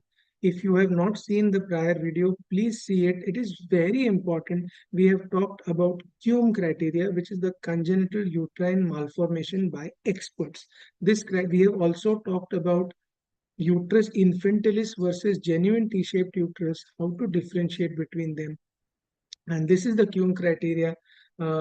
Just to revise, the lateral angle, the lateral depth, and the T angle, three criteria are there. And if all three criteria are satisfied, then we call it as a T-shaped. We also saw diagnosis on 2D ultrasound and how in your OPD, how you can diagnose T-shaped uterus, even if you do not have 3D ultrasound. All this is part of previous webinar. So please take a look at it. I am going to skip this completely. We directly focus on our important part, which is the surgical technique. Okay. Now let's start off with the surgical technique. What is the standard technique of doing lateral metroplasty for T-shaped uterus? Let's start with that. Right. So when we look at the T-shaped uterus, you see that this is the picture with which we start initially, this thing, and this is obviously a clear-cut shape, a clear-cut this thing of T-shaped uterus. There is no ambiguity as to whether this patient requires surgery or not. So we go inside with the hysteroscope. walk inside slowly. And what you see, what do you see when you are starting the case? You are able to see a T-shaped, you are able to see, you cannot obviously see a T-shaped cavity, but you can see a tubular cavity. Okay, you can see the entire cavity is tubular. Actually, the cavity should have been so big, but you can only see a tubular kind of cavity. So we go inside further, and you can see this is the wall, this is one wall. Also notice how irregular this is, and with less of endometrium on the side walls, which provokes me to think that this may be an acquired T-shaped mucus, meaning that it is due to synechia rather than a congenital cause. So now where to start the surgery, how to start the surgery. So you can see that first of all, we have to identify our starting point and ending point. Ending point is obviously at the level of the ostium. The starting point is, so here I think this is just for the sake of demonstration, we are doing the tubal testing. Now we start off with the correction. Now this is the same cavity, okay? Can you believe that it looks so different after putting methylene blue dye, but it is the same cavity, and this is why we need to understand why and how to do a diagnostic before jumping into an operative. If you don't have a prior idea beforehand, you will never be able to understand exactly how much you're going to cut. Now comes the question of how to cut. Where to start cutting, I'm going to show you later. Just see for now how to cut. If you are using the hysteroscopic scissor, the idea is thrust the fixed blade of the hysteroscopic scissor inside the uterine wall. It has got a fixed blade and a moving blade. The distension should be good. Thrust the fixed blade of the scissor inside the uterine wall. Notice that the light cable is here on one side, okay, and cut from below upwards, not from above downwards. You cut from below upwards, okay, and so you keep cutting. Then again, same layer is further deepened. Same layer is further deepened from below upwards in slow bits until you start seeing the ostium. So can you see the ostium now? Yes, here I can see the ostium. So my line of cut is correct. Again, we go back. Again, the fixed blade of the scissor goes inside the wall and you keep cutting over it. You can see if your scissor is good and if your distension is good, how easily the walls move apart over the scissor that you are putting inside. Why is the role of distension so important over here? I'm sure many of you may have been to the local cloth shop and you ask for a meter of cloth for dress material or for whatever it is, and you see that the tailor never really cuts bit by bit. He simply stretches the cloth, puts the scissor over there and moves the cloth over it. So it is the stretch which is provided by distension which is causing the walls to move apart, and I simply just have to touch the scissor over there. It is a myth that adequate cutting cannot be done by using the hysteroscopic scissor. You can see that if the scissor is good, you can cut as much as you want. You can go so far as to bisect the uterus into two halves while using the hysteroscopic scissor. Of course, we don't want to do that. And now we can see that the ostium is starting to be clearly visible in view. Go back and keep cutting. We start just above the internal os. How to identify internal os, I'm going to show you. But you keep cutting not at one time. So not the final depth cannot be achieved in one run. It is achieved in successive runs, and slowly and steadily you keep cutting till the time that you feel you are able to see. So this is also the septum being cut in the same patient, and you can see I am cutting from one side to the other in gradual narrow bits. Again, when we go to the left side, look at the light cable. The light cable is shifted to this side, and again I'm thrusting the fixed blade of the hysteroscopic scissor inside. This can be done if you have a rotating scissor. Personally, I don't prefer rotating scissor because it is weak and breaks very easily. Can you see this mound of tissue is excessive? I'm going to cut this so that the ostia starts coming into view from the vantage point of the internal os. Remember the shape of the cavity which was there to begin with. I go back again. Okay, I go back again and I cut again from just above the internal os. I start cutting more and more, deepening it few millimeters every time. What is my end point of surgery?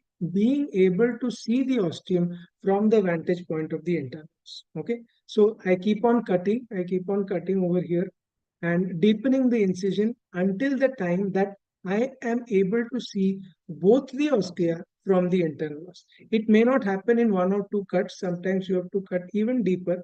But as long as you are able to see the ostium, that you can consider as your endpoint of surgery.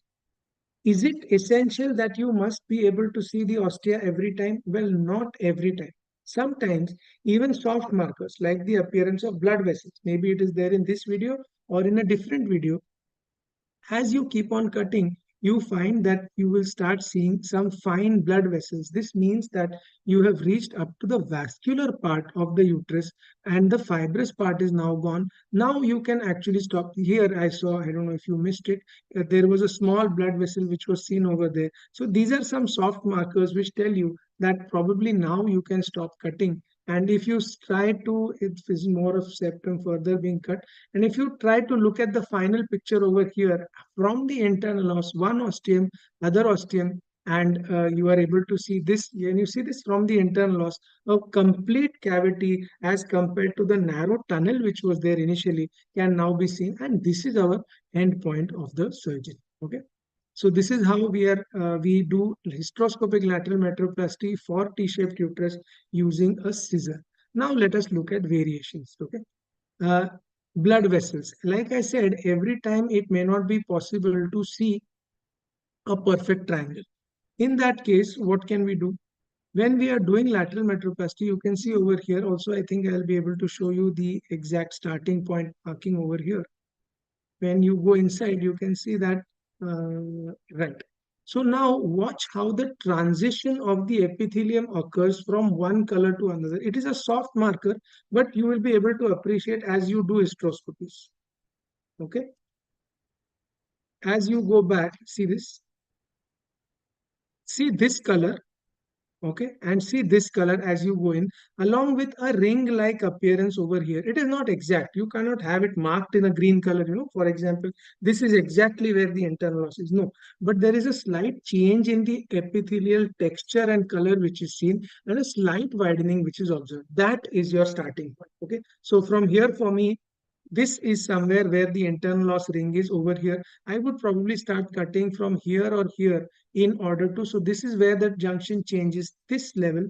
I probably would start cutting over here or here. It cannot be exact. It is going to be different for different people, but more or less you get the idea of where to cut. Starting to cut, using the hysteroscopic scissor, pushing it forward, good amount of distension achieved, keep on cutting. Okay, keep on cutting till the ostium is seen. Here you are able to see the ostium on one side, and still you can see significant amount of this thing is left. So go back again, keep on cutting, and widen, deepen it in successive layers, bit by bit by bit. Okay, so here I am deepening it, and I think I should be able to show you the ostia on, I mean the blood vessels on this side. Similarly, on the other side, this is the ridge of tissue that is blocking my view from the internal os. I thrust the fixed blade of the hysteroscopic scissor inside and I continue to cut. Here you can see blood vessels now clearly. Okay. And if you reach this level of blood vessels, so it is never an absolute thing. You can use a combination. You can use a combination of the concept of triangular shape plus the appearance of blood vessels that tell you are on a vascular zone, plus the appearance of a overall voluminous cavity that you get by doing 50 odd hysteroscopies. Once you have done about 50 cases, you know that this is what a spacious cavity looks like. So when that level is achieved, you need not cut anymore. You can stop cutting over there. Nothing is 100% absolute. You can decide by your expertise how to trim little bit here and there. So that means if you encounter very heavy blood vessels on one wall, don't just keep on cutting it because your triangle is not a perfect triangle. The idea is implantation. I say again, the idea is not to achieve a mathematically triangular cavity for the sake of showing someone. The idea is to achieve implantation. If you have achieved the place from where you are going to get that, you see the beautiful blood vessel seen over here. Beyond this, there is really no point in cutting, and you will get a good this thing. You will get a good endometrium. once this patient starts getting stimulated or she goes for IVF treatment.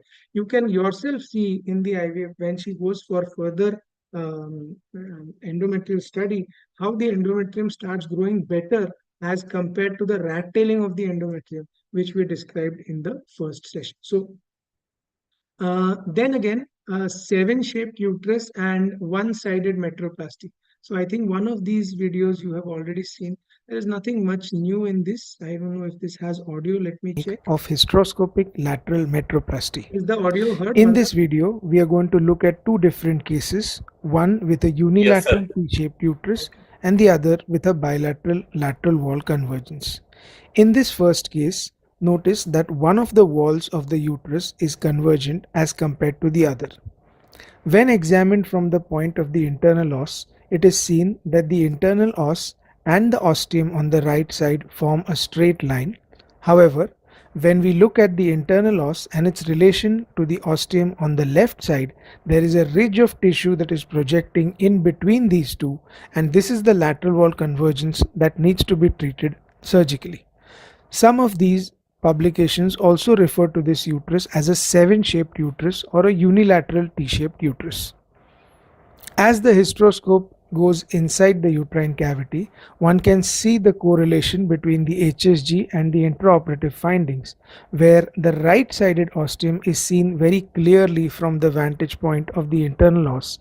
However, when the telescope is turned around, one can see that the left ostium is not seen from the internal os and is obscured by the projecting ridge of tissue that was seen in the HSG film.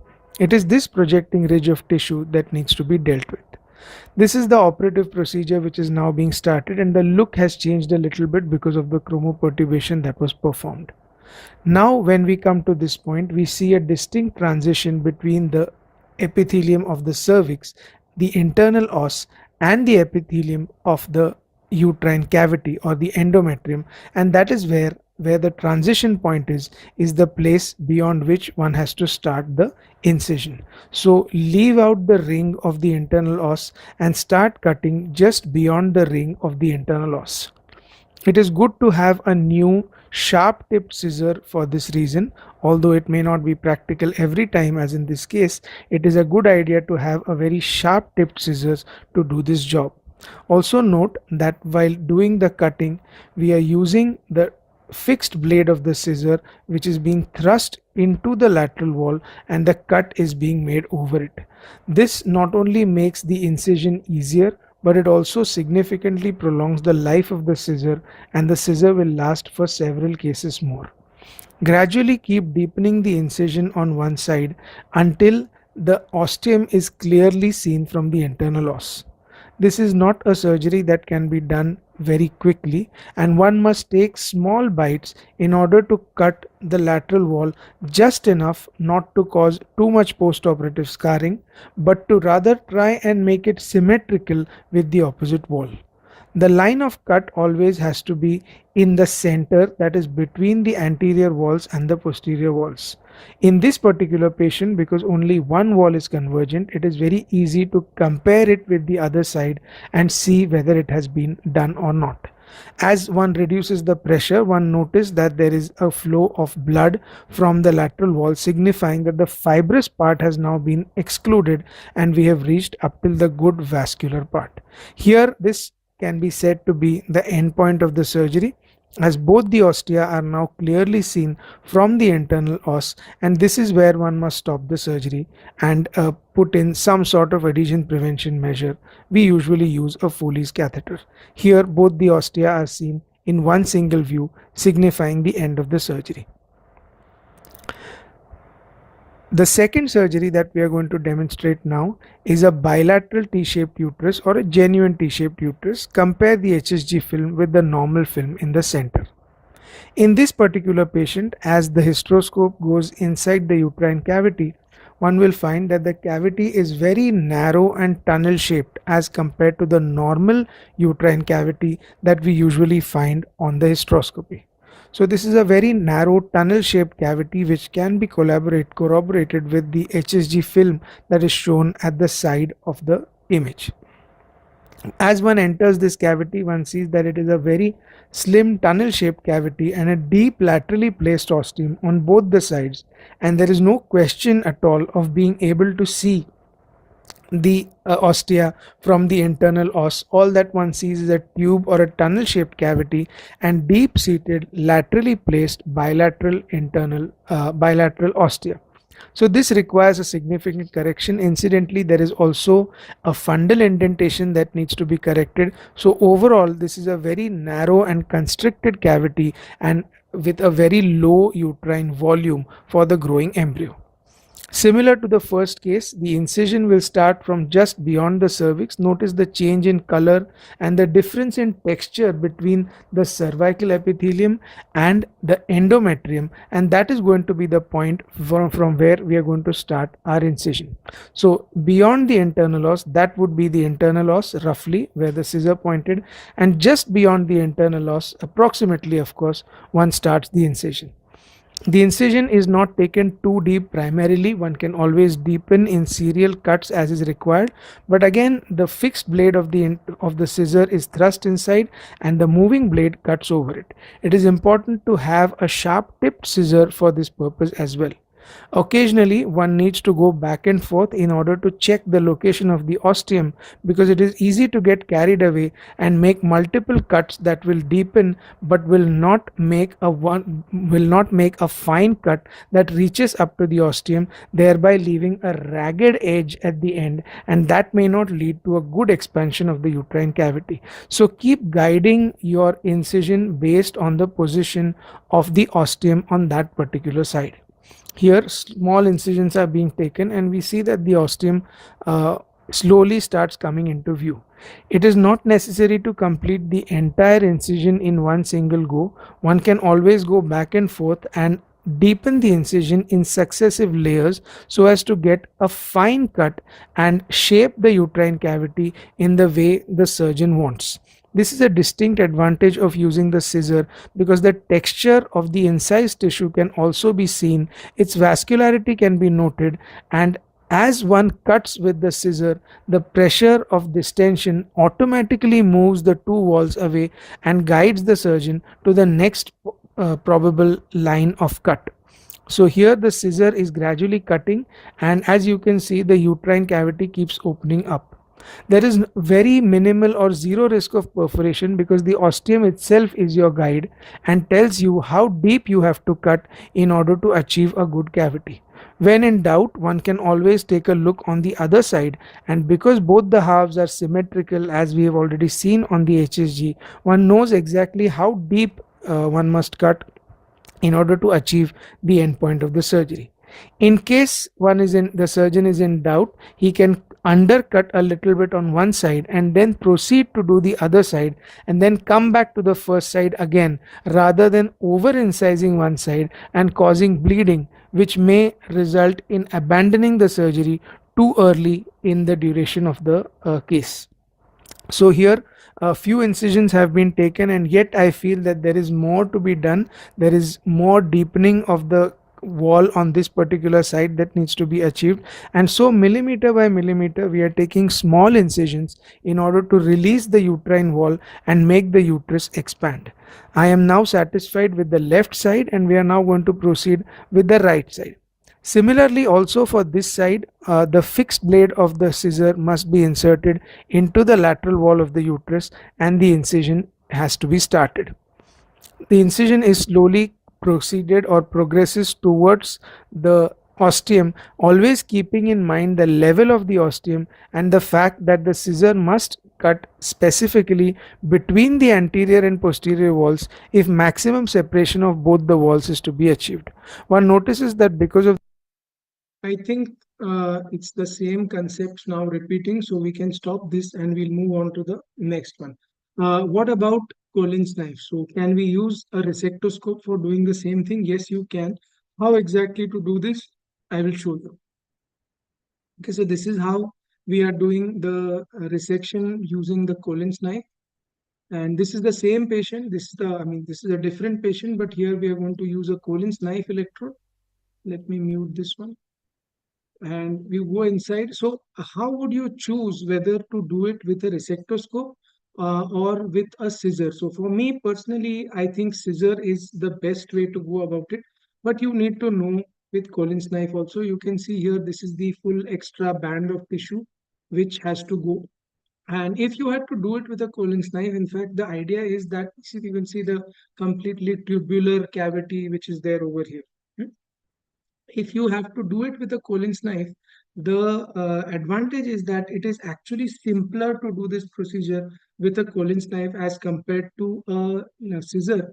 Because with a scissor, the tissue that you are cutting is parallel to the line of action of the scissor, and hence if you look at outside India, most places, lateral metroplasty using hysteroscopic scissor is not even considered as a thing. So nobody really does it because it's unconventional and does not seem correct to the mind. But we are able to do it here quite well. Results are very good. There is no damage to the wall.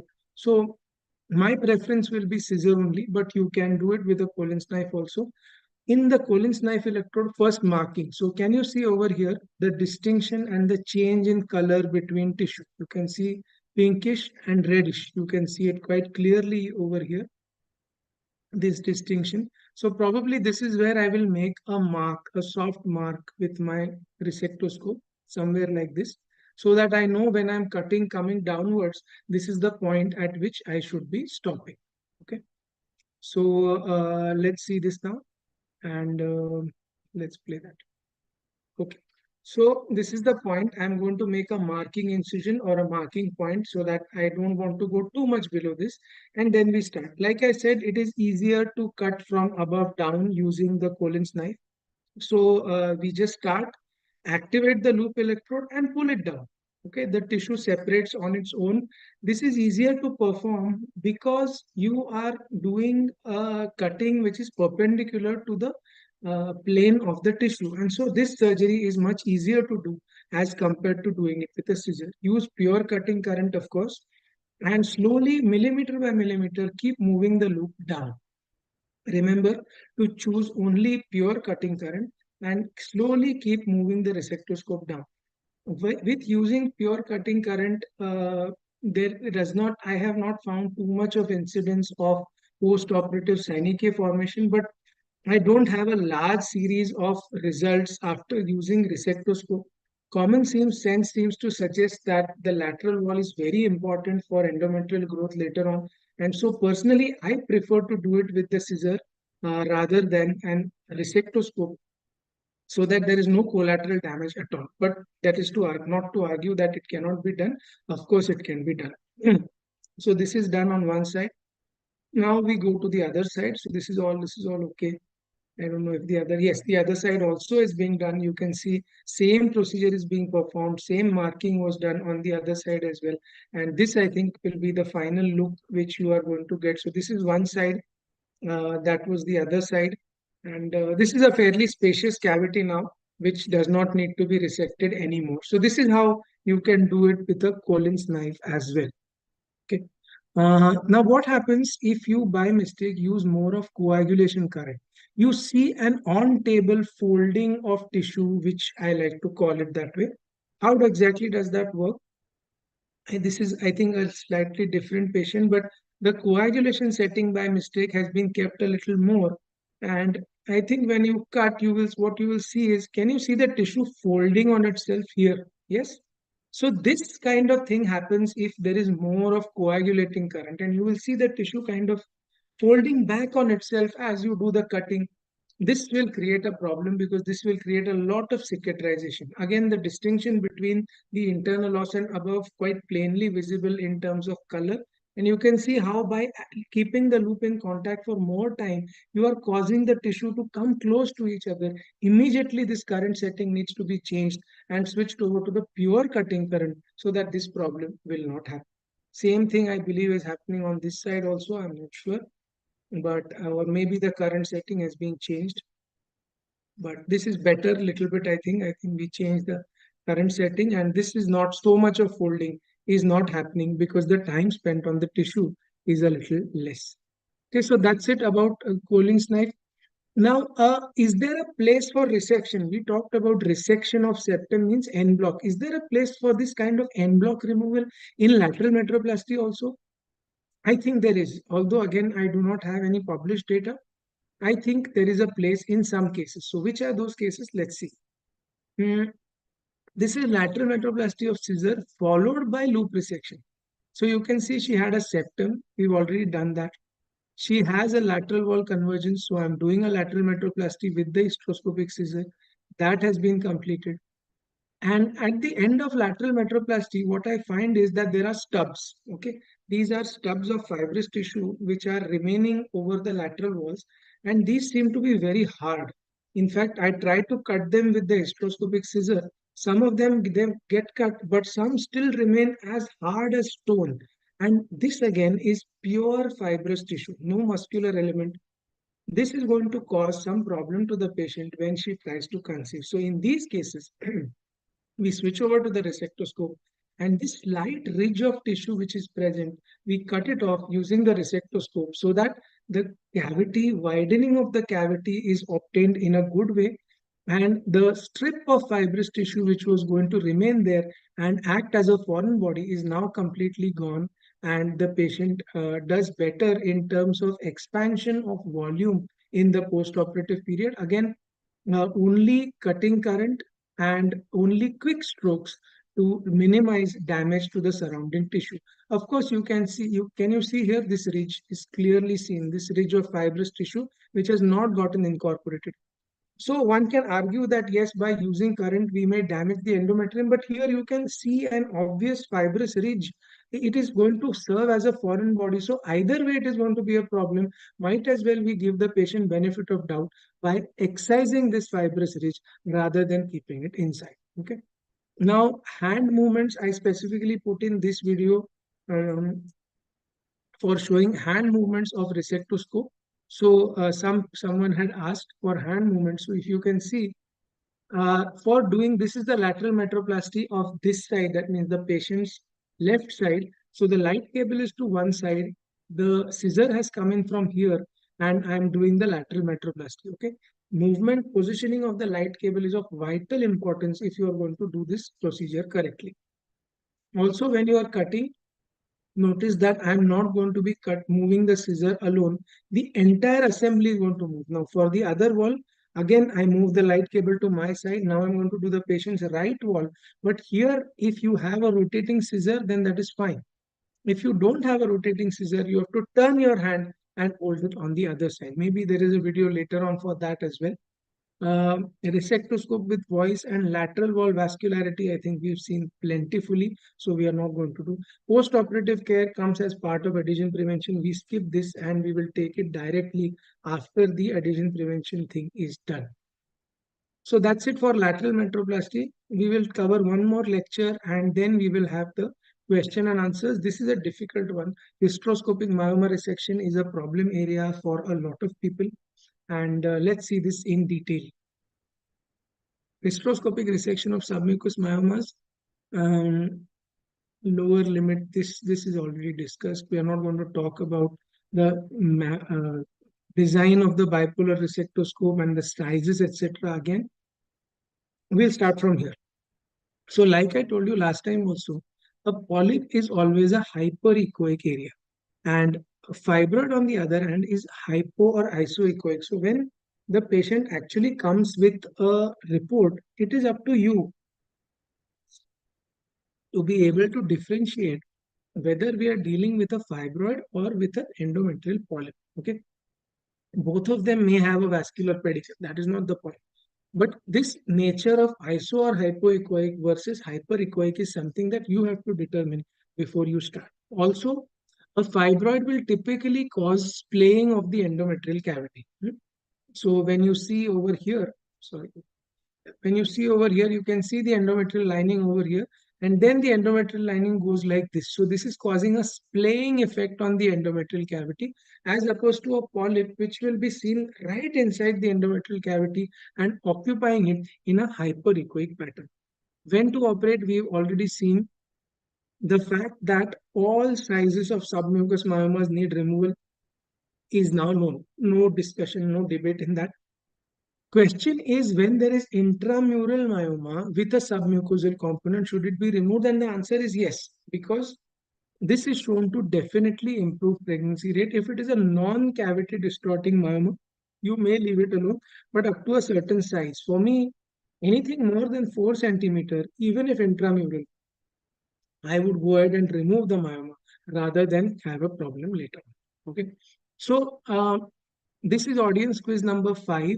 How effective, in your opinion, is GnRH agonist for preoperative shrinkage for a submucous myoma? Very effective, up to 50% reduction in size, marginal reduction, or no effect at all. I am putting the question on the group. Audience quiz number 5 on your screen now. So let's see. Okay, you understood the question. Okay, there is some problem over here. I think we will have to skip this one. Let's go directly to the presentation only. So you can just maybe answer in your mind what you think is the correct answer. We will directly go on to the discussion. The point is pre-operative assessment of a patient who you want to post for hysteroscopic myoma resection surgery. This is, in my opinion, an under discussed part of hysteroscopic myoma resection completely. Okay. So what happens now?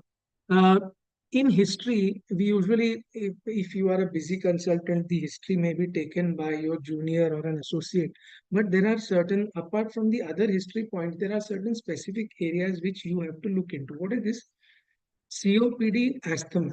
Why? Because these diseases already have decreased oxygen carrying capacity. If you are going to further reduce her O2 carrying capacity by means of putting in more fluid, then this patient gets a high chance of going into fluid overload. Also, anemia and hypothyroidism. Why anemia? Anemia is a particular moot point where people go wrong. Often it is seen, oh, it is just a small hysteroscopic myoma resection. Patient is having hemoglobin of 8.5 or 9. It's okay. We are not doing a major lab surgery anyway. No, let's proceed. No. The problem is that patient is having already reduced oxygen carrying capacity.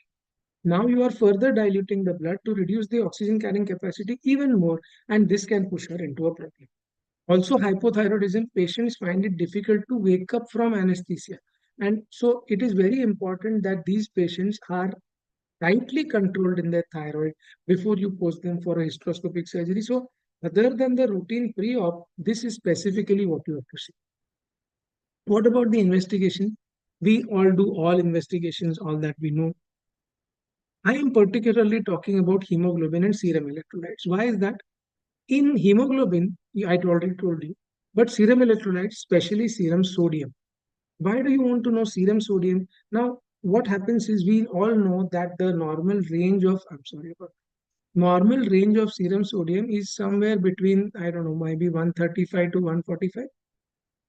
Suppose you complete the myoma resection surgery and you feel that because of your surgery, she may be having hyponatremia, and you do the serum electrolytes later on, and you find that the serum sodium level is, let's say, 130. Now, how do you know whether this is significant enough to correct or not? If her pre-op level was 145, she requires immediate correction. If her pre-op level was 135, she does not require correction. But unless you have done the pre-operative serum sodium, how will you know? And hence, this is required to be done. Now we come to the role of pre-operative GnRH agonist in hysteroscopic myoma resection. Now, there are some people who believe in this, some people who do not believe in this. As per the latest ISGE guidelines, International Society of Gynec Endoscopy, GnRH agonists really do not have too much of role in hysteroscopic myoma resection, but there are some who still believe in it. I will explain to you why. In our cells, particularly in the cardiac cell, we all know from our knowledge of physiology that there is a pump called the sodium potassium ATPase pump. The sodium potassium ATPase pump. Now, what happens is that this pump is naturally inhibited by the hormone estrogen. So, estrogen hormone has got a blocking effect on this pump. How does that help us? How does that knowledge help us? We find that in patients of, so generally, if I were to ask you that if there are two patients, one patient is perimenopausal, and if there is another patient, perimenopausal but fit, okay, no medical illness, nothing like that, and there is another patient who is in the reproductive age group, which of these two patients is at higher risk of fluid overload? Obviously, one would say it is the patient in the perimenopausal age group, but experts argue that it is not so. Experts say that it is the patient in the reproductive age group who is at higher risk of this. Why? Because of the role of the sodium potassium ATPase pump. This sodium potassium ATPase pump is naturally inhibited by the hormone estrogen. The more the amount of circulating estrogen, the more the inhibition of the pump. And therefore, in younger ladies, this pump is kept subdued by the action of estrogen. And so their chance of going into fluid overload is higher as compared to someone who has no estrogen in the body. If we have to use this information to our benefit, we need to reduce the level of circulating estrogen in the body so that the sodium potassium ATPase pump starts functioning at optimum capacity and reduces the possibility of a fluid overload. I hope you are understanding what I'm saying. In order to do that, how will we reduce the estrogen flowing in the body? The answer is GnRH agonist. Okay, so 1 or 2 doses of GnRH agonist a month prior to the surgery is believed by some to have an inhibiting action on this estrogen, thereby reactivating the sodium potassium ATPase pump and reducing the chances of fluid overload. Although, as per recent ISGE guidelines, this does not really hold steam and there is no beneficial effect of giving this. But it is a point of view that you need to know. So, in hysteroscopic surgery, giving giving GnRH agonist is not beneficial for reduction of size. This benefit you may consider, which is reduction of fluid. Now we come to case selection and FIGO classification. So in FIGO classification, we have to see what is the classification that we want to know. Obviously, we all know that type 0 is the easiest, which is the projecting fibroid, and type 3 and 4 are the most difficult ones. Okay. When you ask for, when the patient goes to the radiologist, he will ask for fibroid mapping. You will ask for fibroid mapping. What do you want to know in the fibroid mapping? First of all, is the case doable by hysteroscopy or not? Hmm? Will laparoscopy be needed as an adjunct? This is the information you need before you plan and sit down to do the surgery. Is a primary laparoscopic approach better? How strong is the possibility of complications, particularly fluid overload? What is the need? Is there a need for counseling the patient about a possible ICU admission and two-stage surgery? And am I, as a surgeon, skilled enough to complete this surgery or not? These are the things that you have to answer. Now, in fibroid mapping, what additional information does the surgeon want in fibroid mapping? I want size. Why is size important? We are going to see in the next slide. What is the upper limit of doing a myoma by hysteroscopy? This depends not just on the size of the fibroid, but also the grade of the fibroid, okay? Which means that the more submucous a fibroid is, like type 0, even larger sizes are acceptable. For me, for a type 0 fibroid, anything up to 3 centimeter or maybe 3.5 centimeter is okay to resect. When it starts crossing this level, I will start counseling the patient about the two-stage surgery. Okay. Then, when you talk about the grading, so when this is for type 0. However, if you tell me that I need to resect a 2 centimeter fibroid, I may reduce this value to about 2.5 centimeter because a type 2 fibroid or a type 3 fibroid is more intramural and there is more risk of fluid intravasation. When you are doing this, you are going to literally scoop out the fibroid from inside the uterine wall, and therefore you need, if it is a very large fibroid, the chance of patient going in fluid overload in type 0 is much less than in type 2 or type 3. So I hope this is how you understand that how you are going to choose. Size is one, you can say 3 centimeter is the number, but this depends and changes depending upon the grade of the fiber. So let me clear all this and we go to the next slide. So now we have a classification, okay? This is called as the Lamar classification, LAS-MAR, also called as the step W classification. And I'm sure all of you have read this, but this they have classified the fibroid into various levels. What are those? Size of the fibroid. So this is up to 2 centimeters, 2 to 5, and more than 5 centimeters. Whether the fibroid is located in the lateral wall, if it is in the lateral wall, it becomes more difficult. The degree of penetration into myometrium, so that is the same as the FIGO. The extension of the base, that means whether it is a pedunculated fibroid or whether it is a broad-based fibroid. And then we add to that the FIGO classification, type 0, type 1, type 2. So this information you must get from the ultrasound report as to what, where exactly, how deep, even if you cannot tell the Lamar classification, it is okay, but at least the FIGO system you must be able to understand before you actually start doing the surgery. Why is the Lamar classification so important? Because if you have a score of 0, this becomes a low complexity myomectomy. You can do it easily. For a score of 5 to 6, they have said that it is a high complexity myomectomy. You may consider GnRHUs and consider two-step myomectomy. And for a score of 7 to 9, they say consider alternatives to the hysteroscopic technique, means don't do this case hysteroscopically. You go in for the laparoscopic myomectomy. Okay, that's what they have tried. Now, we have talked about many fibroids. Here on the left hand side, you can see there is type 1, type 2, type 0. But there is another fibroid which is type 2 to 5. Now, what is the meaning of this type 2 to 5 and where does it come from? Type 2 to 5 fibroid is a fibroid which has both components. So as you can see, the type 2 to 5 fibroid has got a submucous component, but it also has a subserous component. So in fact, it is a transmural kind of fibroid. Okay.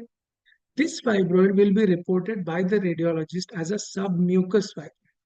The gynecologist will then, without checking the film or the grading, will post the patient directly for a hysteroscopic surgery. What will happen in the hysteroscopy? You will remove this much, then this much, then this much. Then by that time, you have understood that you have already gone in too deep and fluid overload has started. Even if you can reach up to the base, by the time you reach up to the base, you have perforated. So the takeaway point is for a type 2 to 5 fibroid, the type of surgery is not hysteroscopy, though it may be reported as a hysteroscopic surgical fibroid or a submucous fibroid. This is a fibroid for laparoscopic removal only. And this concept has to be clearly understood by all of you when you are posting the patient for surgery. So I hope this is understandable. Mandar, any problem? I'm getting some beeps and messages. No problem from my end, no? Sir.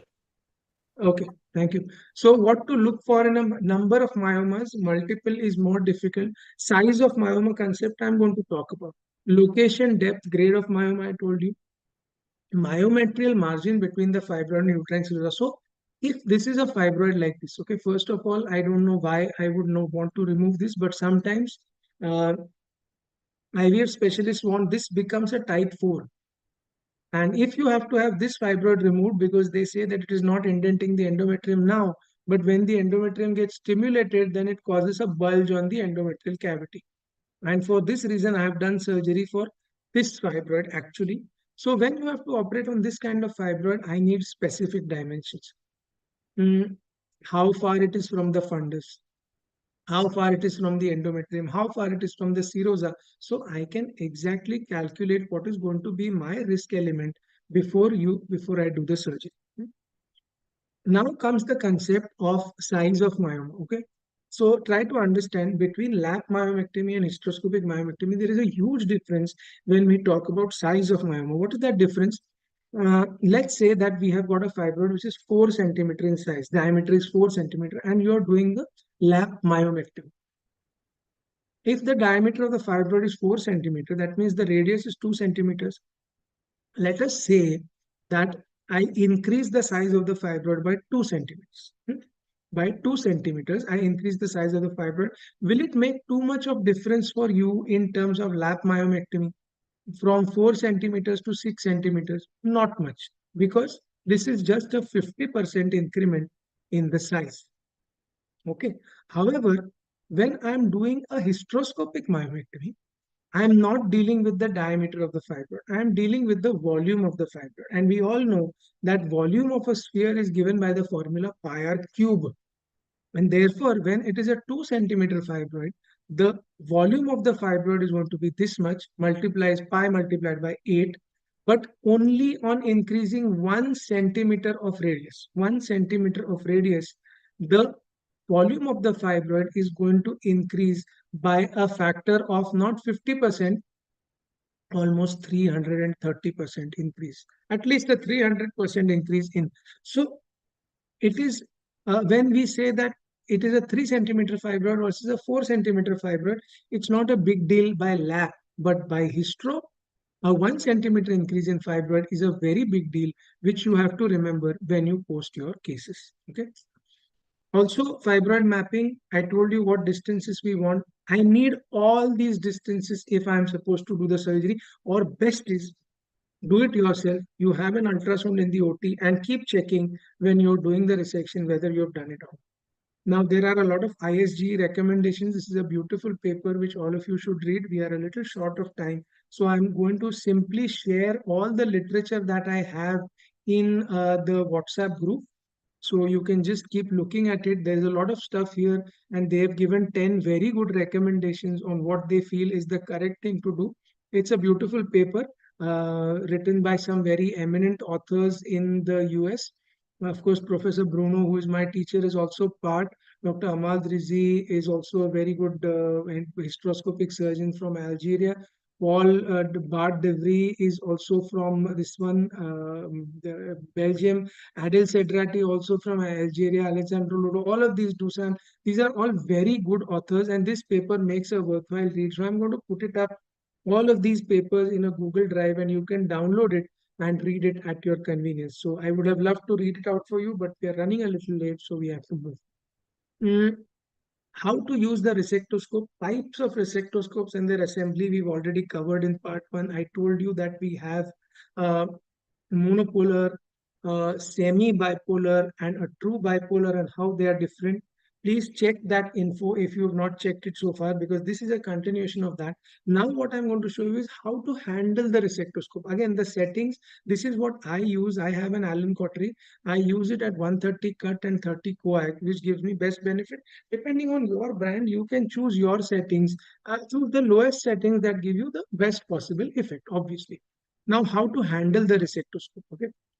So when we come to handling the resectoscope, again, with this, we will see, this is what I do in large fibroids. I inject a small quantity of vasopressin at 4 o'clock and 8 o'clock position, about 10 to 15 cc on vasopressin on one side. And what this does is, there is no question of bleeding. There is not bleeding was going to happen, but it causes local vasoconstriction and reduces the amount of fluid that I'm going to get.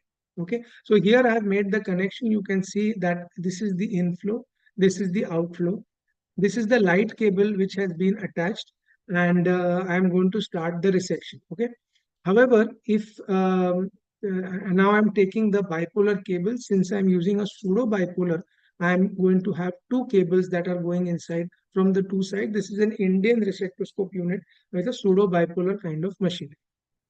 Now these connections are done, and I'm going to start with the resection. I'm going to show you the hand movements, but here there is a mistake. Okay, those of you who can notice the mistake can please write it in the chat box. I will see later on what exactly is the mistake that is there over here. There is a mistake in this picture. This was shot recently, but I still did it. And later on, I realized before starting the case that this mistake had been done. For those of you who know, please write it in the box and we'll see what the mistake was. Okay, the mistake here is that the inflow and outflow are connected wrong. Now it is connected correctly. I told you, whatever the assembly, the inflow is always towards the surgeon and the outflow is away from the surgeon. So inflow connected, outflow connected to suction tubing, outflow partially open. Okay, now this, see, I have kept it partially open so that the saline will keep on going into the suction bottle and will not overload the patient. Now coming to actual hand movements before we start with the surgery, you can see that when I'm moving the hand, the only thing that you are actually supposed to note is that when you are making the hand movements, Yeah, this is also for the sake of leakage. We discussed how to apply an Alice forceps last time on the anterior and posterior lip so that the leakage does not happen. And when you are making the hand movements, notice that I take the loop, I position it, and then the sweeping movement is done with the assembly kept at the same position. Once the loop has hitched behind the pathology, don't move the resectoscope up and down. So here you can see the view. The hand is extended, the resectoscope is placed behind, then activate and pull back. As you are pulling it back, don't go up and down because then that will increase the chances of perforation. Go up, hitch it, and the back movement when you leave your thumb has to be in one straight line. Do not deflect the loop as it comes back because this is where the problem will happen. That was the idea basically of showing you the hand movements. And again, you can see that once the loop is hitched, stay in position and complete the sweep immediately. In order to do the lateral walls, you just have to turn your hands around. That's not very difficult to understand. The camera orientation always remains the same. It's just the thumbs that keep on moving from one side to the other. So that's our hand movements. And now we come to actual videos of myoma. Okay. Now, in myoma videos, this is an overview of myoma resection. Then we will look at the fibroid technique, surgical technique of removing fibroid polyp, and then we deep dive into more detailed ones. Okay, so let's take a broad overview of myoma resection first.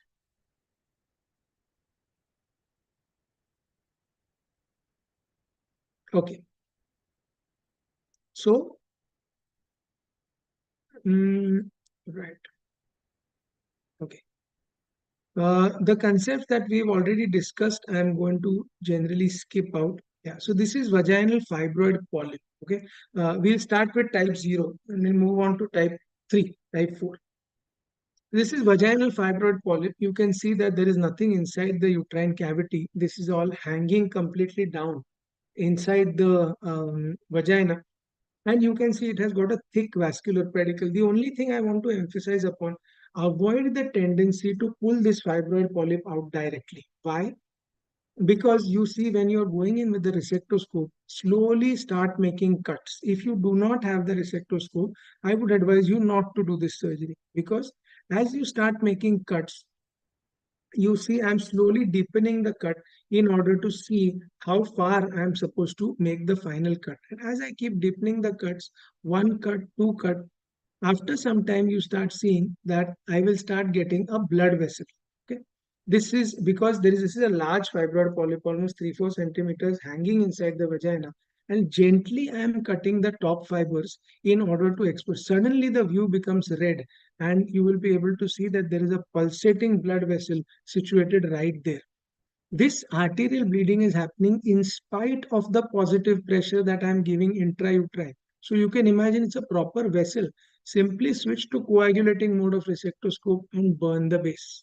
That's it. It takes few seconds to stop the bleeding. But if you don't have a resectoscope, this kind of case can land you in trouble. So then moving on to type 0, we have more of this later on. But just suffice to say, this is a simple one.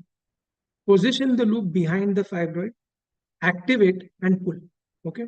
Important thing to remember, in type 0 fibroid, momentarily there will be a loss of vision. If your loop is stuck properly behind the fibroid, don't worry about the vision loss. As your loop comes towards you, automatically you will get back vision.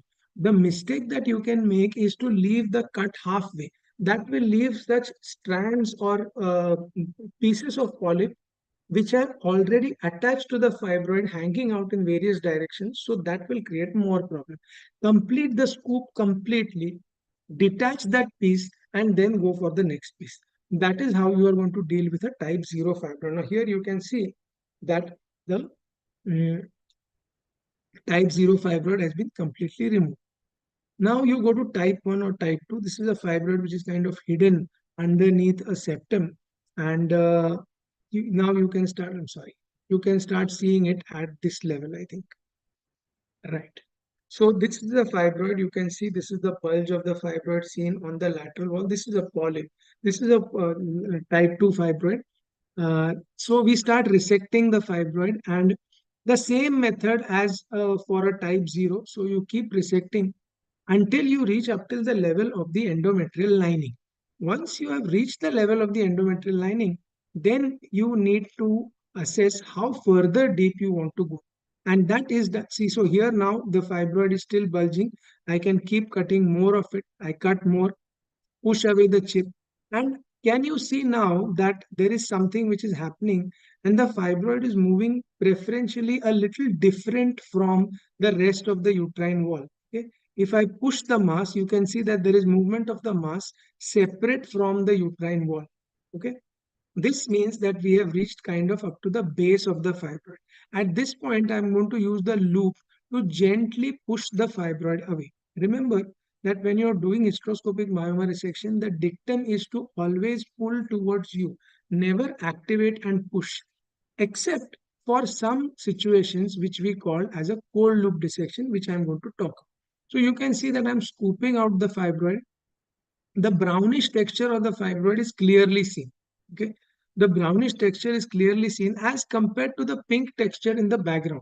And once this fibroid has been cut completely, you will be able to see how beautifully on a good camera system the pink texture completely replaces the brown texture, and that is the end point of our surgery. Okay, so here you can see these areas of pink have already started coming up. This also I am cutting again. This starts moving, and now see how beautifully the pink background is seen as compared to the dark brown background of a fibroid tissue. And on a proper camera system, there is no question of any ambiguity in understanding how much you should cut and where you should stop. The color itself will tell you. I am now using the loop. This is called cold loop dissection. I'm going to describe it in a subsequent video. I'm literally dissecting the fibroid away from the pseudocapsule. You can see I have left the pink colored beautiful pseudocapsule behind, and all the myoma tissue we are able to remove. So that is how we plan and judge the end point of the surgery as compared to just leaving it behind when we feel that we've reached up to the lining. Now, this is a fibroid type 2, which looks like type 3. So, in this patient, the radiologist told you that it is type 2 fibroid, and so you took her for surgery. But now this seems like a type 3. So, this is very much deep. What are we going to do now? And did the radiologist really make a mistake? Not every time. What we have not calculated is the distension pressure of the saline. When you reduce the distension pressure, you find that the fibroid starts bulging into the uterine cavity. So, if you can't see the fibroid that you thought was there, reduce the distension pressure, you can see that the radiologist was correct. And the fibroid keeps on bulging into the uterine cavity, and you can see beautiful blood vessels over the fibroid. So, now you know that this is actually a type 2 and has been reported correctly. For removing this fibroid, we again do the same thing. We do the resection till the level that we start seeing normal myometrium. But here another surprise that we encountered in this particular fibroid was after cutting, I'm sorry, I think I skipped it. After cutting, we saw that there was one more small fibroid which started coming. I missed that. Yeah. So after cutting, I cut a little bit and we saw that there is one more bulge which is seen over here. So that bulge has to be cut as well. We cut deeper and deeper, and slowly it started becoming apparent that one more bulge would be seen in the posterior wall, which was not initially seen as part of the primary fibroid. Okay, so this fibroid is getting cut and getting more and more resected. And I hope it's in this video only or is in some different video. Right. Can you see this in the center? This bulge is not part of the primary fibroid. That means it is another fibroid deeper to this fibroid, completely intramural now. Because you took the top fibroid off, it has become evident. So how to take out this fibroid? You will have to work at very minimal to zero pressure. So what we do, we go inside, push the chips away out of the view, and try to visualize the fibroid. Once the location of the fibroid is visualized, you slowly try to keep the distension pressure as minimum as possible. So we actually turn off the inflow or make the inflow constricted and reduce the intake. So you can see the fibroid bulging inside. Now letting the cavity bleed, we let the fibroid bulge. Okay.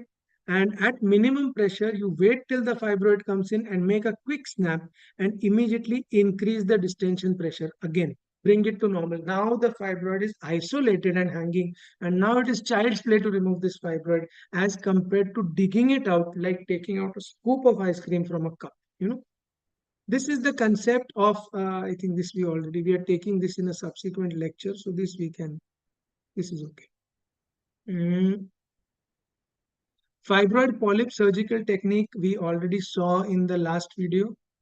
This is a fibroid polyp now. It's a very large fibroid polyp, and once you go inside, there will be some confusion about how to approach this. Same funda that I told you for hysteroscopic large polyp is what has to be followed. And the concept is that whatever it may be, you have to notice where the fibroid originated from in the first place. Here also, you can see it is originating from the right lateral wall. Once that decision has been made, go inside. Do not cut the base of the fibroid polyp. Start making quick strokes to cut from the outside towards the base. Okay, from the outside towards the base, and complete the strokes in one line as you go on. As you do this, you start seeing that the mass of the polyp, fibroid polyp, keeps on reducing, and you are able to see better and better. As you make the stroke, the tissue gets detached. Push that tissue towards the fundus and keep on continuing to do the same thing until the point where you reach the base. Do not be worried about bleeding. Do not be worried about perforation. You are clearly able to see the fibroid polyp strokes. In between, you may encounter some very large blood vessels. If that happens, you already have the resection it at your this thing cautery in your hand, you can always coagulate it. So here I keep on cutting. We are moving closer to the base. There is some sort of a tubular fibroid also which is projecting. I do not know what that is. But simply we just keep on cutting, walking towards the base. At no point of time will you try to cut off the base first, because that will be really difficult later on. And you can see as we move closer to the base, this is the only part of the fibroid which is remaining. I don't know what this is, probably some intravascular leiomyomatosis or something where it has taken the shape of the blood vessel or the uterine artery and extended into it. I really don't know. Maybe I should ask someone. But we managed to take this out right up till the end, and that is the end of the surgery. So you understood the concept of how to do a fibroid polyp by staying away from the base and working your way towards the base as you go on. Okay. The concept of large rapid strokes when you do hysteroscopic myoma resection. So here you have got a very large fibroid. Okay? And this, if you have to do, you have to be very fast. So notice what is happening over here. I'm making strokes and I'm pushing it away. I'm not waiting to see how far I am, how much far I am from the base, because the time is very limited. Here at this stage, the other important thing to understand is that in this situation like this, a 26 French resectoscope will be better than a 22 French, because the size of the loop is more, and individually shaved out chip size is going to be larger for a 26 French. So when we trade smaller dimension resectoscopes, we also trade in more and more time required for the surgery. So you must have a multitude of resectoscopes as well if your workload is good. Sometimes it's the 22, sometimes it's the 26, sometimes it's the 18. You can have 122 French as a go-between, but you need to have others also if your volume of surgery is more. Okay. So this is the bleeding vessel, and you can see I can fulgurate it simply using the coagulation mode of the resectoscope. Simply fulgurate it, the bleeding will stop and you can continue with the surgery. There is no need to get worried or switch to anything else. If you've got a good cautery and a good resectoscope, this should be quite easily manageable. So that is about type 2. Now is the concept of myoma migration. We still have Fanny K before we break. So now is the concept of myoma migration, and this is important to understand. What I am talking about is, when I talk about myoma migration, is, let's say this is the uterus, okay, and this is the level of the endometrial lining.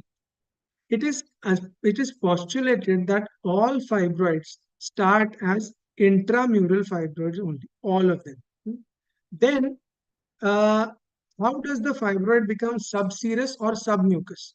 Well, that depends upon the forces acting on the fibroid. So if this is the fibroid, there is myometrium over here at this level, okay, like this, and there is myometrium on top of the fibroid also, like this. Over time, the force acted out by one of the myometrium, maybe if this is F1, and the force acted by the other myometrium, if this is F2, one of these forces will take precedence over the other. And depending upon that, if F1 is more than F2, then the fibroid will become submucous.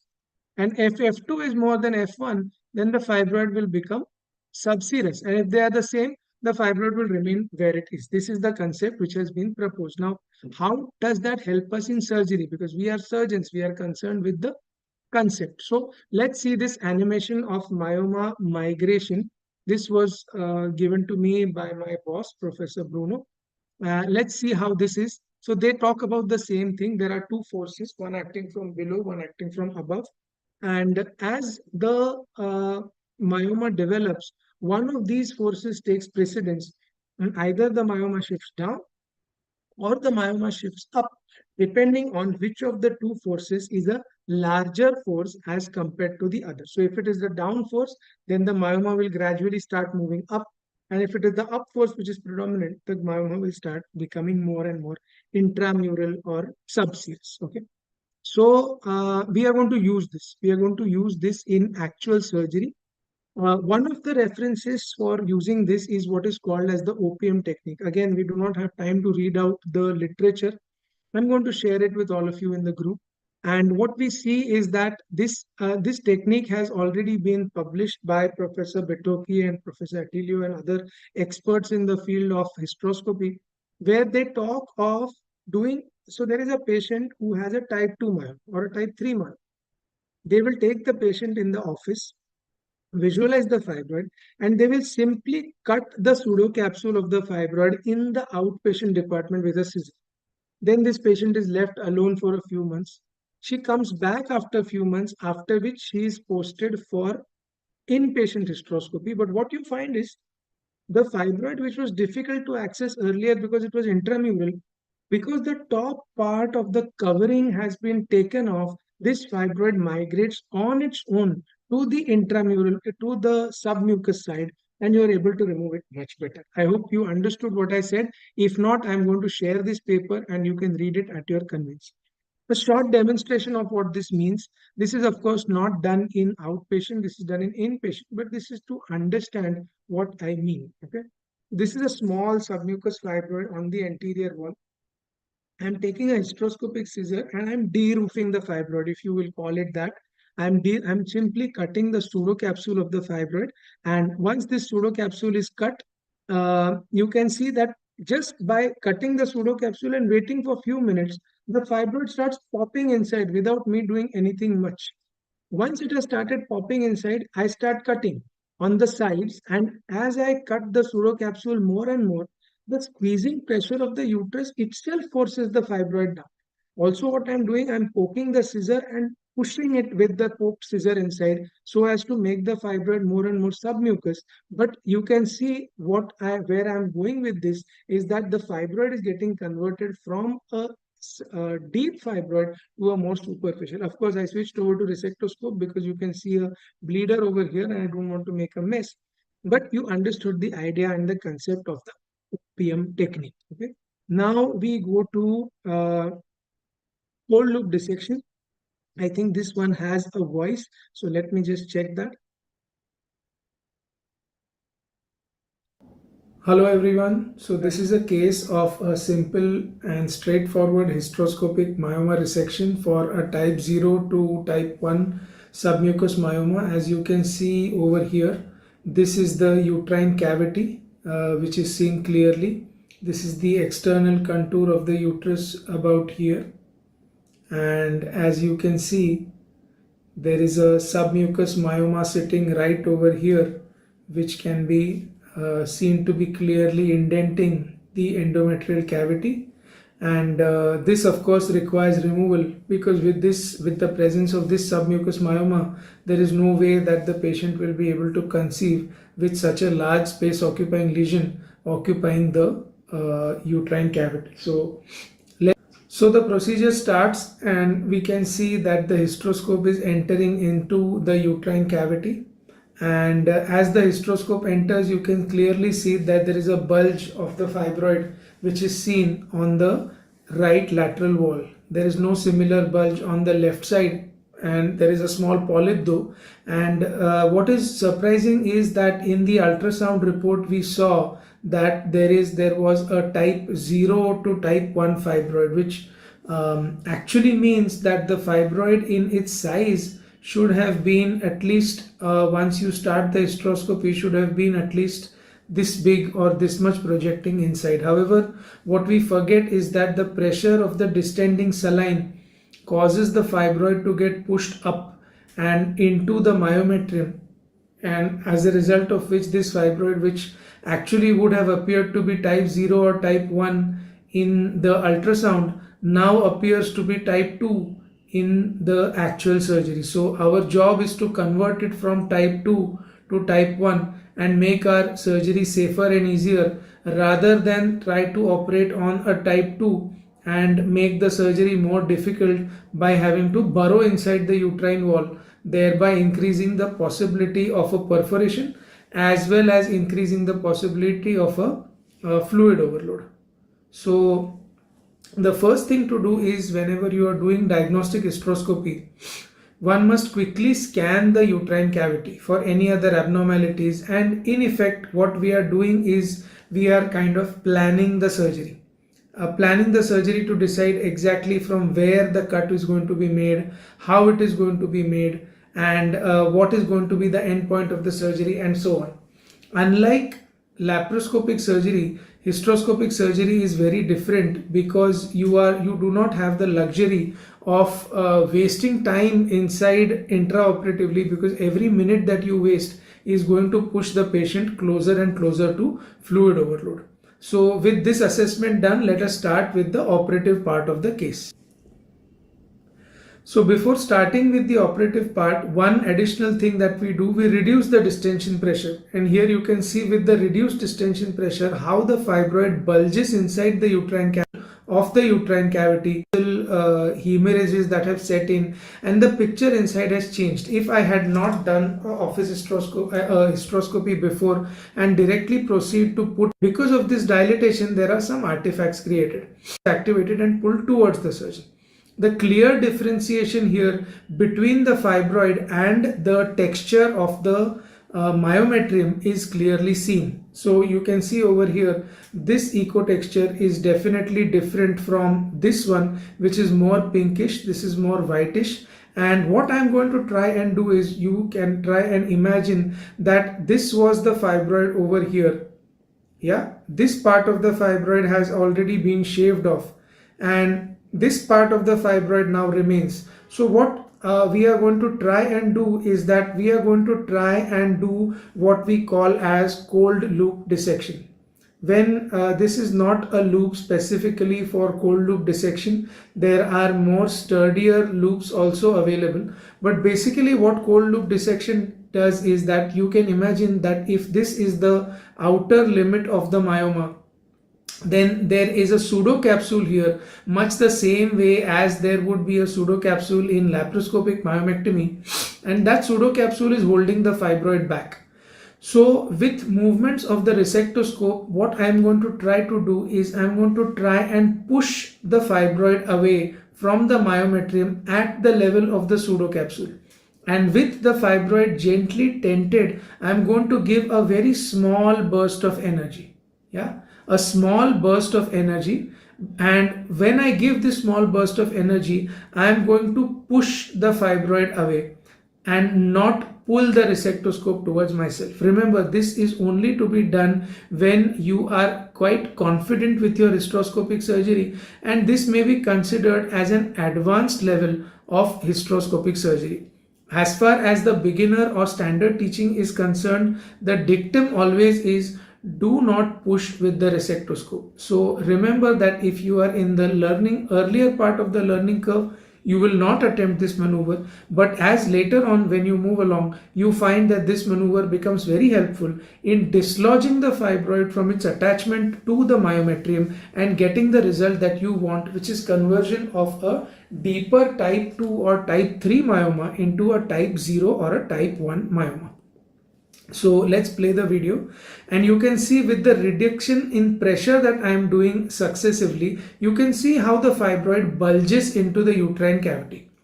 At the height of the bulge, I try to isolate the fibroid from the myometrium which is there underneath, and I give a small burst of current, and you can see the fibroid starts bulging into the endometrial cavity. Again, the loop placed over there, a gentle push given by the loop towards the cranial end, and a small, very small millisecond burst of energy. And you can appreciate how beautifully the fibroid is making its way into the endometrial cavity. And notice that as the fibroid gets resected, the myometrium behind the fibroid starts becoming into view. Here I am reducing and increasing the distension pressure, a procedure called as Hamu's massage, which forces the fibroid to bulge inside the uterine cavity because the myometrial fibers behind the fibroid force or squeeze the fibroid into the uterine cavity. You can see how beautifully the fibroid is bulging into the endometrial cavity now, making it very easy for me to take the cuts and shave out pieces of the fibroid which I would otherwise have to go inside the uterine wall to do the same surgery. Here again I place the loop at the base of the fibroid or where the pseudocapsule would be expected, and I apply a slight burst of current, and I find that the fibroid starts bulging or moving closer and closer to the endometrial cavity. Again the same step is repeated, and by now my hand is actually able to feel the mass of the fibroid moving away separately from the myometrium. It's a tactile sensation. When you actually do such cases, you will be able to appreciate that even with the resectoscope one is able to get the tactile sensation and see how beautifully the fibroid has started bulging into the uterine cavity, giving you a very easy cut as compared to what you would have had to do if you had to literally go inside the uterine cavity into the myometrium and scoop out the fibroid from its attachment. So here you can see the loop comfortably placed behind the fibroid and the pinkish myometrium coming up behind the fibroid. So one is able to clearly appreciate that behind the air bubble now is the fibroid, and behind that fibroid, so here if I pause the frame over here, you can clearly see that this is the brownish tissue of the fibroid, but here if you keep looking closely when the video plays, you will see that there is pinkish myometrium, and this pink myometrium suggests that a complete job of the surgery has been done and that you will not have any residual bit of the fibroid at all. I think that is all that there is to be understood in this particular video. So let's move on to the next video now. Uh, right. So using Collins knife electrode to dissect the fibroid, sometimes we play with this same concept of detachment of fibers of the myometrium to make the fibroid more evident. Let's see in this particular video how that works. This is also a very good video and interesting video to understand how this thing works. So this is the patient profile. I'm just going to show you what is the pre-op imaging before we start. The patient profile is, she is a case of secondary infertility. She's had prior spontaneous abortions, and HSG report was suggestive of septate or oblique bicornuate uterus. We know that story now. 3D USG, we got it done, and this confirmed septate uterus, but the surprise was she had an intramural myoma along with the septate uterus. Okay. Now, how does that really come in our way? So this is the HSG picture. But what about the intra? So you can see that there is a intramural myoma over here at this level. I'm going to just draw it for you if it's not understood clearly. This is the intramural myoma. So it's fine, isn't it? I mean, on this view, what the thing is, this is the endometrial stripe, and this is where the endometrium ends. So it's clearly not close to the endometrial cavity, but this is a lateral view. When you check the same thing on 3D ultrasound, things change. And let's see how it changes when you check on 3D ultrasound. Because when you go in on 3D, what happens is that this is the picture that you see, and you can see that if I mark it, this of course is the external contour of the uterus here, here, and here like this. Okay, so this is the external contour of the uterus. This is the septum over here up to here, and this is the ostium 1, this is ostium 2, and this is the fibroid which is seen over here at this level. So what that means is when I start doing the surgery and I finish my cut, if my cut is adequate from ostium to ostium, this fibroid which is intramural now will have been converted into a submucous fibroid by the time I finish my surgery. So I not only need to do the septum, but I also need to remove the fibroid which is intramural now, but will become submucous later on. So that's the challenge in the case, and let's see how that goes. So we start off with the case, and you can see that I'm skipping the septum part because now you've already seen that. You can see I'm going to use a Collins. I could have used scissor, but I know I'm going to require a resectoscope later on. So might as well I do it with a Collins knife only. I cut up till the point where I feel that the septum resection should be done. So beyond that, there is a flat fundus. I don't need to go in any further. Okay, this we've already seen before. Now, as I go, this is now the end of the septum, and I'm cutting from side to side using the Collins knife. I expect to see the fibroid now somewhere or the other because it should bulge. And truly enough, if you keep looking in this area, you will start seeing a preferential bulge as compared to the rest of the septum. It's soft, but it's visible. Okay, you can see as I'm cutting, we go over to the other side, and when you come back, you can see here this bulge is evident. Now what I'm doing is I'm using the Collins knife to detach. It is not possible for me to go in and scoop this out because the loop is bent backward like this. I don't have a loop that is completely out bent like this to go and scoop the fibroid from the fundus. So what I'm doing is I'm using the Collins knife electrode to tease the fibers which are holding the fibroid back. Okay. These fibers, once they are teased, they will relieve the restraining pressure over the fibroid which is there now. And I expect that the fibroid will slowly start bulging into the cavity. So here we are. This is the fibroid.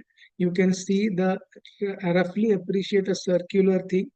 And I'm going to tease. I'm teasing the fibers here around this area. I continue to tease the fibers.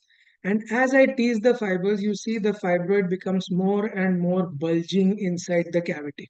Okay, this is the fibers on one side being teased. Then I am slowly deepening the incision. Is there a risk of perforation? Some risk of perforation is there, but I have preoperative imaging that tells me there is more than a centimeter of thickness beyond the fibroid and the serosa. So I'm really not too worried. And check, I have not still gone to the base of the fibroid, but simply by cutting laterally over, under, and beside the fibroid, you can see how much the fibroid has started bulging inside the uterine cavity. Now you understand how easy this becomes as compared to me trying to go inside the uterine wall and cutting off the fibroid completely. Okay. So this is now we have converted using a Collins knife, we have converted a deep intramural myoma into a submucous myoma. And now taking off this submucous myoma is not so much of a difficult job. So that's how you understood the concept of playing with the myometrial this thing and how you can. So this is finally you can take this off using a resectoscope loop. Nothing much to discuss in that. Then we'll move on to the next video now. Hysteroscopic myoma resection with voice. A recap. This we will. It's exactly the same concepts as what we discussed before. So I'm going to skip this one off, and we'll move on to the last videos before we wind up this session. Not all submucous myomas are removed by hysteroscopy. Why do I say that? Let's see this. This is a video. This is all of these are my actual videos. Okay. So we started. We thought this is a huge submucous myoma reported posted for hysteroscopic myoma resection. The minute I went inside, I told the consultant who was in charge of the case that this is impossible to do hysteroscopically. Look at the size of the fibroid. But she said, but the fibroid is completely intracavitary. But this is actually the fibroid. This fibroid is a large 5 centimeter fibroid. It is the confusion is only because the person posting the surgery has not seen that the fibroid is actually so large. This may be reported as a submucous fibroid, but so what? We have some common sense to understand that this is not a submucous fibroid. It has a submucous component, but this is a fibroid which will go by laparoscopically only. Okay. So this thing is very important to understand. A similar video was there before, which I think we skipped out. Last part of that video I'd like to show you before we move on. I think this part can be skipped. Yeah, here we are. So this is the fibroid.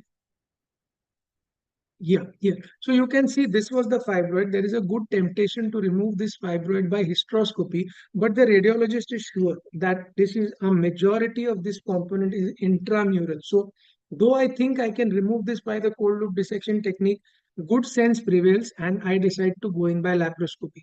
Can I see the fibroid here at all? No, but I have good imaging and marking to tell me exactly where the fibroid is. Again, using the VVIN, I'm injecting vasopressin at an approximate point where the fibroid has been described over the between the fundus and the mid cavity level on the posterior wall.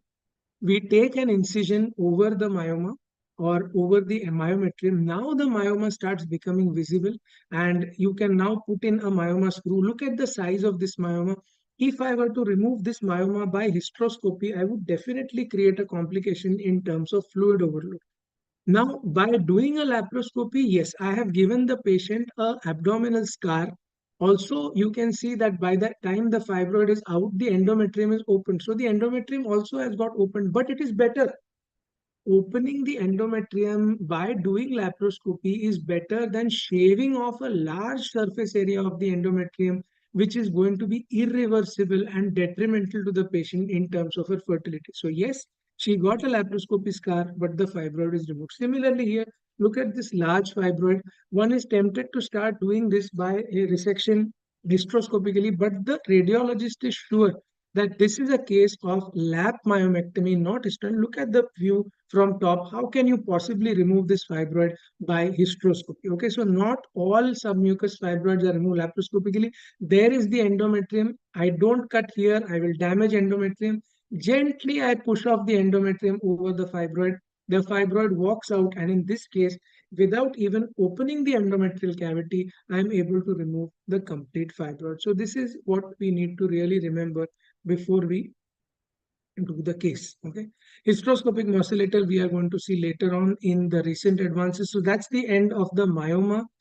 Before moving on now, let us have some our audience questions and then we move on to Sinecure because we are already running grossly late and we may not be able to complete all the topics that we have. So let's see. But audience questions are very important. Those cannot be skipped. So let us move on to the audience questions and see if there is something new. Okay. How many perforations? Yeah, we were here.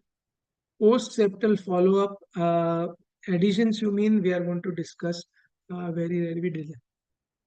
Following a septum resection, patient conceived but had a fundal rupture. How to avoid it? Undercut.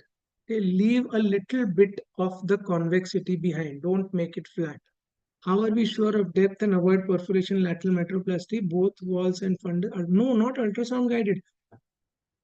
I told you once you see the ostium from the internal os, stop. How to judge internal os showed you in 3 different videos. Polies we are going to discuss. Resectoscope loop. Chip does very good question. This and end portion we can't hook it properly, so sometimes I have to use scissor. No, don't do that. When you are using the resectoscope loop, if the chip doesn't cut completely, it means you are stopping the cut prematurely. Make the cut and take the loop completely down till the time it can't come outside anymore and the chip will get cut completely. Okay. If it doesn't, then position the loop behind the chip again and take one more cut over that chip to take it out. But don't use scissor. It will become very difficult to do with scissor. Which needle vasopressin is? It's your regular OPU needle, ovum pickup needle.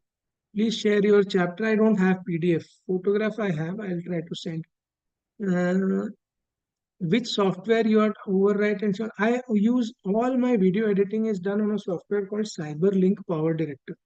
Role of adhesion barriers after we're going to chromoperturbation, tubal petroplasty. Yeah, if required. No, no, no.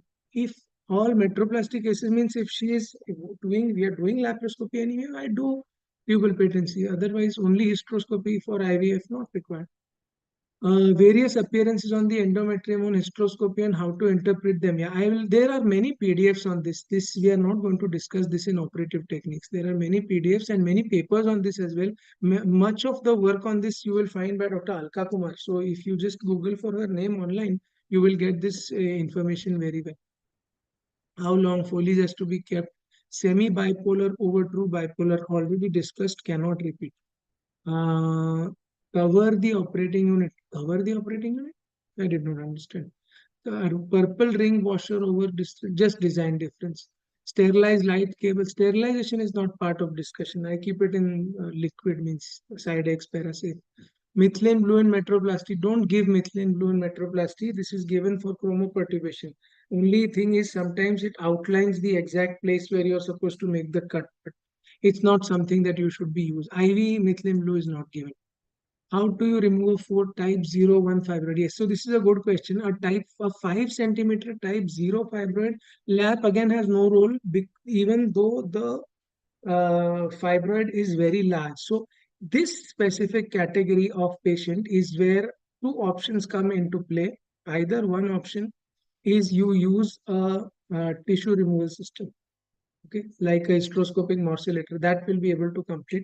Or second option, you plan two-stage surgery. Or third option, if you are good at your surgical technique, do use 26 French and do the case very fast. It's possible to do.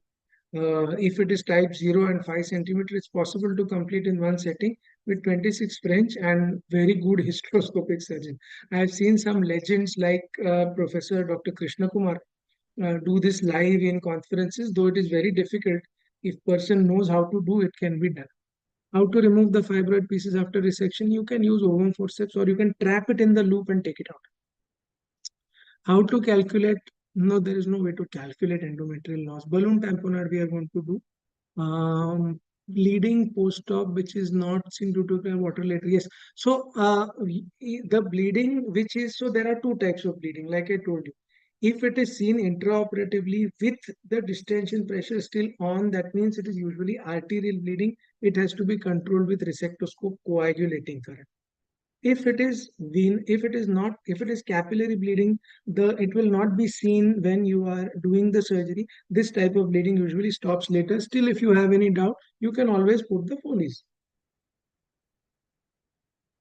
Any webinar about niche? Why any webinar? It is there in this webinar only. You don't have to go anywhere else. What are your hand movement in Hamus massage? Hamus massage is inflow, close, open like that. That is Hamus massage. If you want to give, you can do simple bimanual massage also. That will also give Hamus massage. Can Collins knife host at other location? Used at other location? I don't know. I only use it like this. For fundal polyp, we should bisect polyp. I dissect the fibroid and remove polyp or fibroid. Don't create so much confusion. You do whatever you feel is better. I would remove polyp first and then fibroid. What is cold look? I told you. In laparoscopic indication, I told you dilution of vasopressin, 1 ampule in 200 ml normal saline for wherever you use. Large lap indication told you which case you hold Valsalem before. If your patient is under anesthesia, I will hold cervix with Valsalem in all cases. If patient is under anesthesia, why to waste time? If you are doing office, you don't hold. Dilution told you, cold loop technique told you, hysteroscopic biopsy for submucous. I showed you the polyp. Now hold it, push it, take it out. That's it. That's hysteroscopic biopsy. What is the limit of RM myoma? RM, I don't know, resection. I don't know what is RM. To perform laparoscopy versus hysteroscopy, I told you 3 centimeters is the single stage ka limit. Then as the myoma goes deeper and deeper, my leaning is on laparoscopy as compared to hysteroscopy. Okay, so we will go on now with the synechia. Now, hysteroscopic adhesiolysis is again a big chapter, and each of these chapters is so difficult that So, I mean, so time consuming. We could have a webinar on each of these and it would not be sufficient, but then we don't have time so much. So I'll just try to be brief. Sinus is very important because a lot of people are facing problems with sinus. Uh, so I'm going to show you some standard videos. Before that, I don't know if this is an audience question or not. So most important cause of intrauterine adhesions in patients of infertility, by all means, the only important cause in present day practice that I find at least is previous MTPs. Okay. So as caregivers, we have to try to limit the number of MTPs that we perform surgically. Try to go for medical abortion instead. It is much better from the patient perspective. And if you must do the surgical MTP, then at least make sure that your grating of the endometrium is not so harsh that the patient lands up with synechia. Of course, remember that this is a tissue reaction. It means not your fault if the patient develops synechia, but we can try to minimize the damage at least by doing. So then what are the grades of synechia? This is a very old classification by the American Fertility Society, but it still works very well. So they have talked about how much of the cavity is involved, one third, two third, or more than that, type of adhesion, flimsy or dense, and the menstrual pattern. So from menstrual pattern, we know that if patient is having normal menstrual pattern, she can still have synechia. But when you talk of hypo or amenorrhea, you get scores of 2 and 4 directly. So that pushes the patient into a severe category almost immediately. Okay. Uh, how do we correct these various grades of synechia? That's what we are going to see in the videos that follow. So certain myths: is synechia always thin endometrium, and is thin endometrium always synechia? Not always, but a majority of times, yes. So when you have a patient of thin endometrium, without doing a diagnostic hysteroscopy and SOS operative, don't already start the patient on estrogen, because the first line of thought of thin endometrium is going to be synechia, whether you like it or not. Either it is synechia or it is a T-shaped uterus.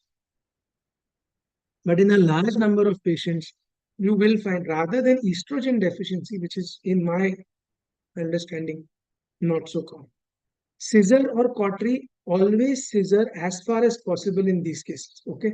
Because if needed, the cautery may be required to resect the hard fibrous masses that you leave behind. But as far as the finding of the planes is concerned, it always has to be the scissor only.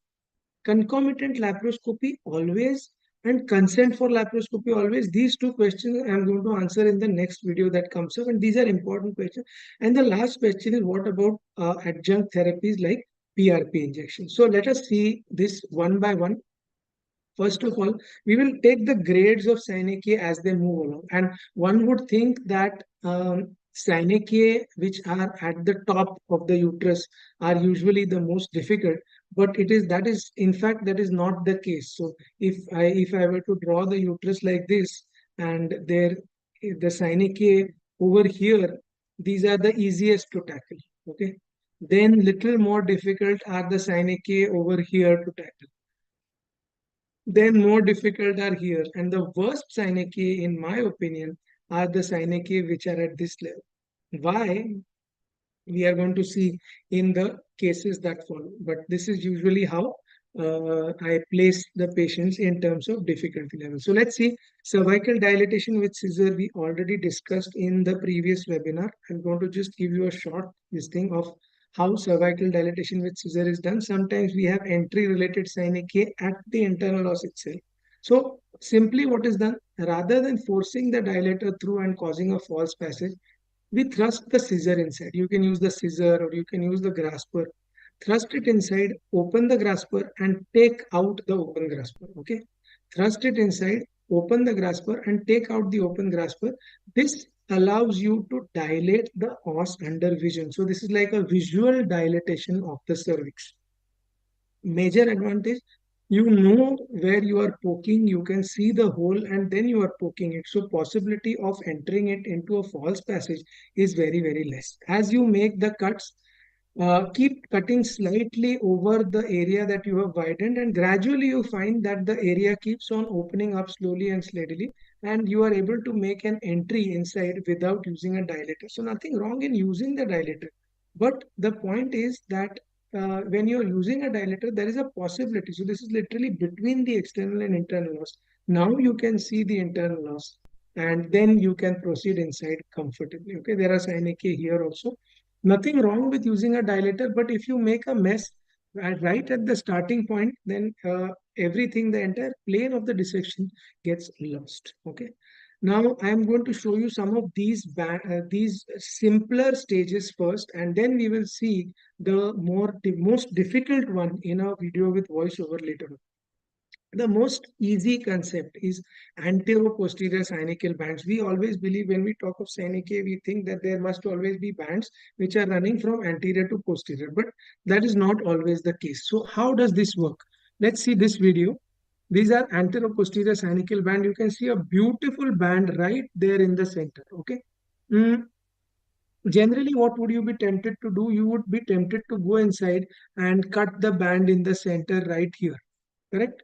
But what will happen is this will leave out two blocks of tissue, this block, and this is definitely not myometric. Blocks 1 and 2 are going to remain there. They are fibrous, and the patient is not going to conceive with this sort of foreign body inside the uterine cavity. So what needs to be done? We need to take off these blocks of tissue. How exactly are we going to do that?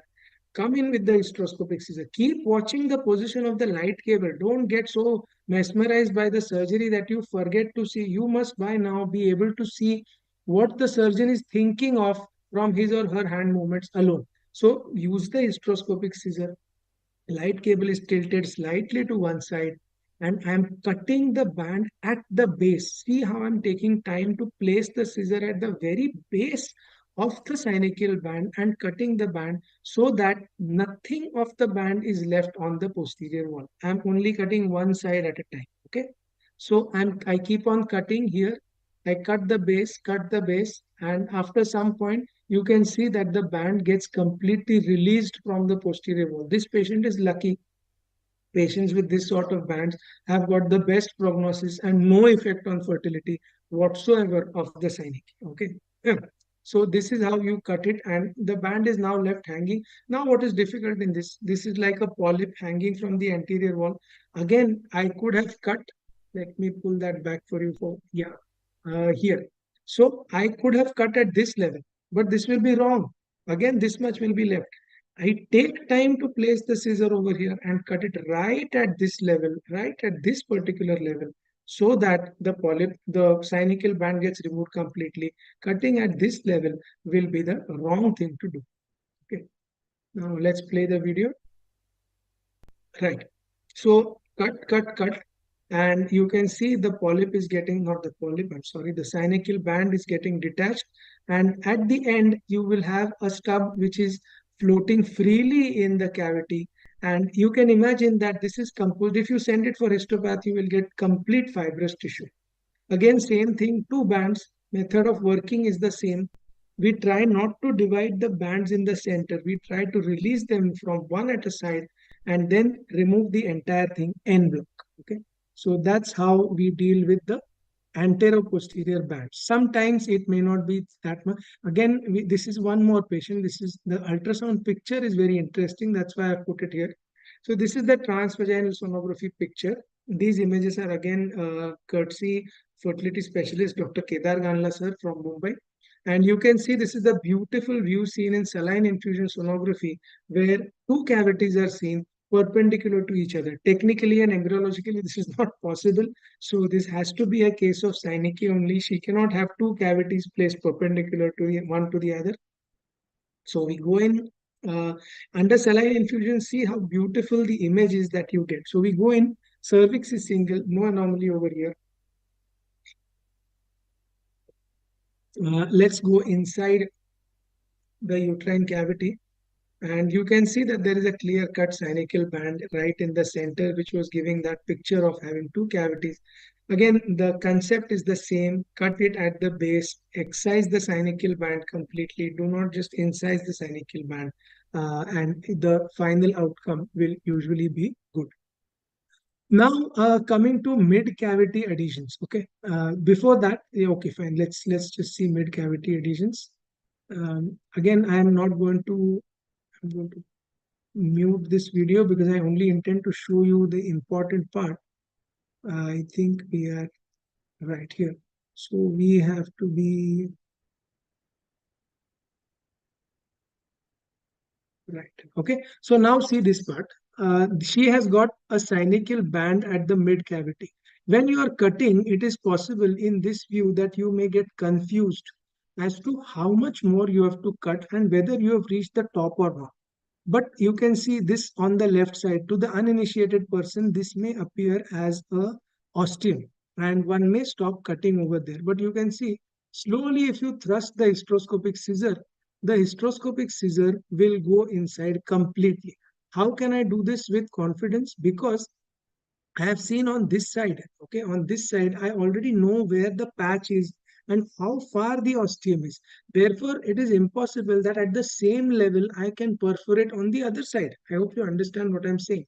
If the ostia is far away on one side, the ostia has got to be far away on the other side also, and therefore, without any worry, I can use this patch of tissue to thrust the hysteroscopic scissor inside and tunnel my way through the mid cavity up to the fundus in a lateral area which is free from adhesions. Remember, there is no such concept of a lateral window technique over here in hysteroscopic synechia, or at least none that I know of, but it helps you to picturize the adhesion and bring it into the center. So now you know I've got a free area on one side, I've got a free area on the other side, and then now I can chop off this block of tissue in between, which I'm going to mark out now.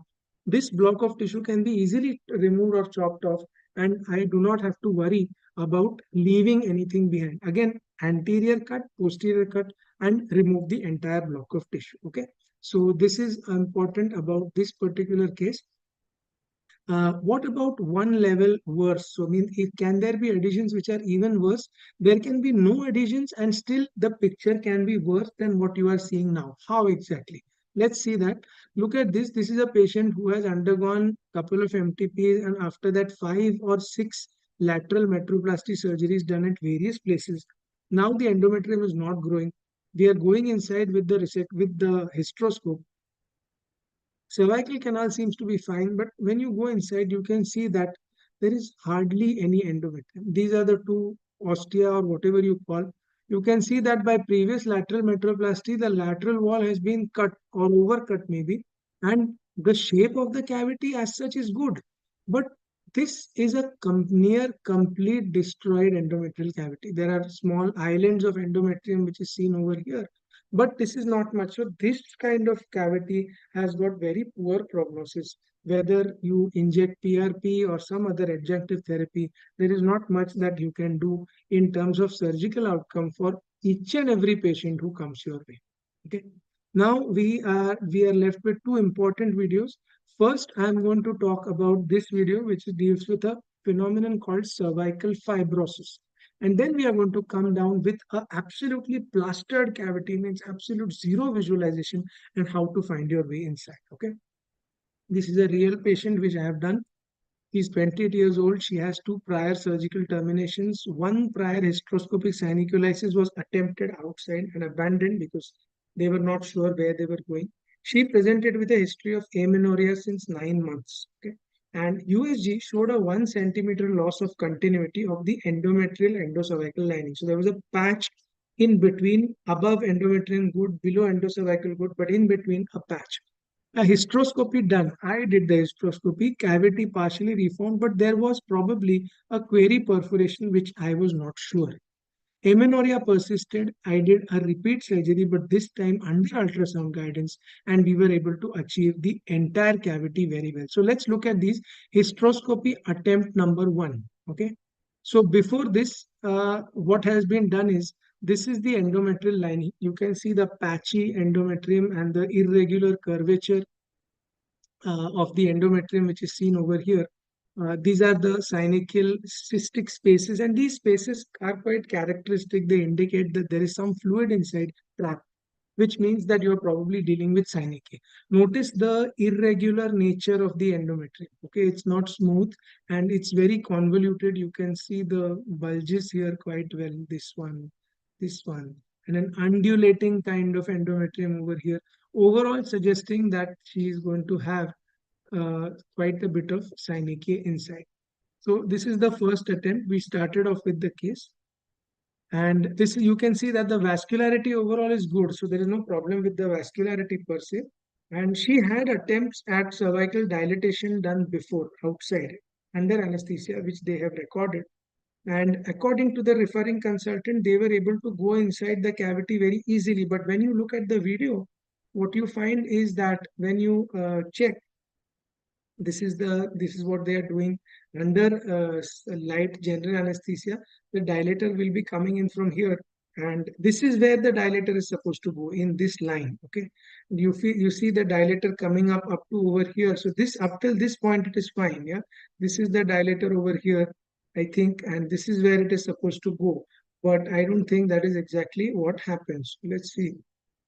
When you play the video, you find that the dilator comes in, and whenever an attempt is made to dilate, this patch over here offers a lot of resistance to the advancement of the dilator. You can see some movement over here, just above the arrow that I'm pointing. And according to them, this was going in the correct passage. But if you see, it is not. Yeah, because the endometrial lining is over here and the dilator is going over here. So the trajectory of the dilator is like this, but the endometrial stripe is getting missed out over here. So in fact, this kind of dilatation will create more of a problem, because you will not have, it will become more difficult in subsequent attempts. So the dilatation is really not going to work in this case to achieve anything. So we went inside with the hysteroscope, and we see that there are bands. This looks like Synechia, and you can see that I'm starting to cut. Now this looks like a rare area, looks like a fairly good area to cut. So I start cutting. Notice the discharge of cervical mucus and blood stained fluid. So that means I'm quite sure that this is the cervical opening where I'm supposed to go. I simply widen the opening, and now at this point I'm 100% sure that this is the place from where I have to proceed, because the appearance of this tarry discharge is pathognomic that I am in the correct place. You can see I am not snipping much. I'm just gently pushing the fibers away, moving on inside slowly and steadily. Looks promising enough, like the cervical canal to me. Okay, I'm going inside, opening up the hysteroscopic scissor. I'm not cutting anything excessively, and I think I'm going in the perfectly correct passage. However, as I advance, I keep on going into the cavity.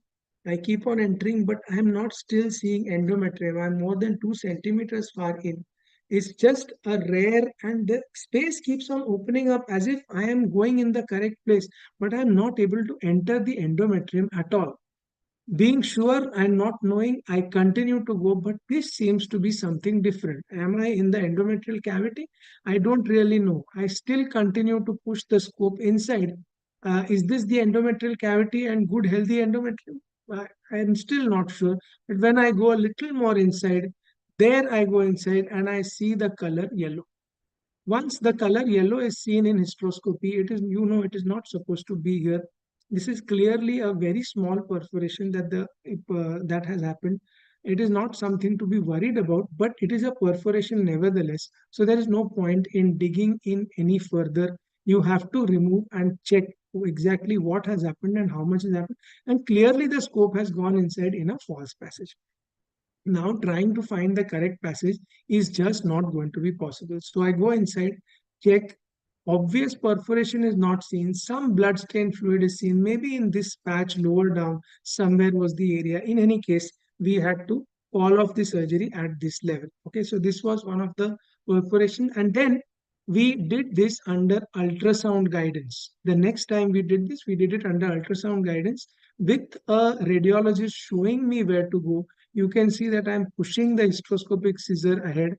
he is able to tell me in real time using 2D as well as 4D ultrasound. You can see this is the patch till where the scissor is coming, and this 1 centimeter patch beyond that is where the scissor is not able to negotiate inside.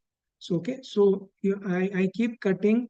The radiologist is able to tell me, sir, move a little bit left, little bit right, and that orientation I cannot get, not even by laparoscopy. It is only by real-time 2D ultrasound that orientation will come. Here you can see he's guiding me to the correct endometrial cavity. Okay, sometimes using 3D, 4D to check where in the left and right planes I should be moving. He's telling me to move here and there. Again, you see the scissor having come over here.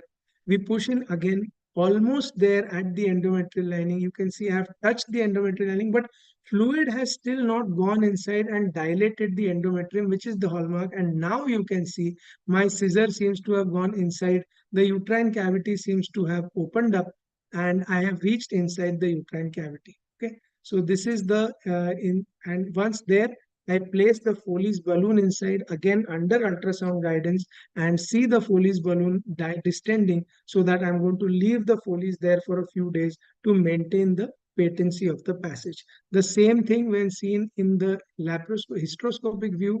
I wish I could have combined these images, but it was so difficult to combine and to get a real-time assessment of both that was not possible. But if you see, this is the same thing. I'm going in again. uh, I go slightly anteriorly as guided by the radiologist. I keep on cutting.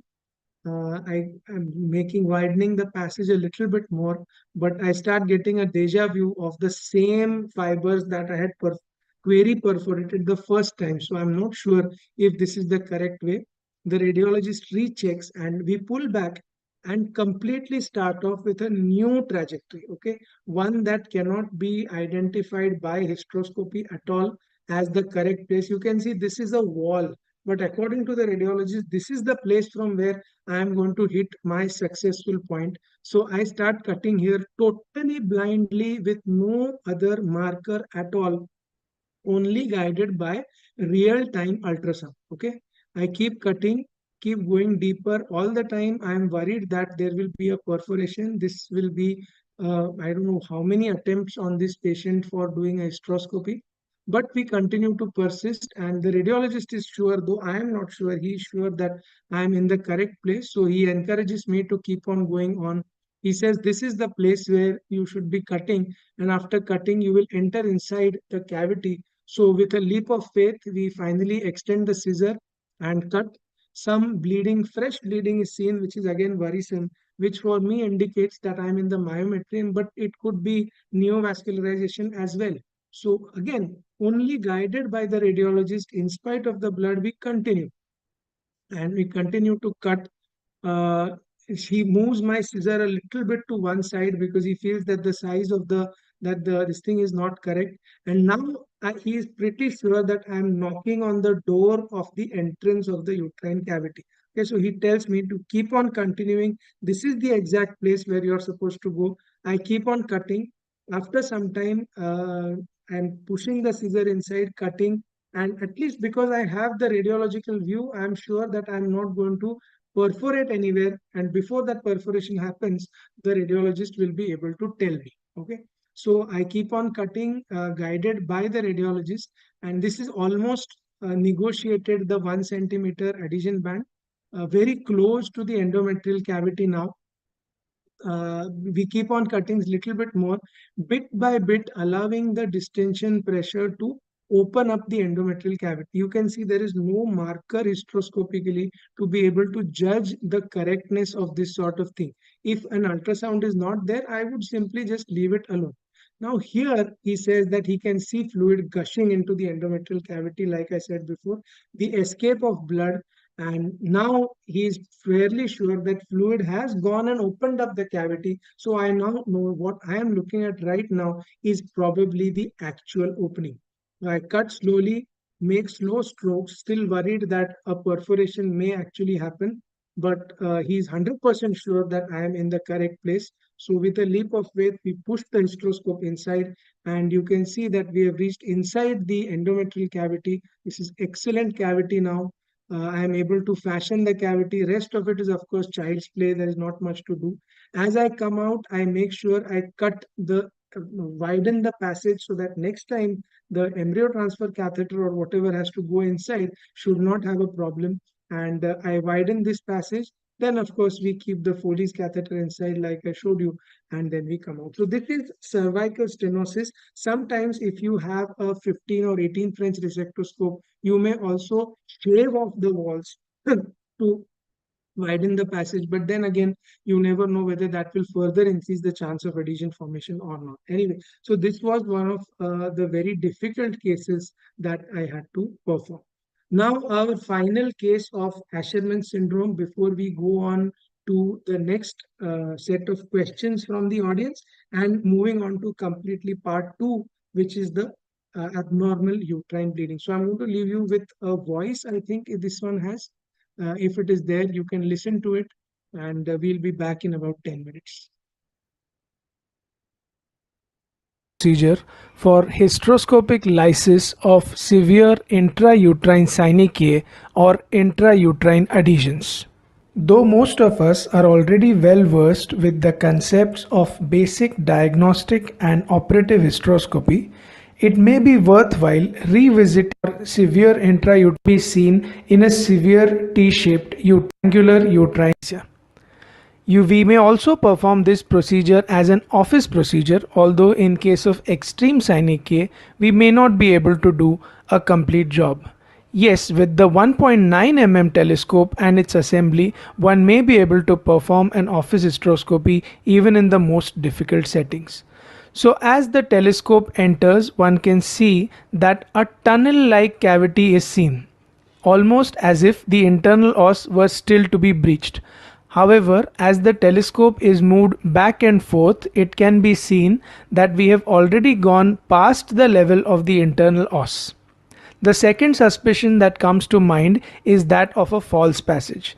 However, we are able to make out that there is endometrium seen lining this cavity that has been created. Therefore, the possibility of a false passage is ruled out. Thirdly, because no prior dilatation has been done and we have entered directly under vision without prior dilatation, the possibility of the telescope having walked into a false passage is very, very remote. Therefore, this is the entire cavity as we can see it, and we can only assume that the mark at the top of the cavity is where the fundus lies, because as of now, neither the fundus can be demarcated clearly, and of course both the ostia cannot be seen. So this is the cervical canal. Again, we are entering into the uterine cavity slowly. This is still the cervix. The red blood clot is at the level of the internal os approximately, and now we are entering beyond that blood clot to go into the uterine cavity. As the telescope moves into the uterine cavity and the view clears up, we will be able to see better. A hysteroscopic scissor is being used at this stage just to dislodge the blood clots and move inside with more clarity. Now as we go inside, this end of the cavity is what we would assume to be the fundus, and we will have to start the surgery. Because no definite landmarks are seen, we will try to remain in the center of the cavity and perform the adhesiolysis. So one side of the uterine wall is now being cut, staying equidistant between the anterior and posterior walls. Again, because no ostium is seen, we are not sure of how deep we are supposed to cut. The only marker that is available to us at this stage is the fundus, or the area which we assume to be the fundus at this stage. So we are using that area as a marker, and we are gradually cutting, staying in between the anterior and posterior walls. The scissor is gently opened up to allow more saline under pressure to gush in, and this saline which gushes inside opens up the uterine cavity and shows us spaces which were not earlier visible to us. This also decreases the chances of going into the wrong plane. As this saline goes and escapes into the between the fibers, we are slowly able to see that a small area is coming up on the right side of the screen, which might just be the tubal ostium. So we continue to cut, again keeping the superior most position of the scissors as the fundus which we had marked out earlier. So again, with the fundus being marked out, we are again going laterally and cutting on the lateral side slowly and steadily to try and form a cavity as much as possible. This is again similar to the lateral metroplasty that we perform, in which the fixed blade of the scissor is inserted into the uterus and the moving blade cuts over it so as to make small gentle cuts and open up the cavity bit by bit. So as we are cutting more and more, we find that the cavity starts getting formed and a small area is now visualized on the right side, which is probably the location of the patient's left tubal ostium. These synechiae overlying this part are again cut and we deepen the incision a little further. Again, remember that because the ostia are not seen, we are trying to recreate the triangle purely based on what we had seen earlier. There what we can see now is the definitive position of the left tubal ostium. With this information in mind, there is much more that can be done, because now I am sure of one of the 2 points, which is the left tubal ostium, and at the same area or at the same level I can be sure that there will be the fundus. So among the 3 points that we discussed earlier, I now know the location of the internal os and I know the location of the left tubal ostium. With these 2 locations now known, I am able to deepen my cuts from the internal os to the left tubal ostium slowly and steadily, so that I am trying to form a straight line between the internal os and the tubal ostium. This line itself is going to be my guide to tell me how deep I am supposed to go, so that I do not end up perforating the uterus. With the tubal ostium clearly demarcated, I am going to deepen one of the walls of the uterine cavity to bring this ostium in line with the internal os, so that I am able to see that ostium from the internal os in one straight line at the level of the internal os itself. The other marker that is coming up is, slowly we can see here, there are some blood vessels which are coming up. This is another indicator that the fibrous part of the synechiae is now being cut off and we are getting closer and closer to muscular fibers. So that is sufficient correction for now on one side. And now if you compare this side with the other side, you can see how completely the obliteration is seen. But now for us, half of the uterine cavity has already been demarcated. Using the picture of that half of the uterine cavity, I am now trying to recreate the other half. So gradually I am cutting the fundus of the uterus and I am trying to level the fundus with the level of the incision that I made earlier. So we continue with our incision on the fundus, and now we can see that the picture is much better than what it was before.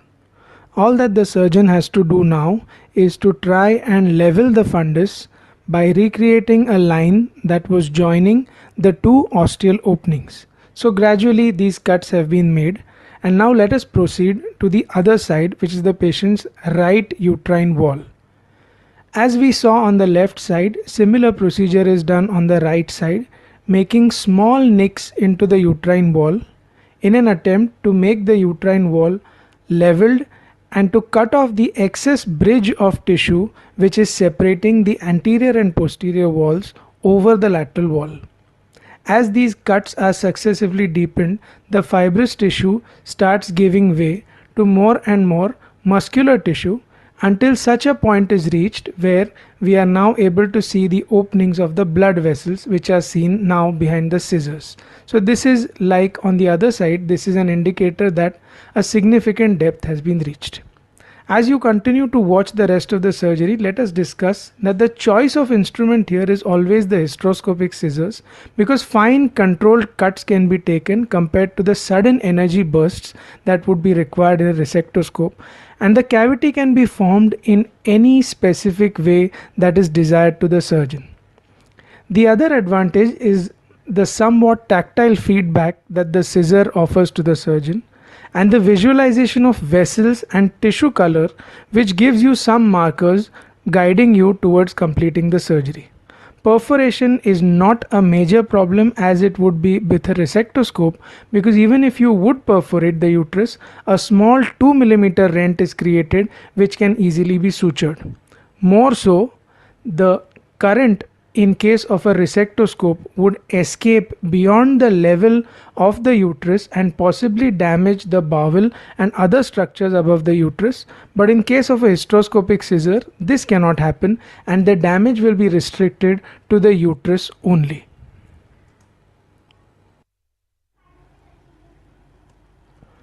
With the right and left uterine wall having been cut, the fundal trimming is now what remains to reform the cavity back to its original shape.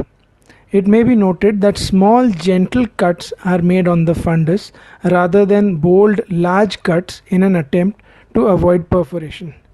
The other important thing to remember is that the fundus is gradually trimmed from one side to the other rather than deepening completely at one particular site. This again decreases the possibility of overcorrection and optimally. The key to doing this surgery safely is that a good distension Indian brand of hysteroscopic scissors which does the job quite well and is able to give fine cuts to trim the cavity into the shape that we desire to achieve. Now one can appreciate that from the level of the internal os, one ostium is seen, the other ostium is seen, and one can also see the blood vessels pulsating on both lateral walls and at the fundus. We do try to assess the vascularity by reducing the distension pressure just a little bit, and after reduction of the distension pressure some blood vessels are seen to open up, which is a good sign and which also suggests that probably the estrogen therapy that is given post-operatively will actually be able to reach up till here and cause endometrial growth in the parts that we have cleared up. So this is the final picture. Both the ostia are seen from the internal os, and that is the end of the surgery. We will be now looking at case number 2. This case has a similar clinical picture and ultrasound findings as compared to the previous case. We are going through the cervical canal at the level of the internal os and trying to find exactly where the internal os is before we can proceed with the rest of the surgery.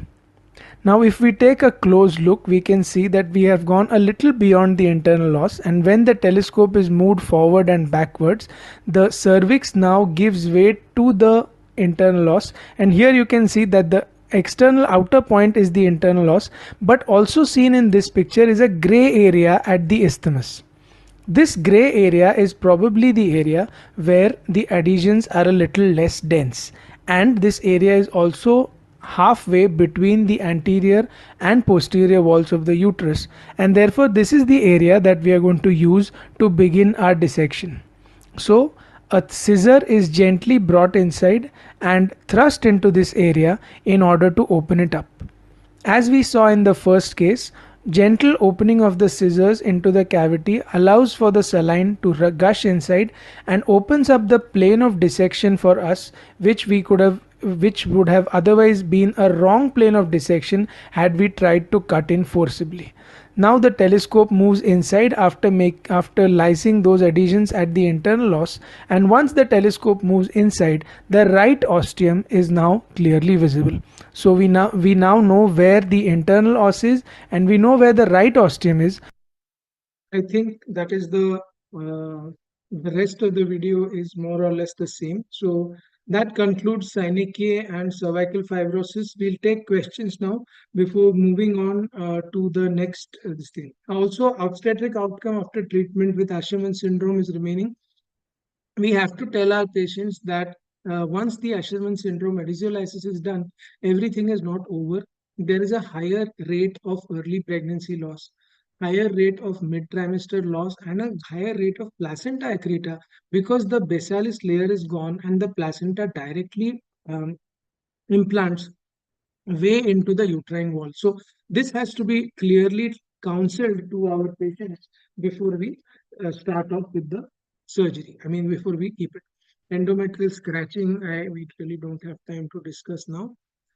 So let us now go on to session 5 is over. Now we have cannulation and AUB before we start the next one. So before starting cannulation, let's take a look at the questions that have come in, if there have been any. Yeah, here we are. Right, so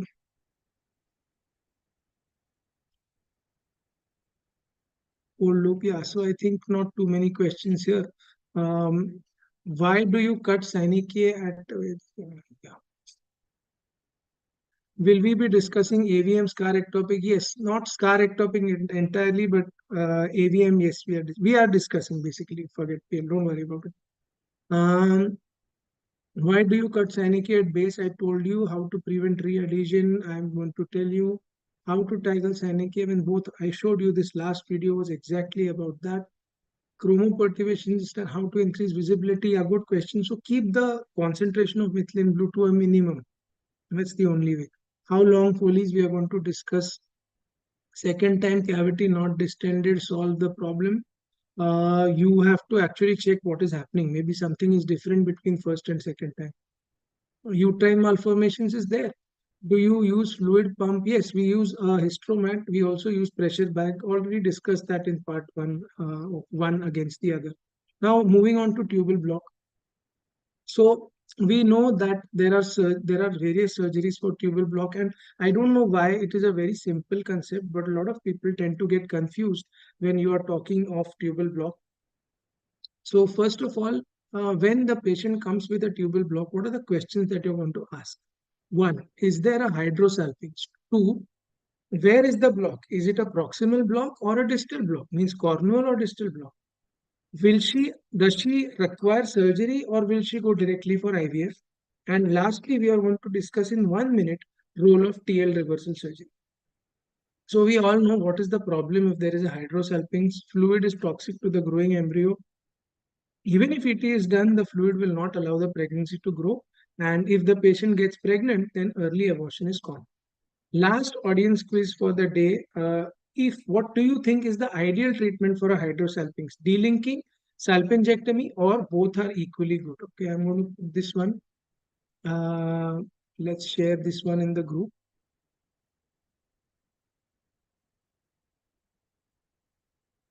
What do you think? Because I find there is a lot of confusion about these two in a lot of doctors. So I'd really like to have your views on what is the ideal treatment that you think should be there for this particular scenario. Am I expecting responses? I'm so sorry. Right. So again, what is the ideal treatment for a hydrosalpinx? Delinking the tube, salpingectomy, or both are equally good? Let's see how many people are responding. There are hardly any responses, only 2, 3. Okay, so we'll just wait. So opinions are divided between salpingectomy, both are equally good, and nobody really feels so far that delinking has any use.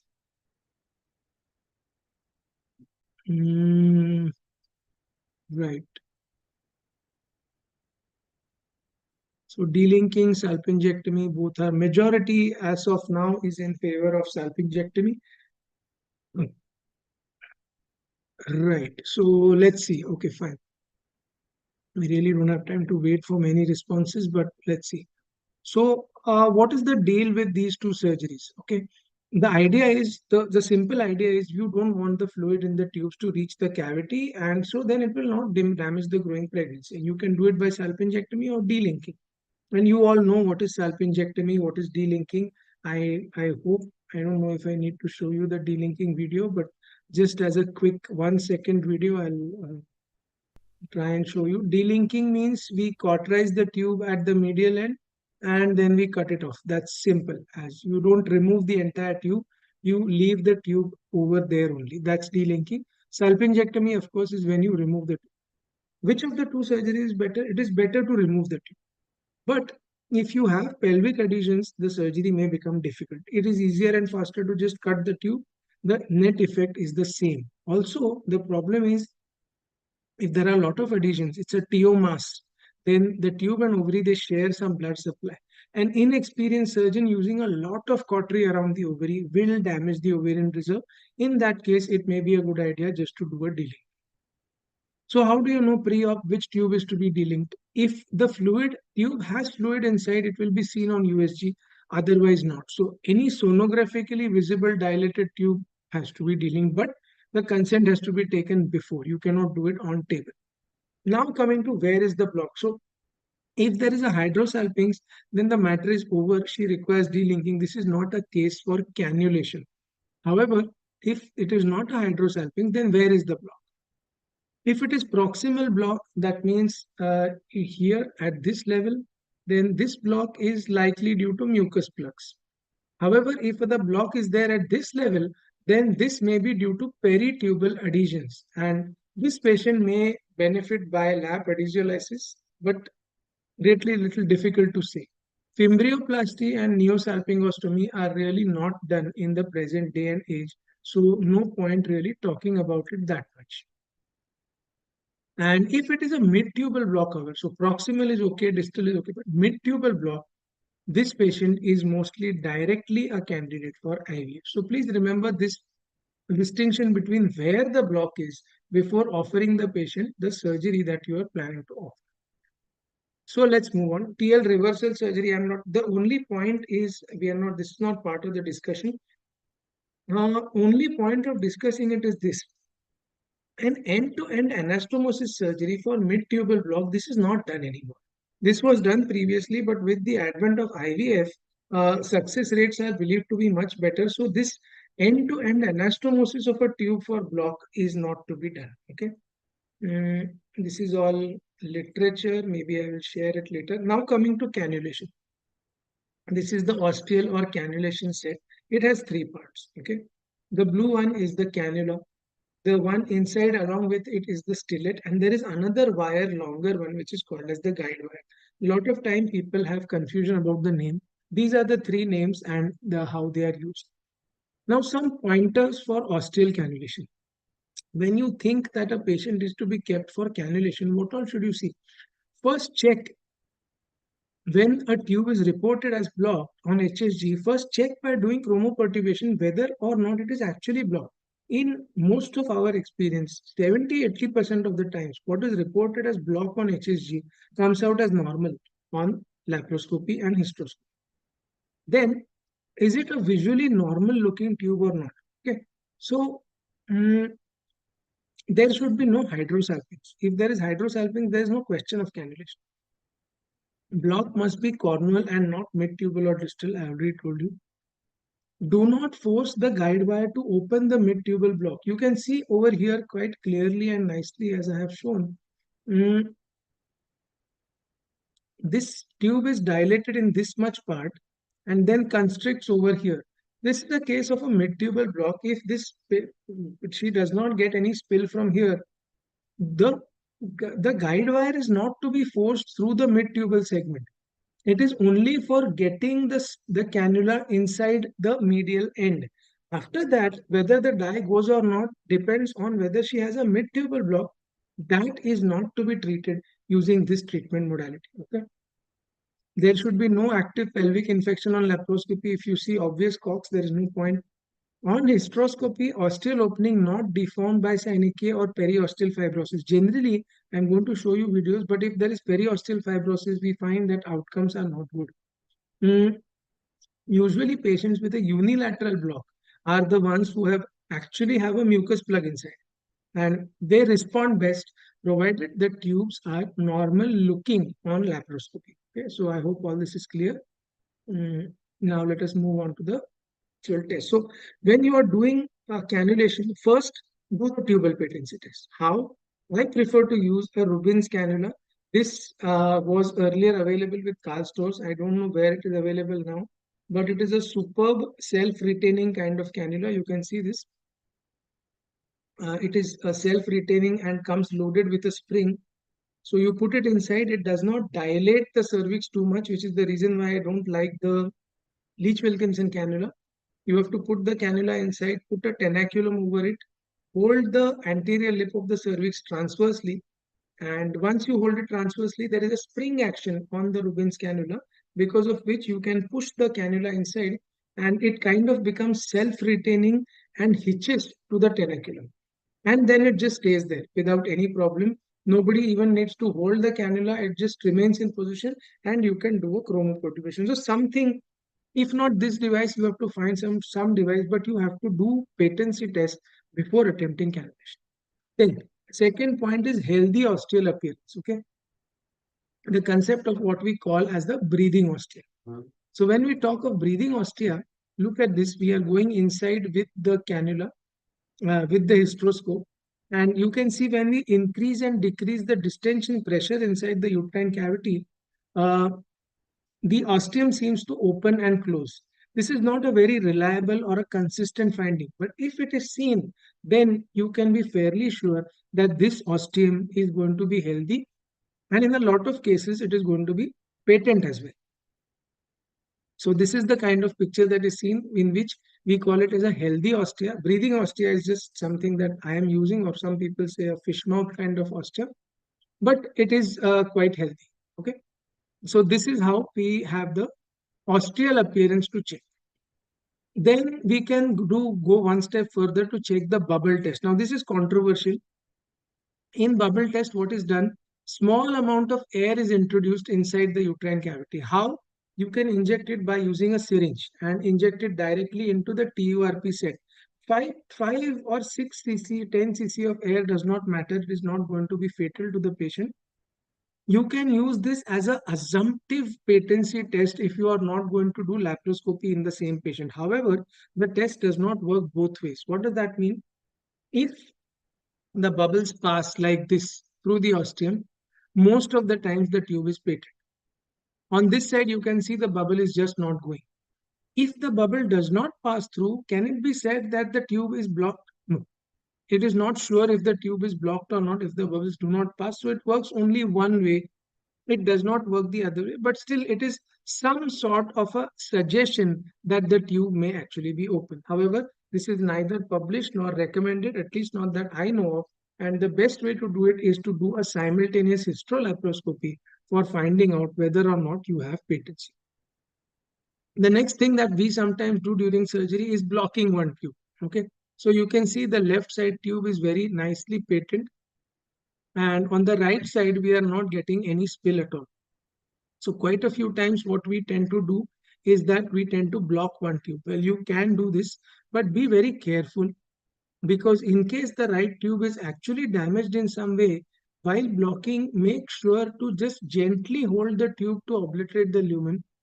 Do not crush the tube. The idea is that if the dye is all preferentially escaping through only one tube, by blocking the tube, you will be able to force it out through the other tube, but hold it very, very gently and try it only one time. If the dye comes out, it is fine. Otherwise, you have to resort to the cannulation. Okay, so this time the dye did not come out.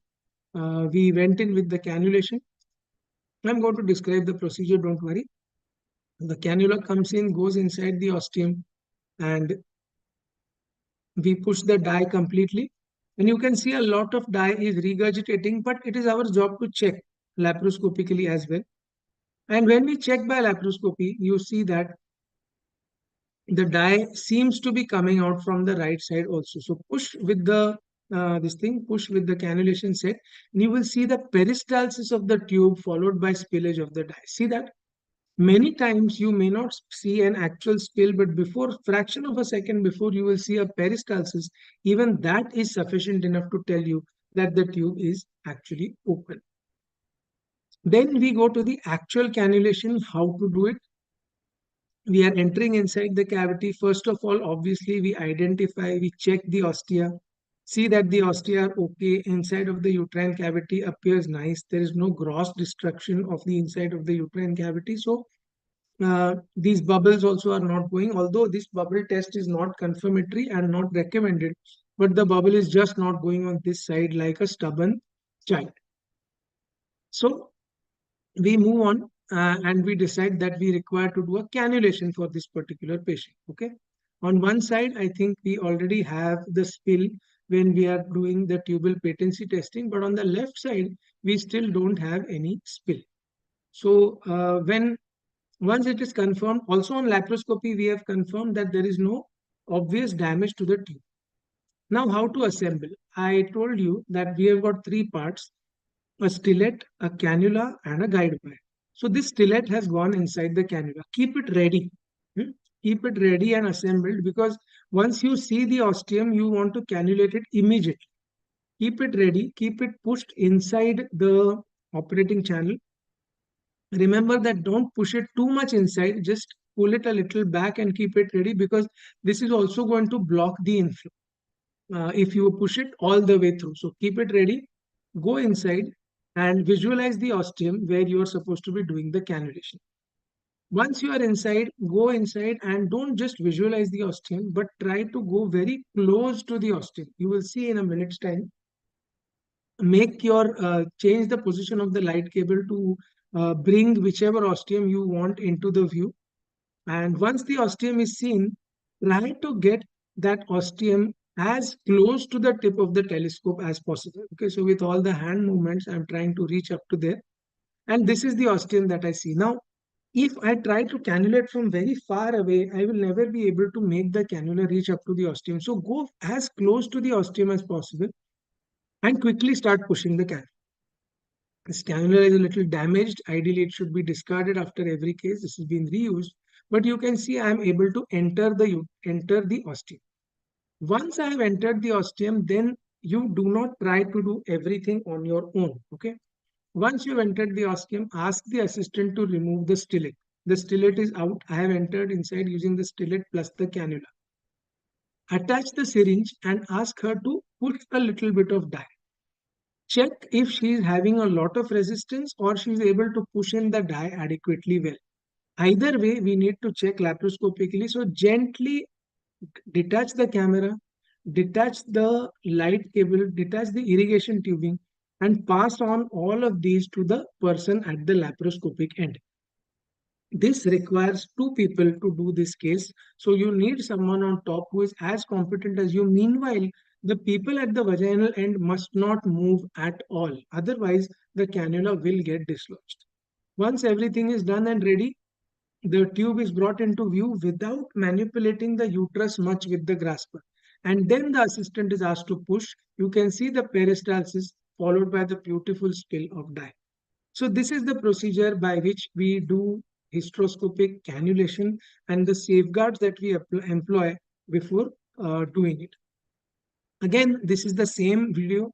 You can see over here how beautifully the tube moves in its peristalsis and bubbles are seen before the actual dye is seen to escape from the terminal end of the tube. Okay. So is there another way to do it? Yeah, there is another way to do it, in which you can use the guide wire and use it to go up to the ostium and then railroad the cannula over it. Remember, the guide wire is not to be used to negotiate a mid-tubal block. Earlier, it was a concept that the guide wire has to be pushed right through outside the fimbrial end. That is not done now. You may damage the tube irreversibly by this method. If there is a hydrosalpinx, there is no point in doing a cannulation. Still, we learn on the job. This is an initial video where you see that I am seeing that there is a hydrosalpinx, yet at the insistence of someone in the OT, I try to cannulate. So this is the cannulation set. This has gone inside. You can see the cannulation set has gone inside. The terminal part of the set is transparent actually, if you use the proper one. The stillet will be seen to be coming out now. Once the stillet is out, you push the die and you check. You can see there is a significant amount of regurgitation of the die as well. And when you see from top, you see that the masses have just bulged up. So a case like this, there is really no point in doing a cannulation. In fact, you may provoke the patient to getting an ectopic pregnancy earlier. Okay. Also, deceased tube. Okay, so when you're doing hysteroscopy, if you find a picture where the inside of the uterine cavity does not look to be so great. So here you can see, according to my estimation, this looks like a fibrosed ostium. It's not a very great looking ostium. There's a lot of fibrosis, periosteal fibrosis around the ostium. And when you are injecting, I think this is a ureteric catheter which is being used. And obviously, when you have a tube, you can see over here the tube looks damaged, thickened, and not this thing. There is no point. I have just created a fistula over here and the dye is coming out, but there is really no point in doing this sort of a cannulation for any reason. Okay. Uh, Salpingoscopy we are not discussing now. We don't use it routinely. You can just check the interior of the fallopian tube sometimes if you wish to. This is how the inside of the fallopian tube looks like. If there is a loss of mucosal fold, you can see a major fold and a minor fold. Sometimes you see loss of mucosal folds and sometimes you see healthy mucosal folds like this. This gives you some idea about the functionality of the tube. So if you have a tube which is patent but is not looking morphologically normal, you can do a salpingoscopy to decide whether or not that tube has really any use or not. But it is done with a 2.9 mm hysteroscope, but I don't do it routinely. And the questionability of this procedure is quite not known. So that's it about cannulation. Now we will move on to the next lecture. The next lecture, I believe, is on AUB. So we are already at 2:15. We need to be a little faster if this has to be completed. So we are going to talk about three things: isthmocele, endometrial ablation, TCRE, and RPOCs. The chronic endometritis, unfortunately, I lost the major chunk of my videos last week because of a device crash. So maybe when I get those videos back, I will post another explanatory video on this chronic endometritis or chronic inflammatory state of the endometrium, as it is now called. So moving on to isthmocele. Uh, Scar ectopic versus isthmocele. There is a big confusion in the minds of a lot of people. What is scar ectopic? What is isthmocele? Let's clear the confusion.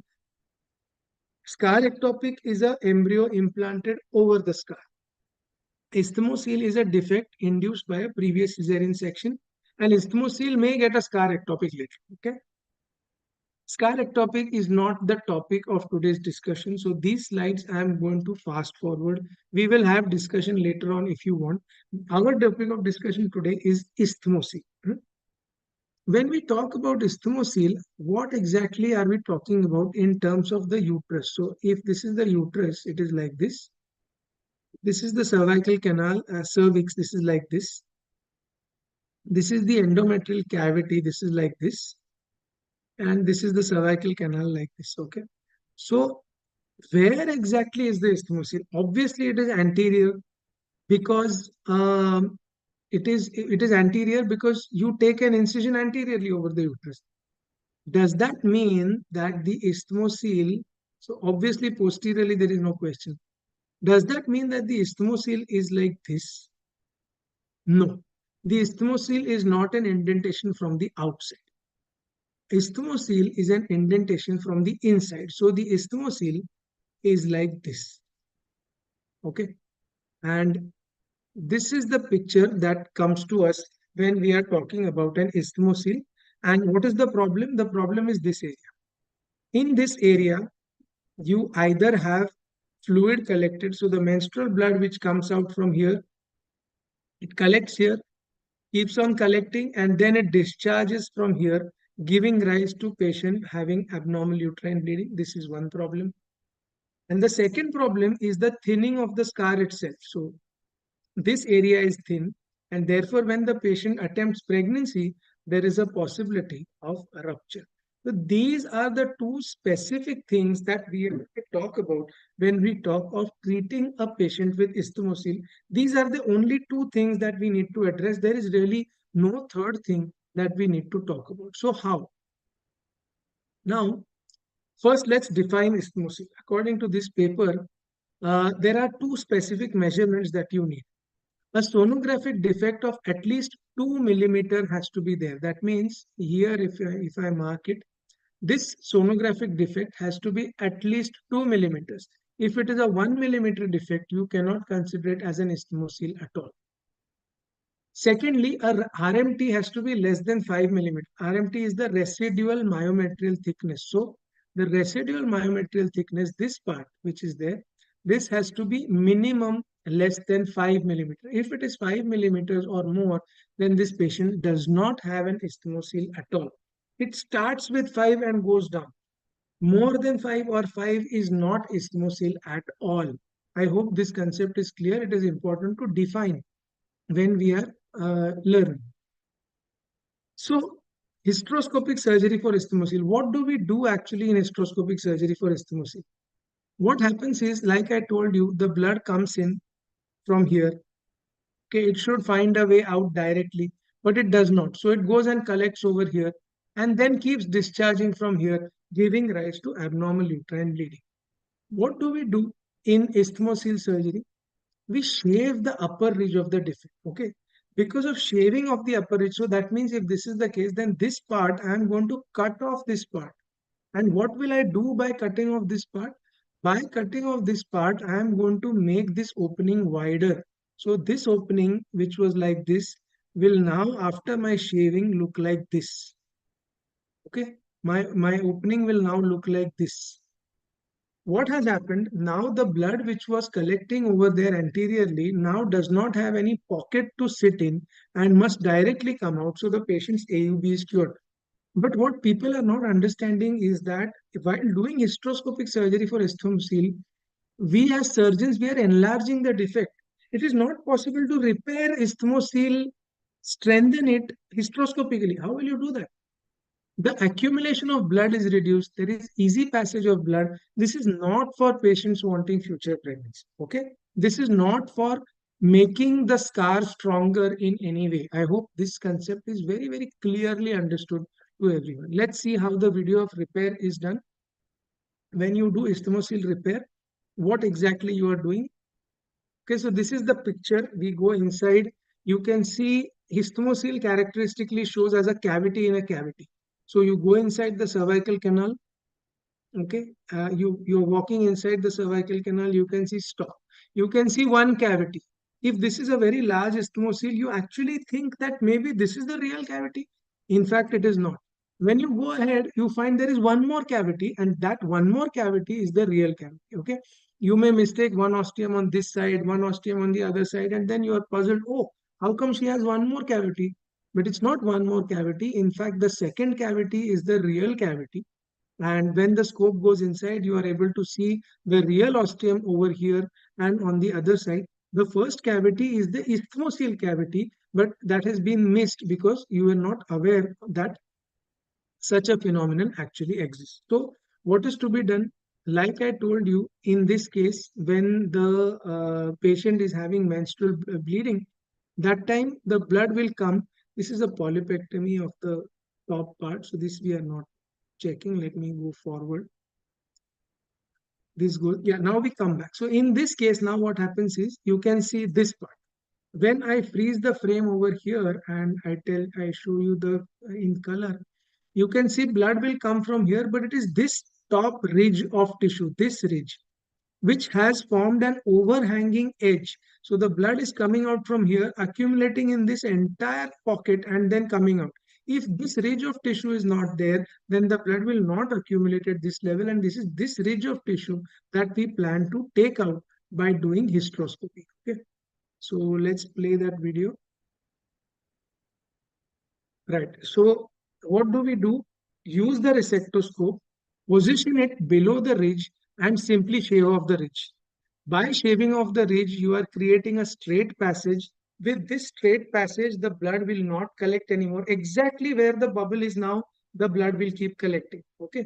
And are you going to perforate by doing this? No, you are not going to perforate because you are shaving the lower part of the ridge. You are not really, taking anywhere. You are not weakening the scar any further. So simply we shave off the lower part of the ridge.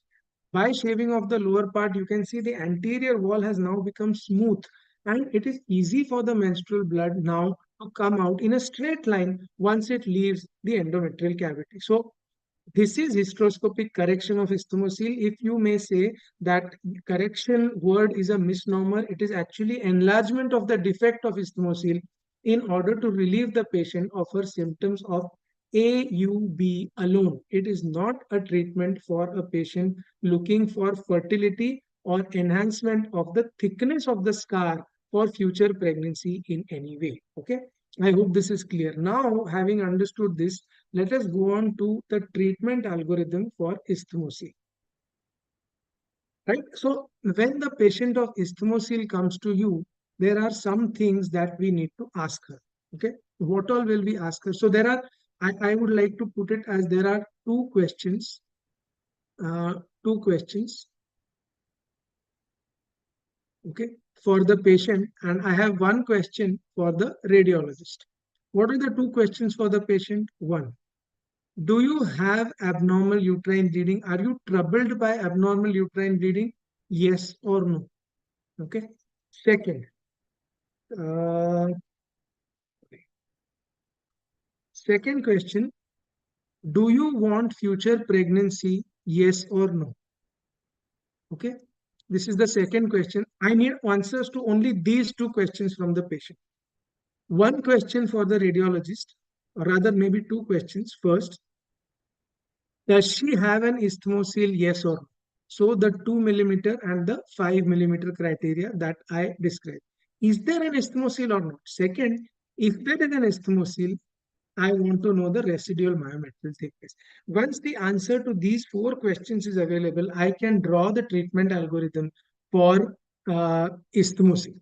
Okay, the treatment algorithm starts simply with residual myometrial thickness, and the cutoff for my RMT is 3 mm, not for diagnosis, for management. For diagnosis, it is 5 that we already said. So let's say that the RMT is less than 3 mm, is more than 3 mm. Okay. The radiologist tells me it's more than 3 mm. Then I ask the patient, are you having AUB? Okay. If the patient says no, okay, the patient is not having AUB. Then I ask her further, are you interested in pregnancy? No. Suppose she says no. This patient requires no treatment. Okay, because if she does not have AUB, she does not want pregnancy, then what are you going to treat her for? However, if she says yes, she wants pregnancy, then she requires a correction. Maybe I have a flow chart in the next slide. It is easier for me to show you over there. Let's check. Right, so this is much simpler for me now. Um, if the scar thickness is less than 3 mm and she does not want pregnancy, okay, then I ask her, do you have AUB?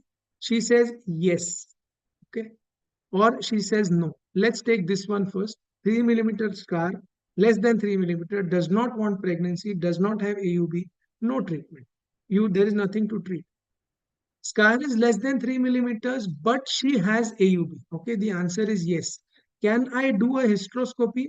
I may be able to do, but the problem is that the residual myometrial thickness is less than 3. There is a possibility that I may rupture. So you may consider hystero or laparoscopy for this patient, probably laparoscopy, in order to be safer. You don't want to rupture the 3 mm scar. If at this level only she says she wants pregnancy, then the question of doing hysteroscopy is ruled out. Then you have to directly do laparoscopy and repair or strengthen the scar. Okay, that we cannot discuss today for paucity of time. Let's say she says that, let's say the radiologist says that the RMT is more than 3 mm. Again, the same question. Do you want pregnancy? Suppose she says she does not want pregnancy. Then next question, do you have AUB? Suppose she does not have AUB, she does not want pregnancy, she requires no treatment. If she has AUB, then you can do a hysteroscopic repair like I showed you, widening of the scar defect. And if it is more than 3 mm, but the patient wants pregnancy, I can do nothing by hysteroscopy. I can only weaken the scar. So this patient is a case for laparoscopic repair of the isthmosyle. I hope this is very clear. If you have not followed, you can always watch the video again and understand. But this is a simple and clear-cut treatment algorithm for management of isthmosyle, which all of you can remember in and employ in your practice. So that concludes our session on isthmosyle. Now let us go ahead with the endometrial ablation and TCI. Okay. So endometrial ablation techniques have been around for a long time. Previously, a lot of people used to do endometrial ablation, not so commonly used nowadays. But what I need to tell you is this, okay? So depending on your histopath report, you can have 4 types. simple hyperplasia without atypia, simple hyperplasia with atypia, complex hyperplasia without atypia, complex hyperplasia with atypia, and diagnosed CA. What is the frequency? This is the rate at which there is a possible. So this is the frequency with which you get. Simple hyperplasia is most common, 66%. But next common is complex hyperplasia with atypia. And look at this table. Sorry about that. What is the risk of progressing to cancer? If it is just simple hyperplasia without atypia, just a 1% risk monitoring is enough.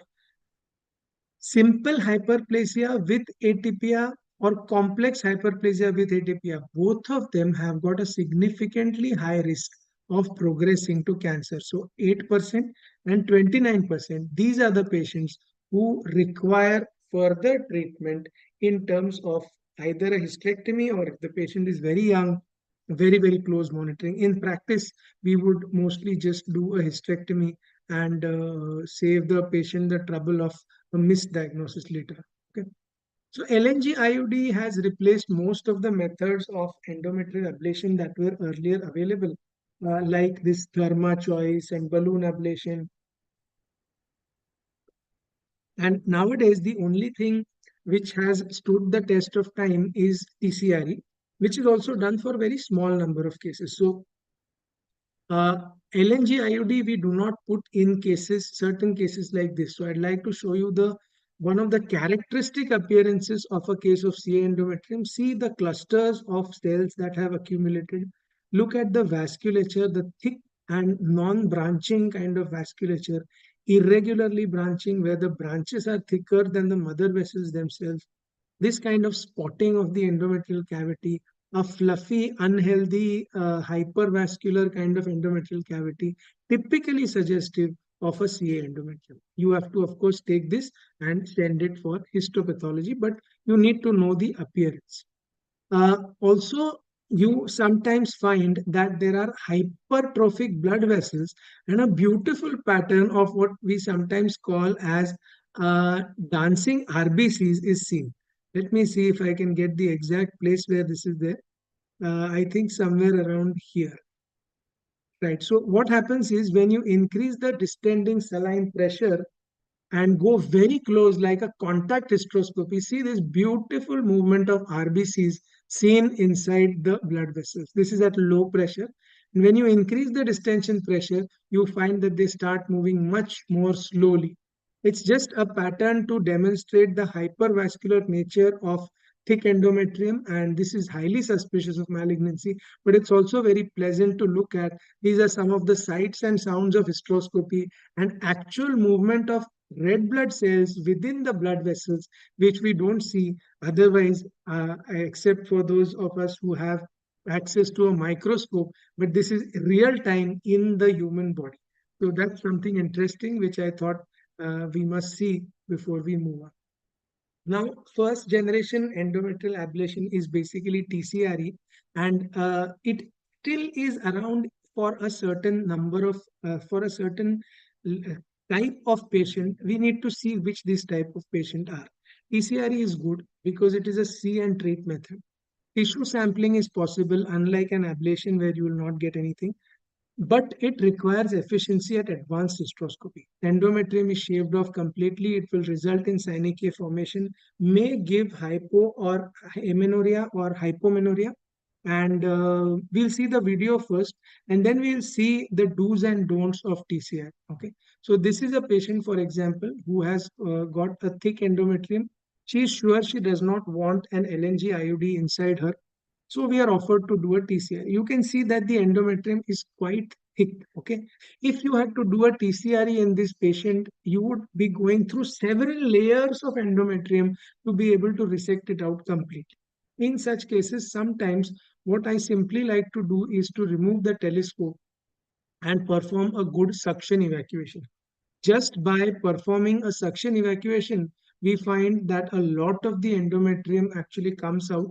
And when you go inside with the resectoscope again, you find that there is very little endometrium seen inside. So this saves time, this saves the prospect of fluid overload, and this decreases the possibility of us having to do two-stage surgery for no reason. So they look at this beautiful picture when we go inside for the second time, and the endometrium is reasonably bald now, and we can start the shaving with the resectoscope. So as the resectoscope comes inside, we start from one point, let's say at 6 o'clock, and we try to resect up till the base. So you can see on this side there are endometrial glands, but we resect until the time that all the glands are gone and the myometrial fibers are seen. This is similar to what I showed you in the polyp case. These glands are still there. You cut one level deeper and the glands are gone. So with a resectoscope loop, we try to proceed from, sorry about that video, we try to proceed from one side to another in a clockwise or in an anti-clockwise fashion. Don't go haphazard, because then you won't remember where you had cut and what is left. So that is one very important tip. Usually the area to resect which is most difficult will be at the fundus. So try to include the fundus in your primary sweep only. Go from the as close to the fundus as possible and sweep the anterior wall, lateral wall, leaving out a very small strip at the fundus only. Okay, so now I've turned my resectoscope around. Go in two or three these things if you want, but go right up to the base and see that you take off all the endometrial glands as much as possible. Another tip is, if the thing is very deep, you can leave half of the, put half of the loop inside the endometrial cavity and leave half outside. So you know exactly how deep the loop is going like this in order to make the cut. Quick strokes and you will be able to detach the endometrium and leave only the myometrium behind so that you know you've done a job as complete as possible. Okay, so go around all over the uterine cavity as best as you can and take out as much endometrium as possible. One note of caution: around the ostial area, there is a high possibility of a perforation. So leave a little bit endometrium there or use a roller ball to coagulate that part. And the endocervical canal and just the lower part of the isthmus, leave that alone. Don't do anything to that part because you don't want to have a hematometra later on because of sticking of the anterior and posterior walls. So complete the cut in a clockwise or anti-clockwise fashion from top to bottom and see that you have removed maximum possible amount of endometrium. Remember that this is not a substitute for a CA or a malignancy case in any way. So don't try to be under that impression. This is just a treatment for abnormal uterine bleeding. Okay. Now let us see case selection. This is my personal opinion. TCRE is an effective alternative to hysterectomy, no matter what anyone may say. You have to make sure that there is no malignancy. Okay. Patient is not willing for LNG IUD insertion is a criteria, because if she is willing, most of the times they will sort out by LNG IUD only. Last point is most important. Patient is counseled and ready for hypomenorrhea or complete amenorrhea or failure of procedure also. So all three have to be explained to the patient. If patient says, no, I must have complete amenorrhea, she is not a candidate. If she says, I must have only hypomenorrhea, but I should get some periods, she is also not a candidate. It is not possible for you to predict which of these two will happen in which case. Also, you must explain failure of procedure and continued menorrhagia, but it's little unlikely if it is done properly. The second generation, I am not going to talk about at all because there is no point. This is not practiced by most people nowadays. Let's go to the third one, which is the retained products of conception, and then we will break for questions. Okay. So there are some, this PDF we will have to look at because this PDF is important. I'm going to share all these PDFs with you, but there are some important concepts which you need to see. So they say that RPOC complicates 1% of all pregnancies, and they have divided into 4 different types, which is called as the Gutenberg classification. And this talks of type 0 being a hyperechogenic avascular mass, avascular being the key word here. Okay, it's an avascular mass. Type 1 with minimal or no vascularity. Type 2 is a highly vascularized mass. And type 3 is what we are actually talking about as an AVM. Okay. So we are going to see all of these one by one in different videos. Okay. So these are the 4 types. And this is how it looks like. So this is whitish This has got villi. So type B, they say, has got villi. Type C is well vascularized villi, and type D is literally aneurysm or a pulsating aneurysm, which you can see. DNC, of course, is condemned, is considered blind, and you can have a 30% chance of synechia after this. And the persistence of RPOC, if you treat hysteroscopically, is only in 1.4% of cases compared to 28% cases by blind DNC, and also significantly less likelihood of developing intrauterine adhesions. Okay. Then they have talked about using a 27, that means a 26 French dissectoscope, because you get a wider scoop to remove the intrauterine products of conception in a shorter period of time. The cold loop was used as a curette to extract the remains in fat. So you are doing like a visual DNC without actually using this thing. But sometimes when the POCs are stuck, we really need to use monopolar or bipolar. I use always bipolar. So we need to use bipolar current in order to get the effective this thing. Symptom clinical resolution is usually seen in 6 weeks, and typically, they have said that patients classified as type 2 or type 3 require the use of energy, but type 0 or type 1 do not require the use of energy. Okay? So this is what basically the paper talks about. And let us now see some of these. This is type 0, but this is interesting. This is with a voiceover, I think. This is interesting because this lady, because of RPOCs, also developed synechia and making the surgery that much more difficult. So I'll leave you to listen to this video for just about 10 minutes.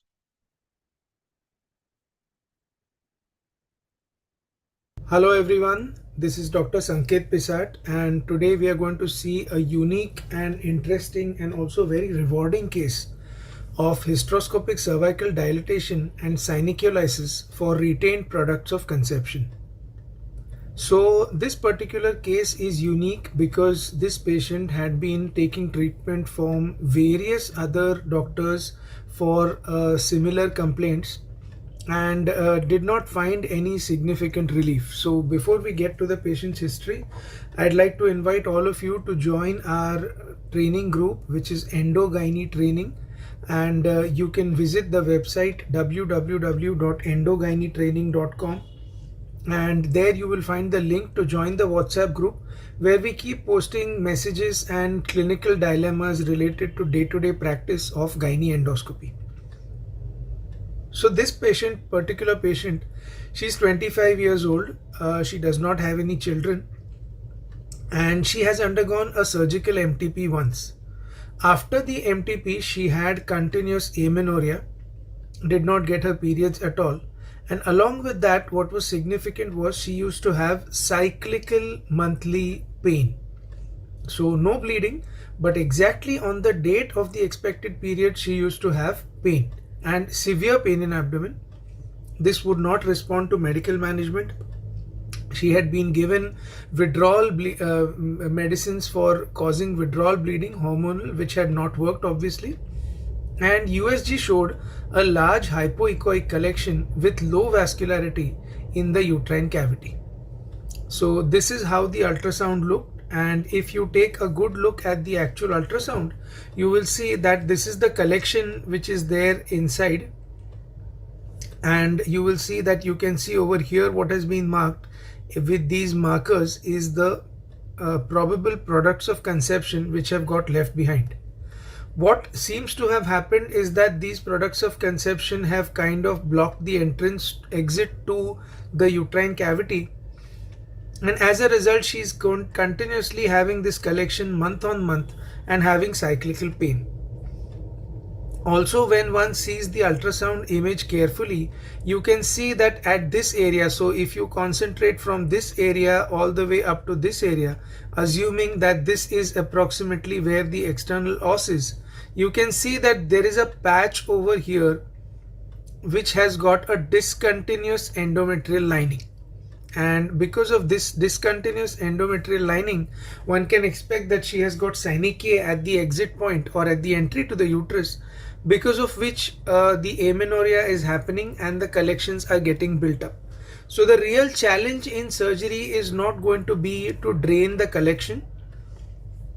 But the real challenge is going to be to negotiate once the hysteroscope reaches up to here, to negotiate this particular patch from here to here and then go forward is going to be the real challenge of the hysteroscopic surgery.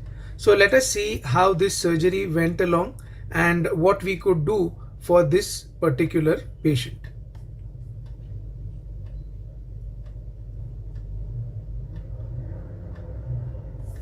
So this is now the completely unedited surgery that we'll be seeing, and you can see we are entering using a 2.9 millimeter rigid hysteroscope and its sheath. So you can see that as we enter into the uterine cavity, we are not able to find the exact location of the internal os in order to be able to go in. Now remember, this is an unedited video, so I have not cut out any parts so that you will be able to understand and learn much more effectively. But my principal problem is going to be, like I discussed earlier, being able to enter inside the uterine cavity in the first place. So what I'm doing now is that I decide that it is going to be difficult if I just start to dilate this particular patient, because my dilatation may go in the wrong plane. So what I am choosing to do is we are going to go inside again, and you can see these yellow materials that have collected over here. I don't know what they are, probably some telltale signs of an old infection or some material which has got lodged there, but definitely some probably sign of an old infection which has caused the block. Now we come in with the 5 French hysteroscopic scissor. This is a sharp hysteroscopic scissor, and it has to be a very good hysteroscopic scissor if you're going to do this the right way.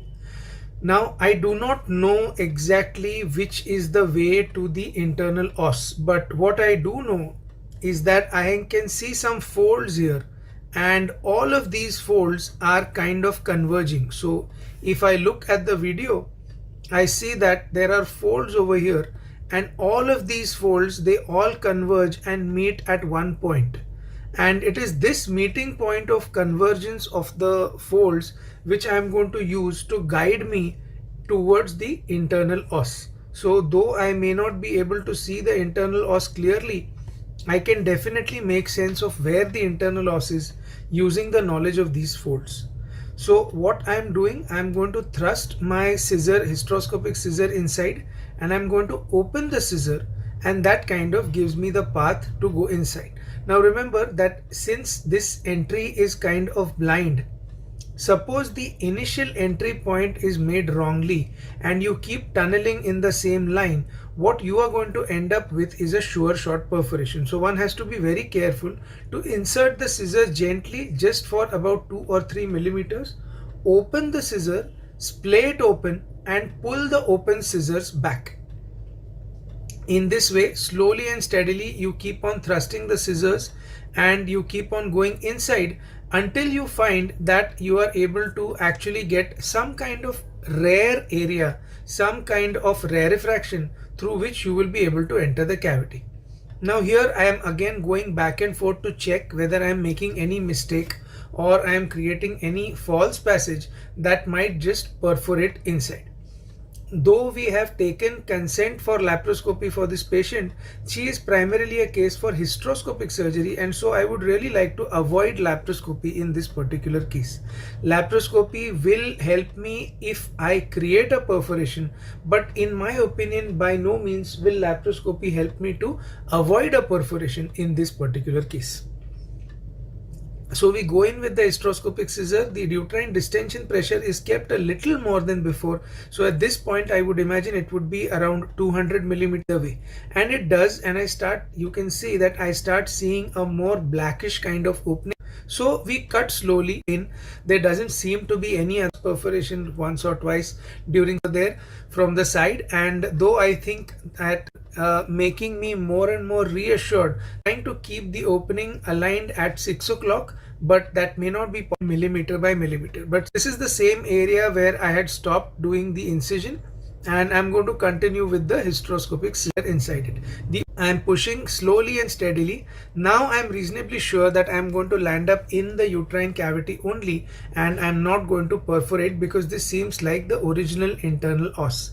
making a couple of release incisions on the enter inside now, and with slow rotatory movements you can still see that the endometrial cavity inside is still fairly healthy and not damaged by infection. Products of conception are seen clearly floating inside the uterine cavity. These of course can be removed, that is not difficult at all once you have a hysteroscope inside. And overall there doesn't seem to be too much affection of the endometrium by the sorry about that. So there doesn't seem to be too much of affection of the endometrial cavity because inside the uterus to get all of them at one point of time, but with holding it I pull the products of conception out and give them off. So these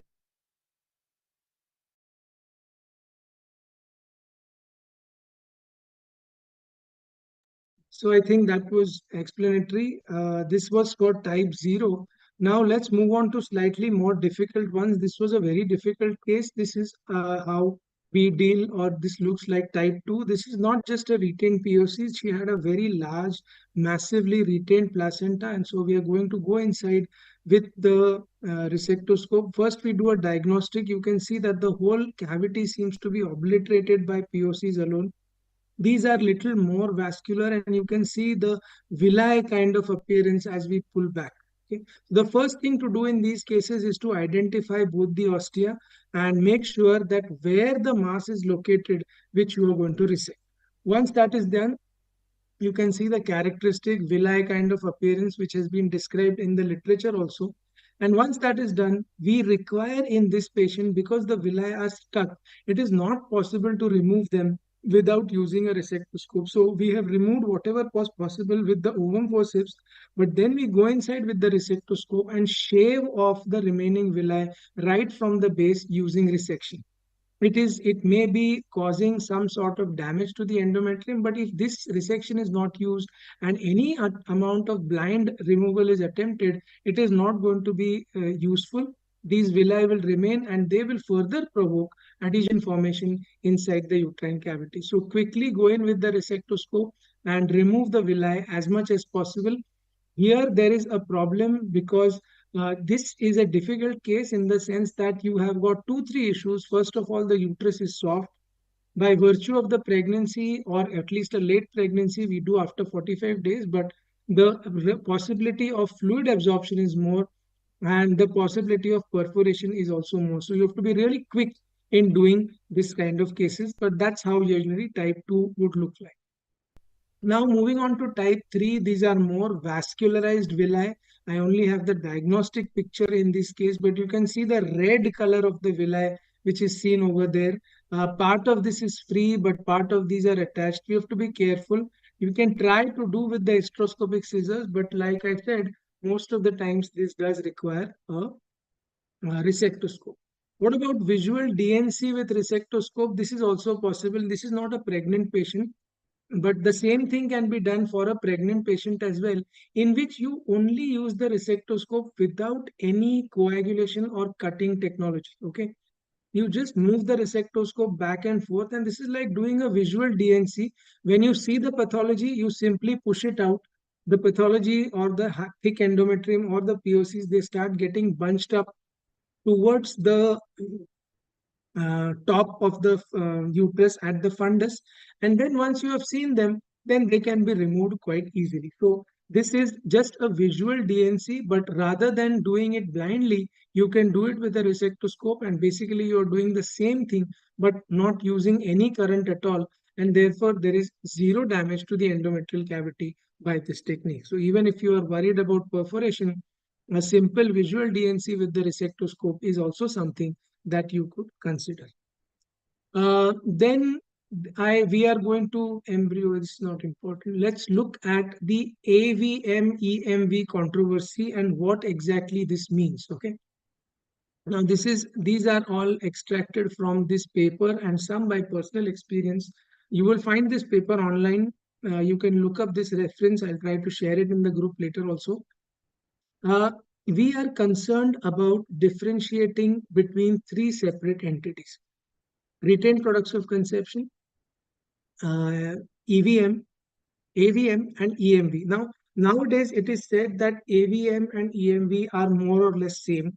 Let's see actually whether they are same or different. First of all, let's consider EVM and AMV. Okay, so EVM is enhanced vascularity of the myometrium.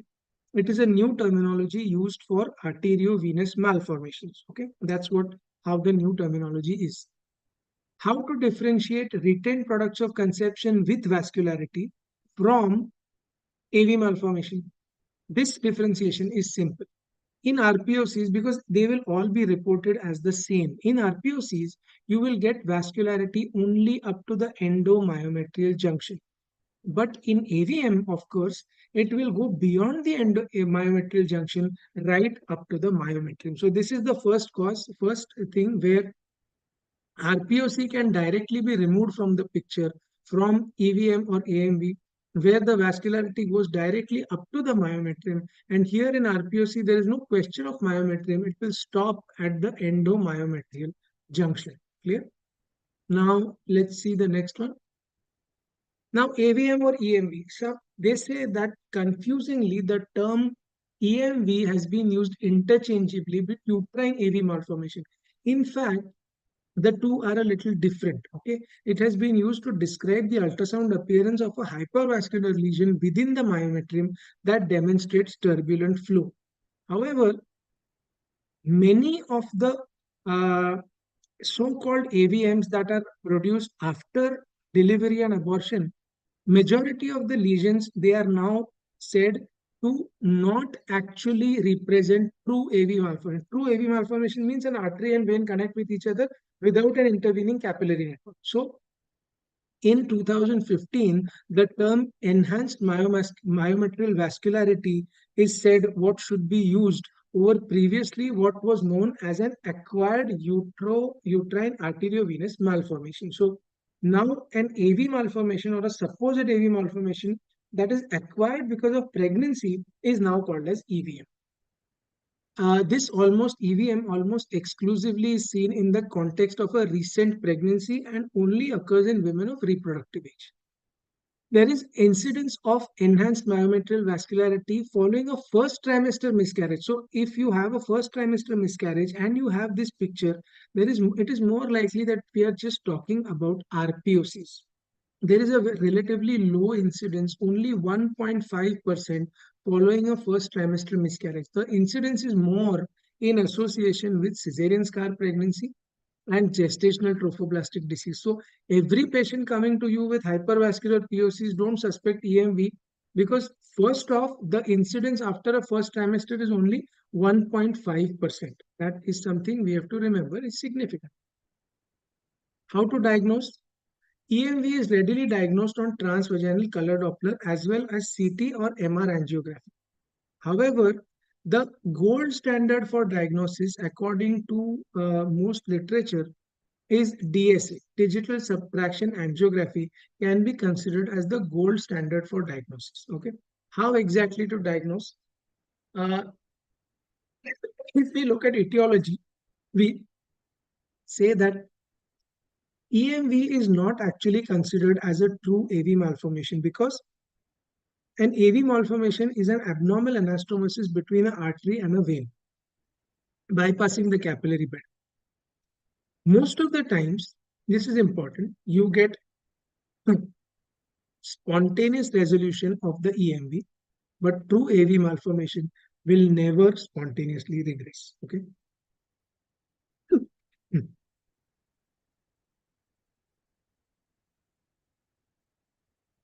Right. So that's one differentiating point. On a grayscale ultrasound, there are anechoic tortuous tubular structures that may involve the endometrium. Echogenic intrauterine material is consistent with RPOCs, but what you need to see is Doppler. On Doppler ultrasound, there is a mosaic turbulent pattern and a high peak systolic velocity with a low impedance flow. So basically what you're talking about is there has to be a high PSV of more than 20 as a diagnostic criteria to diagnose these AV malformations. Any high vascularity seen is not a diagnostic criteria for AV malformation. On MRI, what do we see? On MRI, we see disruption of the junctional zone and abnormal serpentine uterine vessels seen as flow voids. Okay, abnormal serpentine uterine vessels with the characteristic feature of uh, true malforms without early venous filling. So this has been described by some authors in this thing as well, in ultrasound as well. But if you get on DSA a hypervascular lesion without early venous filling, then they call it as an EVM. But a true malformation, that means a congenital AV malformation, will demonstrate on DSA early venous filling.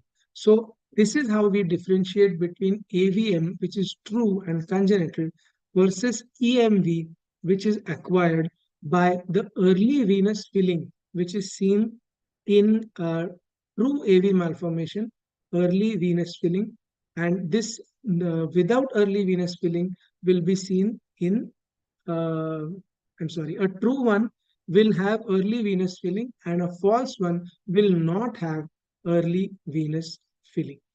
Okay, so this is a little complicated, but if you see the video, you will understand. I did not want to miss out on it because there were a lot of questions on this part. If it is too technical, you can forget it or you can watch it later. Unpublished data discussion with expert radiologists say that on contrast, USG also same thing can be done. If there is a rapid filling of veins seen, it is AV malformation. If there is no enhancement in the cavity, inside the cavity, then this is not even RPOCs, this is just blood clots. And if there are enhancing areas in the cavity without rapid filling of veins, we are talking of RPOCs with high vascularity, with adhesions, but not AV malformation. Little bit complicated, the whole gamut of things, but see the video again when you have the time, and I'm sure you will understand. Okay, now this is a case presentation video article on EMV versus AVM. Maybe I will just play it for, I don't know how big this is. If it is very big, I will post it later in the group for you to understand. But we have more important things to move on to, like complications, which cannot be left alone. So let's just see how big this is. It's 6 minutes. I think we have the time. Enhanced myometrial vascularity. Case presentation and review.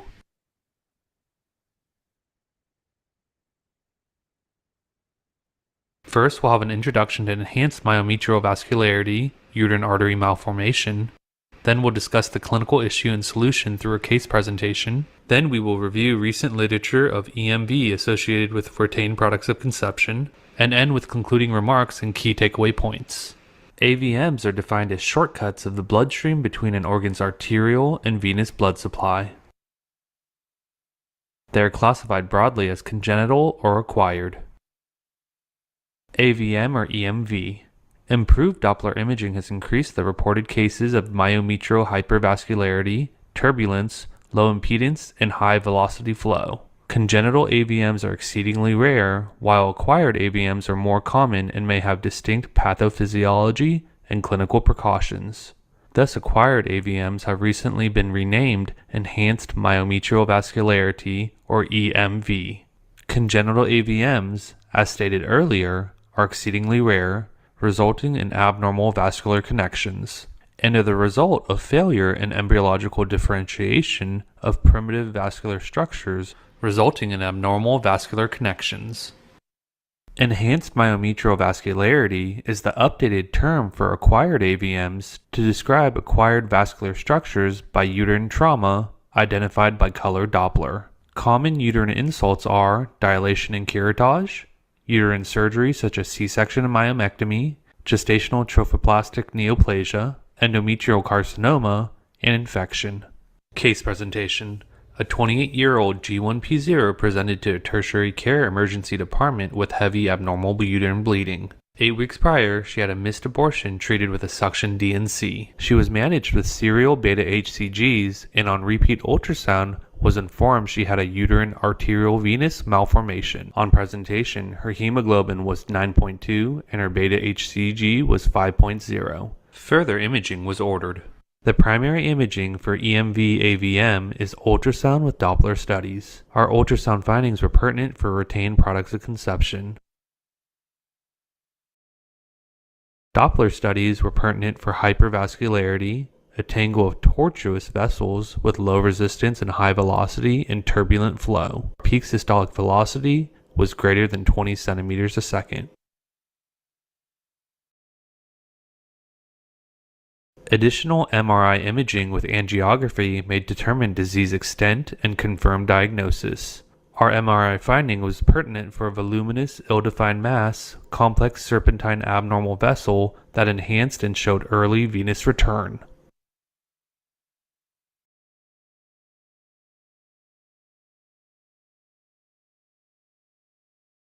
Management of EMV-AVM is symptom-dependent.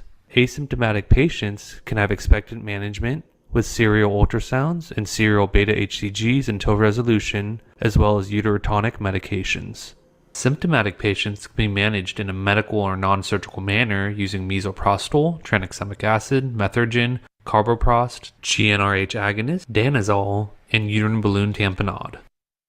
Symptomatic patients with heavy bleeding may require uterine artery embolization, hysteroscopic electrosurgery, uterine/hypogastric artery ligation, or hysterectomy. EMV is associated with retained products of conception. Recent evidence suggests that ultrasound findings of EMV with retained products of conception may be a normal transient placentation phenomenon. This is due to decreased risk of hemorrhage than previously suspected.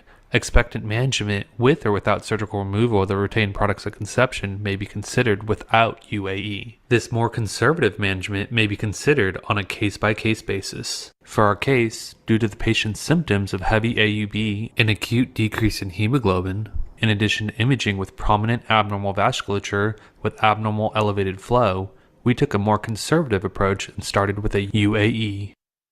This arteriogram demonstrates the EMV visualized on the right side of the uterus before and after embolization.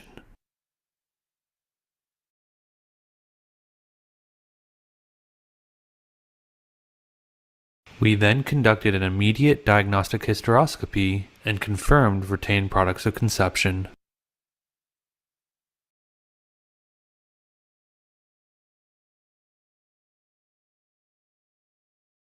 Then completed a suction dilation and curettage, and finished with a repeat diagnostic hysteroscopy where a non-pulsating vascular bundle that correlated in size and location of the EMV noted on previous imaging was visualized. No further interventions were deemed necessary as a significant amount of retained products of conception was removed and inadvertent trauma to the vascular bundle or intrauterine adhesive disease was to be avoided.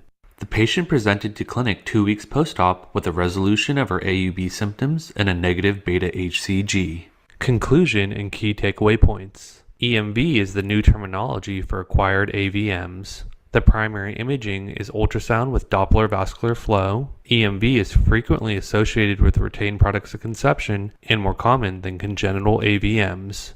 Recent literature states that EMVs with retained products of conception may be a normal transient placentation phenomenon. Due to a lower hemorrhage risk than previously suspected, a more conservative treatment approach may be implemented. Uterine artery embolization should be considered on a case-by-case basis. Each patient requires individualized management based on symptoms, imaging, and plans for future fertility. The ideal management of patients with retained products of conception and enhanced myometrial vascularity remains to be determined. So I think this is important. This is of course not my video. This is a YouTube video and this is from fertility and sterility. So I think this speaks a lot, and the focus is also shifting now on the conservative management of this AVM by medical means, in which I will like to share this slide. This is from one of our colleagues in Mumbai. I am sharing this with his permission, Dr. Sachin Dalal.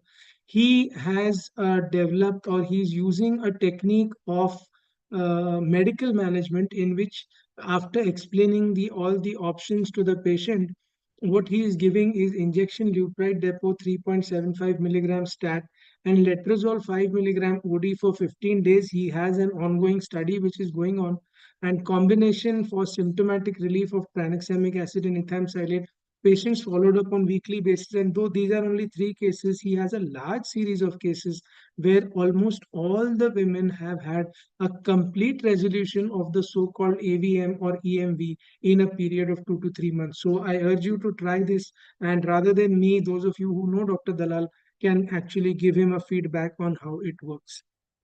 So thank you very much for this. Now we will go on to the next section of our lectures.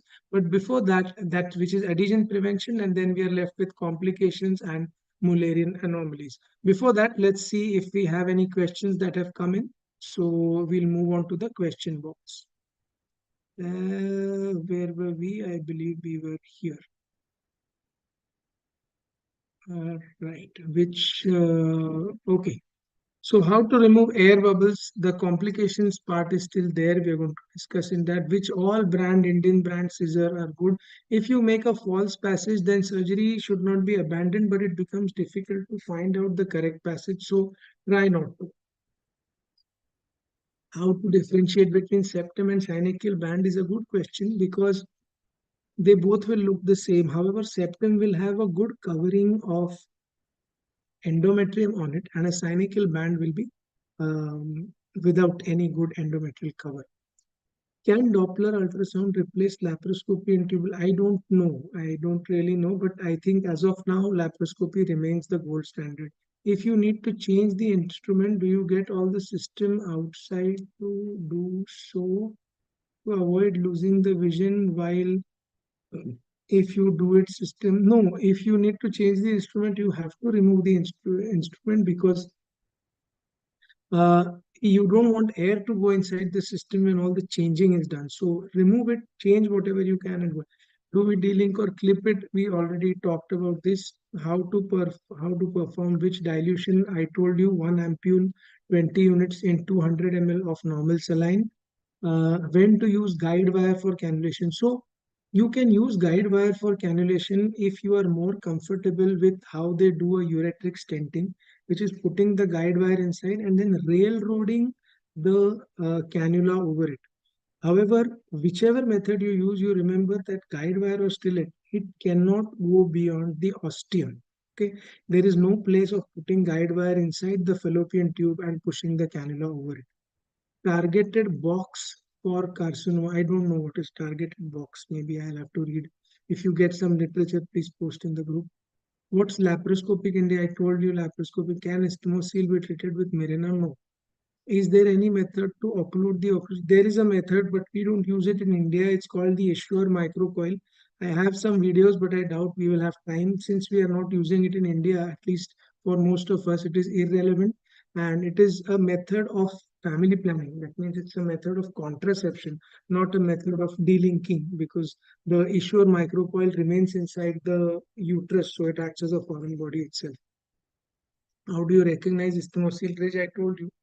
For cannulation, laparoscopy is a must. Yes, it is a must. Absolute indication? No, absolute. I told you the power setting in TCRE cut 130, 120, 100, coag around 30. Monopolar settings, so I don't use monopolar, but monopolar at a setting of about 100 cut and 30, 40 coag should be good. How many months should I wait before attaching? 6 months is what I would say. Beta HCGS 5 is nothing. Can isthmol be sutured hysteroscopically? As of now, I don't know of anyone who can suture anything hysteroscopically, but maybe in the future. Can continuous OC pills? I have no much experience of giving continuous OC pills for EVM. I think for whatever couple of patients I have tried Dr. Sachin Dalal's regime, and it has worked very well. So I really don't know if continuous OC pills work in EVM or not. Now coming to the part that everybody has been asking about, which is adhesion prevention in hysteroscopy. I think this was also part of the pre-course videos, but since the question was so popular, I decided to put it in this thing as well. Okay, now, there are some very important questions which people keep asking me again and again from time to time. First question out of all this is, can IUCD be used as adhesion barrier in cases of hysteroscopy? Okay, the answer is a clear cut no. It cannot be used. Why can it not be used? The reason is that the concept of using IUCD for adhesion barrier came when this one was still being used. This is the Lippies loop. I have myself seen it only in exam hall questions and museums. I have not used it. But you can see this had the shape of the uterine cavity. Okay.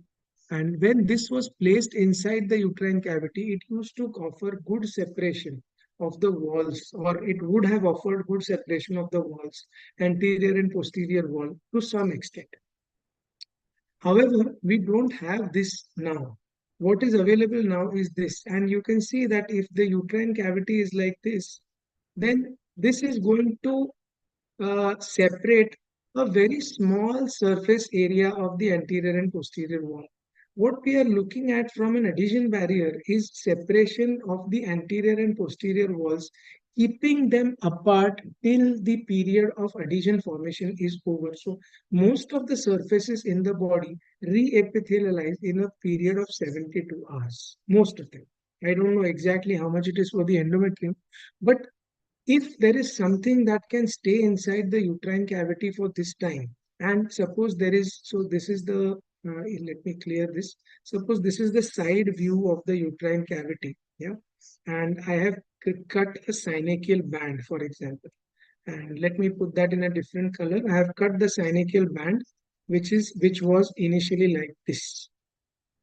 Okay. Now, once this synachial band has been cut off, what will happen?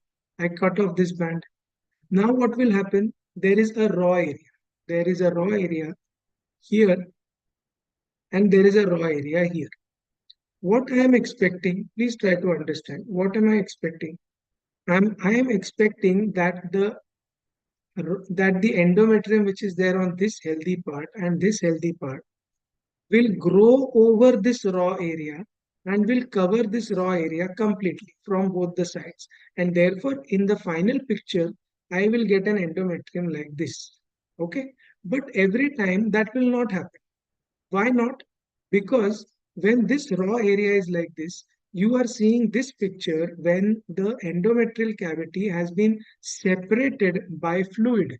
In normal endometrium, in the normal uterus, will we really have any distance like this between the anterior and posterior walls? No.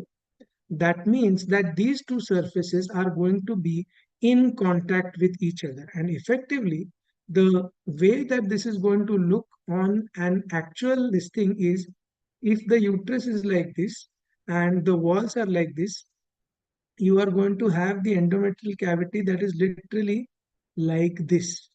Without any distending medium to pull the walls apart, the adhesion surfaces or the raw areas are going to be like this, opposing each other. After the removal of the adhesion band, there is still a raw area in the body, isn't there? Hence, when the endometrium starts growing, and this is the basic pathology of adhesion formation, when the endometrium starts growing, this endometrium that you expect to grow over this part, this endometrium will not grow over this part. What will happen is that the endometrium will start growing like this. It will start growing like this and it will epithelialize. Here also it will come up to here, it will climb here, and then it will go here and go back, because that is the easier part. So unless this area is separated by a physical barrier, adhesion formation will occur, because the endothelium, the endometrium, will turn around and cover the surfaces that it finds the most easy to cover. Okay. So when we are talking of an adhesion barrier inside the uterine cavity, we are talking of something that must keep the raw areas apart until the period of epithelialization is complete. I hope this is clear, so that we can move on to the next slide. Sorry about that. Okay. Right. So moving on. Oh, sorry.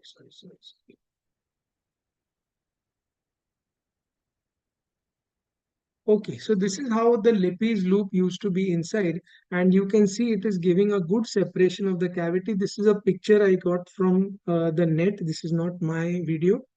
And this is something which is available now, hyalubarrier gel. In fact, the ISG has recommended the use of the hyalubarrier gel for prevention of adhesions, though this is not available in India, at least at present. So you've got two options. One is IUCD, which goes out of the window because it cannot give a good surface area. One is hyalubarrier, which is said to be very good, but which is not available for us in India, at least. So what are we left with? We are left with using some physical barrier which is readily available. Now here comes the controversy. First controversy is physical barrier, yes or no. Okay. And again, there are two schools of thought. One school of thought says that you should use a physical barrier because it provides separation of the two surfaces and helps the surfaces remain separate till epithelialization is complete. The second school of thought says no, because if you keep something like a catheter inside the uterine cavity, there is a possibility of infection. Now, you have to choose which school of thought you belong to. Over the past years, I have come to gravitate and believe in this school of thought. So, for me, I will leave a pediatric Foley's catheter as an adhesion barrier in all cases where I have done extensive adhesiolisis in the cavity. This could be septum. This could be lateral metroplasty. This could be synechiolisis or whatever else that you can think of. Okay. I hope this concept is very, very clear. How long to leave the Foley's catheter, etc., we are going to talk about. But that is the concept of a basic physical adhesion barrier. Now let us talk about estrogen supplementation first, and then we'll go to the physical barrier later.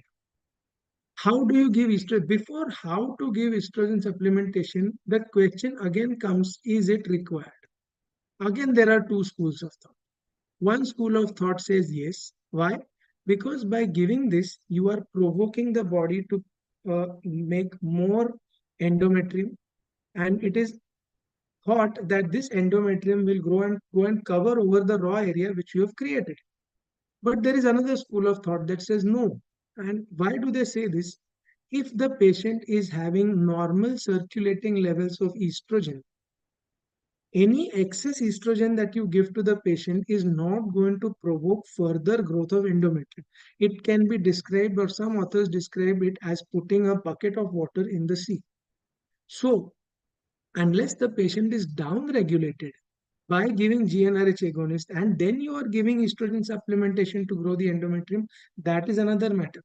But if the patient is not down regulated, there is no need to give this estrogen supplementation at all. Now, you have to choose which group you belong. For the sake of what my expertise goes, I don't know. I will go on record to say I don't know whether it helps or not. But we give estrogen supplementation to all patients in whom we have done hysteroscopic major intrauterine surgery. Is it correct or not? You are free to draw your own conclusion. How to give estrogen supplementation? We use estradiol valerate. Okay. We divide it into 4 weeks: week 1, week 2, week 3, and week 4. In the first week, we start estradiol valerate. This is started immediately after surgery, day 2, day 3. 2 milligram twice daily for 7 days. Okay. Then the dose is stepped up in the second week to 2 milligram thrice daily for 14 days. Why this? Estradiol valerate causes a lot of postural hypotension. Okay. It also causes a lot of uneasiness. Patients feel very weird and different. They don't like it. So this sort of gradual thing helps them to get adjusted to the dose.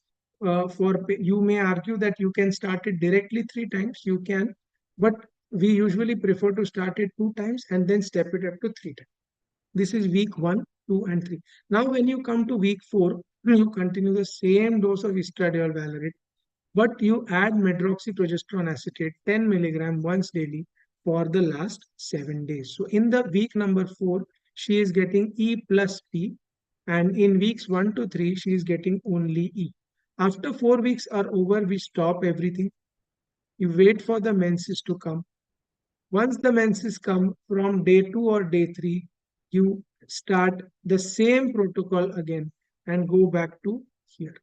And this continues for either a total of 2 weeks or, 2 months or 3 months, after which the good effect is seen. So this is generally how we are giving estradiol valerate to our patients. If you have any different protocol, please let me know.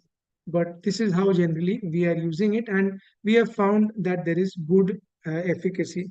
Of course, the debate remains whether it is actually required or we are just giving it for the sake of it.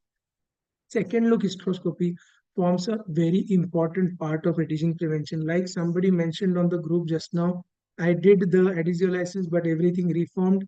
After 3 months, there will be some minimal synechia formation in a lot of cases. However, these synechia are now thin. They are not fibrous synechia. They can easily be cut with scissors even in office hysteroscopy. Other option, if your patient does not want second look hysteroscopy, is to do 3D USG, but do one of these after 3 months because adhesions will be encountered. For us, what do we use as adhesion barrier? We use the simple pediatric Foley's catheter. The bulb is inflated. How many cc? 3 ml. Why 3 ml? Because the capacity of the bulb is 3 ml. What number pediatric Foley's catheter? We use pediatric Foley's catheter number 8. Number 8 or number 10 Foley's catheter. This is pediatric. Anything larger than this 12, 14 is not going to go inside the uterine cavity at all. Okay. So we use this and we inflate the balloon. How many cc? 3 ml. Okay. These questions are asked every time. 3 ml is given. Why? Because the capacity of the bulb is not more than 3 ml. That's why 3 ml. Okay. Then after inflating it for 3 ml, what do we do? After inflating it for 3 ml, we cut off the tip of the Foley's catheter. Why is this? If you leave the tip of the Foley's catheter there and put the Foley's catheter in this manner inside, then if you have done, for example, a septal incision, you require the maximum separation at the fundus. With the tip inside, how do you expect the Foley's catheter to act as a barrier and puff up the fundus in order to give you this separation? And hence, you inflate it, then you deflate it. Inflate it to 3 cc, deflate the Foley's catheter. Now the Foley's catheter is ready for insertion inside the uterine cavity. Remove it. Use an artery forceps to gently push the Foley's catheter inside, all the way inside the endometrial cavity till it does not go inside anymore. Remove the pediatric Foley's catheter and inflate it to only 3 cc. Okay, that is the capacity of the Foley's. There is no need to inflate anymore. The Foley's will lock itself into position. Then we take 2 or 3 knots of the Foley's catheter. The reason for that is if the patient, we cannot expect the patient to remain admitted for 3-4 days. We want the Foley's catheter to be inside for at least 3-4 days. Okay, in order to tide over the time period of adhesion formation. But you can't expect her to have this thing hanging between her legs for so much time. So we take a knot and we simply cut the Foley's catheter below the knot so that the rest of the Foley's catheter can be pushed inside the vagina. Okay, you can see over here, I'm going to cut it now. And this is pushed inside the vagina. This stays inside. When the patient comes back for catheter removal, all you have to do is cut above the knot and you can remove it very easily. This is another thing which is available. This is not freely available in Mumbai also. Some of them, I believe this is a Bangalore-based company. You have the details right here on your screen. So if anyone of you has any contact, you can try. They say it is made in China, but I think it's sold somewhere in Bangalore. Here you have the address. And this is a triangular balloon uterine stent. Used to be manufactured by Cook's Medical earlier. Now I believe they have stopped production. And this presents a very good alternative to the Foley's catheter. Why? Because this is a triangular or a heart-shaped balloon. Okay. When you inflate the balloon, you see that this takes the shape of the actual uterine cavity. Even this thing may be a little mistaken because it does not become a triangle, but this takes the shape of exactly the intrauterine cavity. And so this is ideal for insertion inside the uterus. The only issue is it's a little hard to insert, so you have to fold it on itself, use an artery forceps and dilate the cervix a little bit before you insert this inside. However, we have been able to get very good results with the insertion of this particular catheter as well. Only issue is the availability. I myself do not know where it is regularly available, but if I get the contact, I will try and pass it on to you. So like I said, this requires some dilatation, and then this is passed inside, and then the balloon is dilated. We just wanted to see how exactly the balloon fits. So we tried an experiment of doing a hysteroscopy with the balloon still inside to see how the balloon actually distends. This is the balloon which is locked in position. And we say that the balloon must be tightly, snugly in all corners of the uterus and the fundus. But is it actually so? We don't really know, and therefore we decided to do one hysteroscopy of the balloon when it was getting inflated. And you can see this is the balloon, this is the hysteroscope inside along with the balloon. I'm going to push the balloon inside all the way so that it goes through the internal os. This has now gone inside, the hysteroscope follows it inside, and if you see, the balloon is snugly occupying all parts. So whether you have done lateral metroplasty or whether you have done fundal cutting, this is one ostium. I'm going to turn the light cable around. You can see there the other ostium. It has reached up to the point of both the ostia and is completely blocking a beautiful this thing of the uterine cavity. So this is really something which is a good thing, and should be used if it is available. If not, I believe the Foley's catheter also provides a very good separation. And if this is not available, I believe that can also be used for your patients. So this is adhesion prevention in hysteroscopy. I think these are all the points that, and now if you have any questions beyond this, please put them in the chat box and I'll be happy to take them.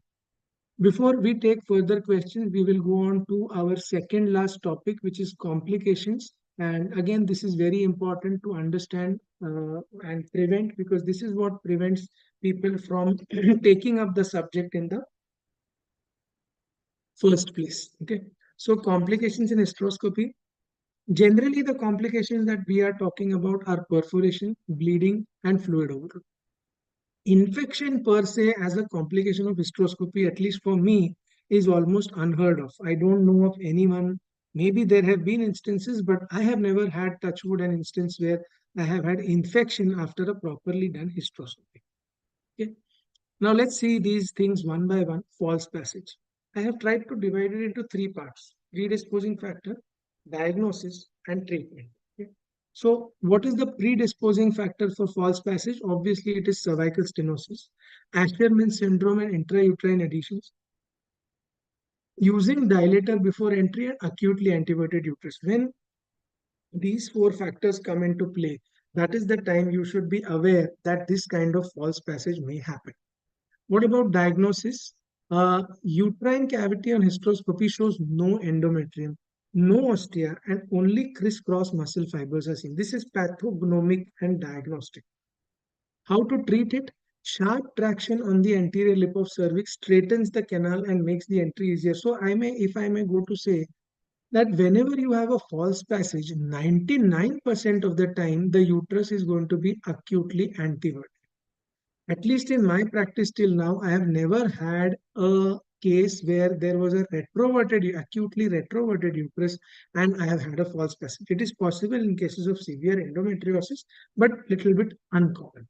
So pull back the telescope and look for the correct passage.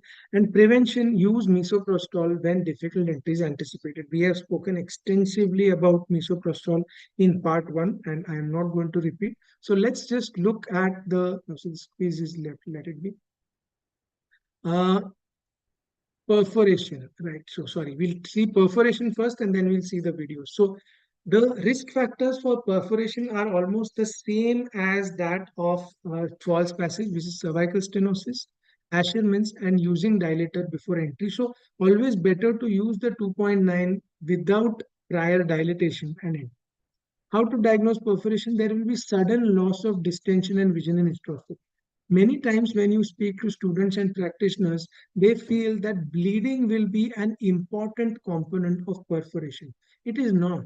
Okay. Where will you get bleeding? Bleeding from the vagina post hysteroscopic perforation is very uncommon. Some bleeding will be there, but the main one is sudden loss of vision in hysteroscopy, where you have to suspect the bleeding. What is the treatment? We are going to see this in videos. If you have done a cold perforation, then you can either leave it alone, don't do anything, or you can do a diagnostic lab with cauterization and suturing of the perforation site. But if it is a hot perforation means that you have perforated with an electric instrument, then you have to do lab and you have to call the bowel surgeon. And the bowel assessment has to be done by the surgeon because this may lead to bowel burns. There are videos of all of these complications coming up in just a few minutes. So now let us see some of these videos uh, in actual complications, and this should be interesting. The first video is from very long ago. I was also learning hysteroscopy at the time, 10 or 12 years ago, I think. Mm, maybe 12 years when I started doing, but I was not still very good at what I was doing.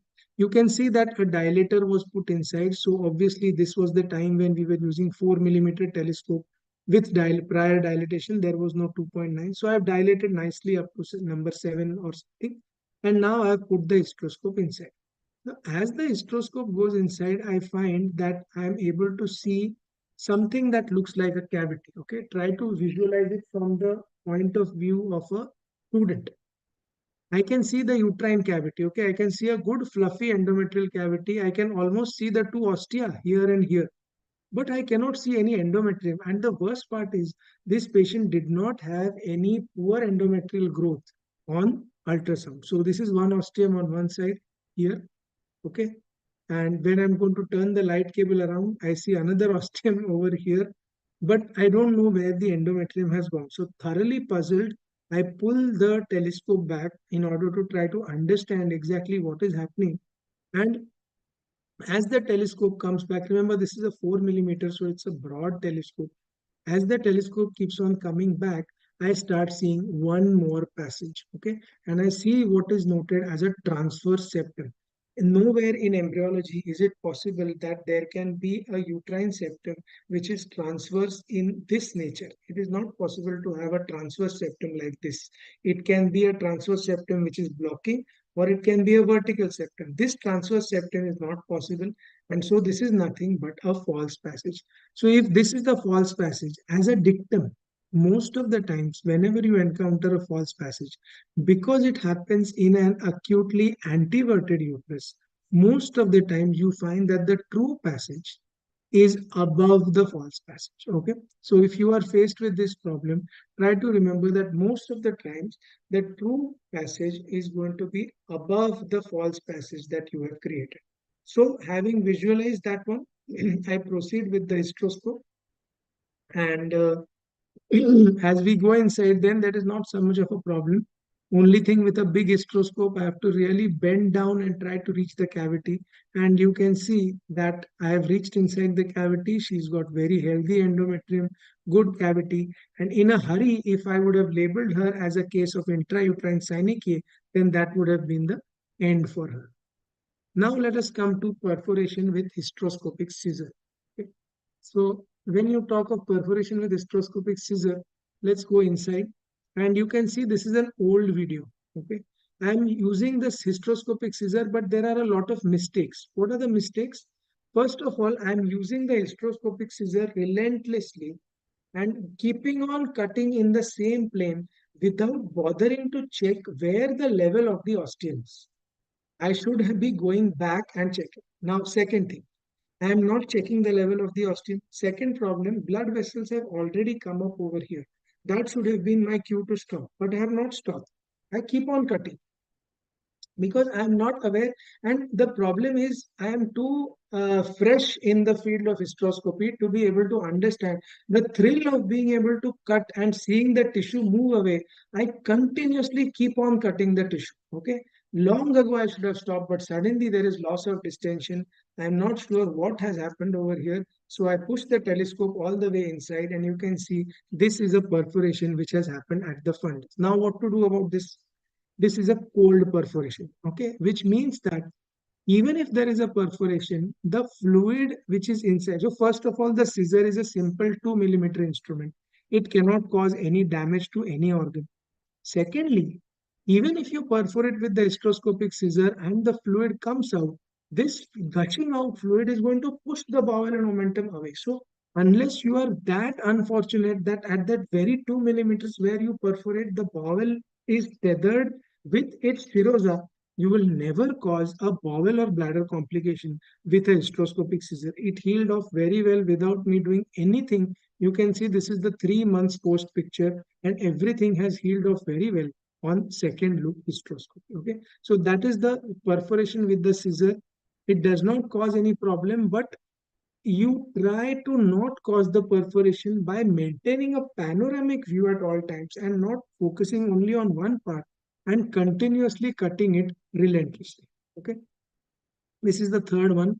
Now this is an important one because this patient is personally related to me as a part of the family, and they have their daughter is based somewhere in Canada, and she is also a gynecologist, has trained with me previously, and this is her mother whom I am operating upon. So when I am operating on this, you can see that I go inside and I see that this is a polyp inside, a simple polyp, postmenopausal lady. I start cutting, and the mistake I keep on, and the scissor is not working very properly. Okay, it's causing a lot of strain to me to cut the polyp, yet I continue to use the scissor. And in a postmenopausal lady, what we have to be aware of is that there is very limited space inside. So preferably try to remove these pathologies by quickly holding them with a grasper. Here, what you are seeing is I cut off the polyp, but I was in a hurry to remove it. And then I put in the ovum forceps and I took the pathology out. The pathology came out very well, but afterwards, when I did repeat hysteroscopy just to check, I could see that there is something wrong. I'm not getting distension and the color yellow seen in hysteroscopy. Immediately, you understand that when distension is not coming after even trying very hard, your OT assistant is telling you, sir, the pressure is adequate, but I'm not getting distension. And you are able to clearly see yellow color in hysteroscopy. There is nothing further to check. This is clearly omentum, which is seen right here. It is time to take the hysteroscope out and see exactly what has gone wrong. Okay, so we took out the hysteroscope, and so you can see the beautiful omentum seen through the uterus, which could create a problem. So I was quite worried because I had created a perforation. This is not a very old case. So I called up my student, who is actually the patient's mother, and I told her that such a thing has happened. I was rather tense, but in fact, she told me on the phone, sir, so many times you have told us that during my fellowship that this perforation can happen. Don't worry about anything, sir. We give full consent for laparoscopy. Please do a laparoscopy and manage the perforation. So we went ahead with a laparoscopy and we saw that there was a perforation. Initially, I said she is a 60, 65-year-old lady. So let us try to fulgurate it. So we did try to fulgurate it first. Also look at the confusion which is happening. I should be putting in 2, 3 ports, retracting the bowel away. But in the heat of the moment, you forget, you tend to take several things for granted. Luckily, nothing happened to the bowel, but this application of energy so close to the bowel is itself wrong and can further provoke any problem while doing the case. So anyway, we applied bipolar current and it turned out to be fine. But after some time on table, we saw that it was bleeding again. It may stop and it may not bleed later, but I prefer to have the case closed before I go outside and not have the patient come back in any way. So we took 1 or 2 simple figure of 8 sutures, and that stopped the bleeding completely, and that was the end of it. No bowel tracing, etc. was required because scissor had been used to do the case, but laparoscopy, and this is the reason why you may not do laparoscopy, but consent for laparoscopy is mandatory. Now coming to guide wire and some questions. This is not my video. I have taken this from YouTube. You can see that this is the cannulation set and the guide wire which these people are using. And they have gone through the ostium and the guide wire is now being advanced. This is what used to be done years back. See the guide wire, they are pushing the guide wire through the ostium and right through into the canal. Right, and you can see this is going inside all the way through the tube and coming out from the fibril end. Now, this kind of practice is now discouraged, although in isolated cases like this, it may go and come out this is not the technique. This technique is not meant for negotiating a mid-tubal block. And therefore, sometimes it will work and you will get a tubal patency like this. But most of the times, what is going to happen is this. Most of the times, what is going to happen is this is my own case. So I saw that and then I started doing this. But when I did that, what happened is you can see that when I'm trying to push the guide wire from here, the guide wire has badly perforated into the broad ligament. And now there is no question of doing any cannulation. So anything done for mid-tubal block is absolutely not indicated as far as cannulation is concerned. Collins knife burst. Earlier, I was not very comfortable with using the Collins knife and the resectoscope was a problem. So look at this. I'm close to the fundus and I'm burst using a Collins knife burst. I'm not moving from side to side like I showed you. And see with the incorrect cautery setting, how much is the burst of energy and how much is the opening up of the septum which it is causing. This sort of movement done this close to the fundus is really asking for trouble, and you can have a puff. See, it is getting the cut of almost a centimeter just by one single burst of energy. Resection perforation, luckily or not, this is not my video. This was sent to me by a friend. He's also a very senior and eminent endoscopic surgeon now. So all these days are behind us. But he shared this with me, and I'm sharing this with his permission without mentioning the name. See, you are, this is an anterior wall fibroid. Okay, he is doing a resection for an anterior wall fibroid. Okay, the first mistake is that we have not. This fibroid is very big, so we don't even know if we are talking of a type 2 fibroid or not. One must check laparoscopically before starting if your ultrasound is not proper. I will show you this is a very large fibroid. I mean, this is actually a lab case, not a hysteroscope. In any case, it is proceeding very well till now. You can see the scoops are being done very well. He's pulling the loop towards himself, not pushing. But at this stage, something changes. He decides to start pushing the loop away from him. And this is one of the major mistakes of using the resectoscope. You never push with the energy on. You can do cold loop dissection, but see this, energy is on and he's pushing the fibroid. Energy is on and he's pushing the fibroid. And this is where the complication has happened and things have gone wrong. With even a slight miscalculation, if you activate and push away from you, you will have an injury. So the inadvertently the perforation has happened, and you can see that this is a bad perforation on the anterior wall. Also, you can see the size of the fibroid. How can you expect to remove this anterior wall fibroid by hysteroscopy? It is a lab case. Nevertheless, that is not the only problem. The other problem is that the current may have gone to the bowel. So look at this. This is the bowel. This is the proper serosal injury which has been caused to the bowel. And now this requires treatment. So this requires to be sutured in 2 layers. Luckily, there was someone available at the scene to be able to suture in 2 layers only. So this suturing has been done. The first layer approximates, and then the second layer of suturing buries the first layer inside. So first layer is interrupted, and the second layer also interrupted, but burying the first layer inside like a fold. And this patient did very well. She did not have any problem. But just to remember that complications can happen, and bowel injuries, of course, this is the time when monopolar was being used. But when you are using a resectoscope, you have to be extremely, extremely careful. Now, moving on to the next complication. This one I already showed you how the perforation or the query perforation that I created in the multiple distinct case. And this is a patient in whom I took some understanding from that previous case and was able to negotiate myself in without creating a perforation at the starting of the cervical canal. I don't think I need to share this. We will directly move on to bleeding because we are running short of time. We have to wind up in another half an hour or 45 minutes more. What about bleeding? Again, the predisposing factors are cervical stenosis, hysteroscopic myoma resection, and large septum resection. So these are the important predisposing factors. The diagnosis is by sudden loss of vision and the field becomes red. The main way to prevent this is that large pathologies and polyps are to be managed with resectoscope only. Whenever you see a bleeder, fulgurate it with a ball electrode. And for post-operative bleeding, what all can you do?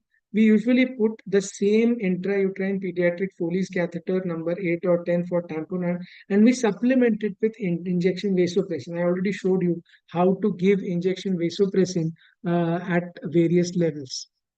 Also, I showed you this is a vaginal fibroid polyp. We saw this video before, and the correct way to do a vaginal fibroid polyp, because this is one of the important ways that you can induce bleeding, is by using the resectoscope. This video we already saw, and we saw that there is the pumping pedicle.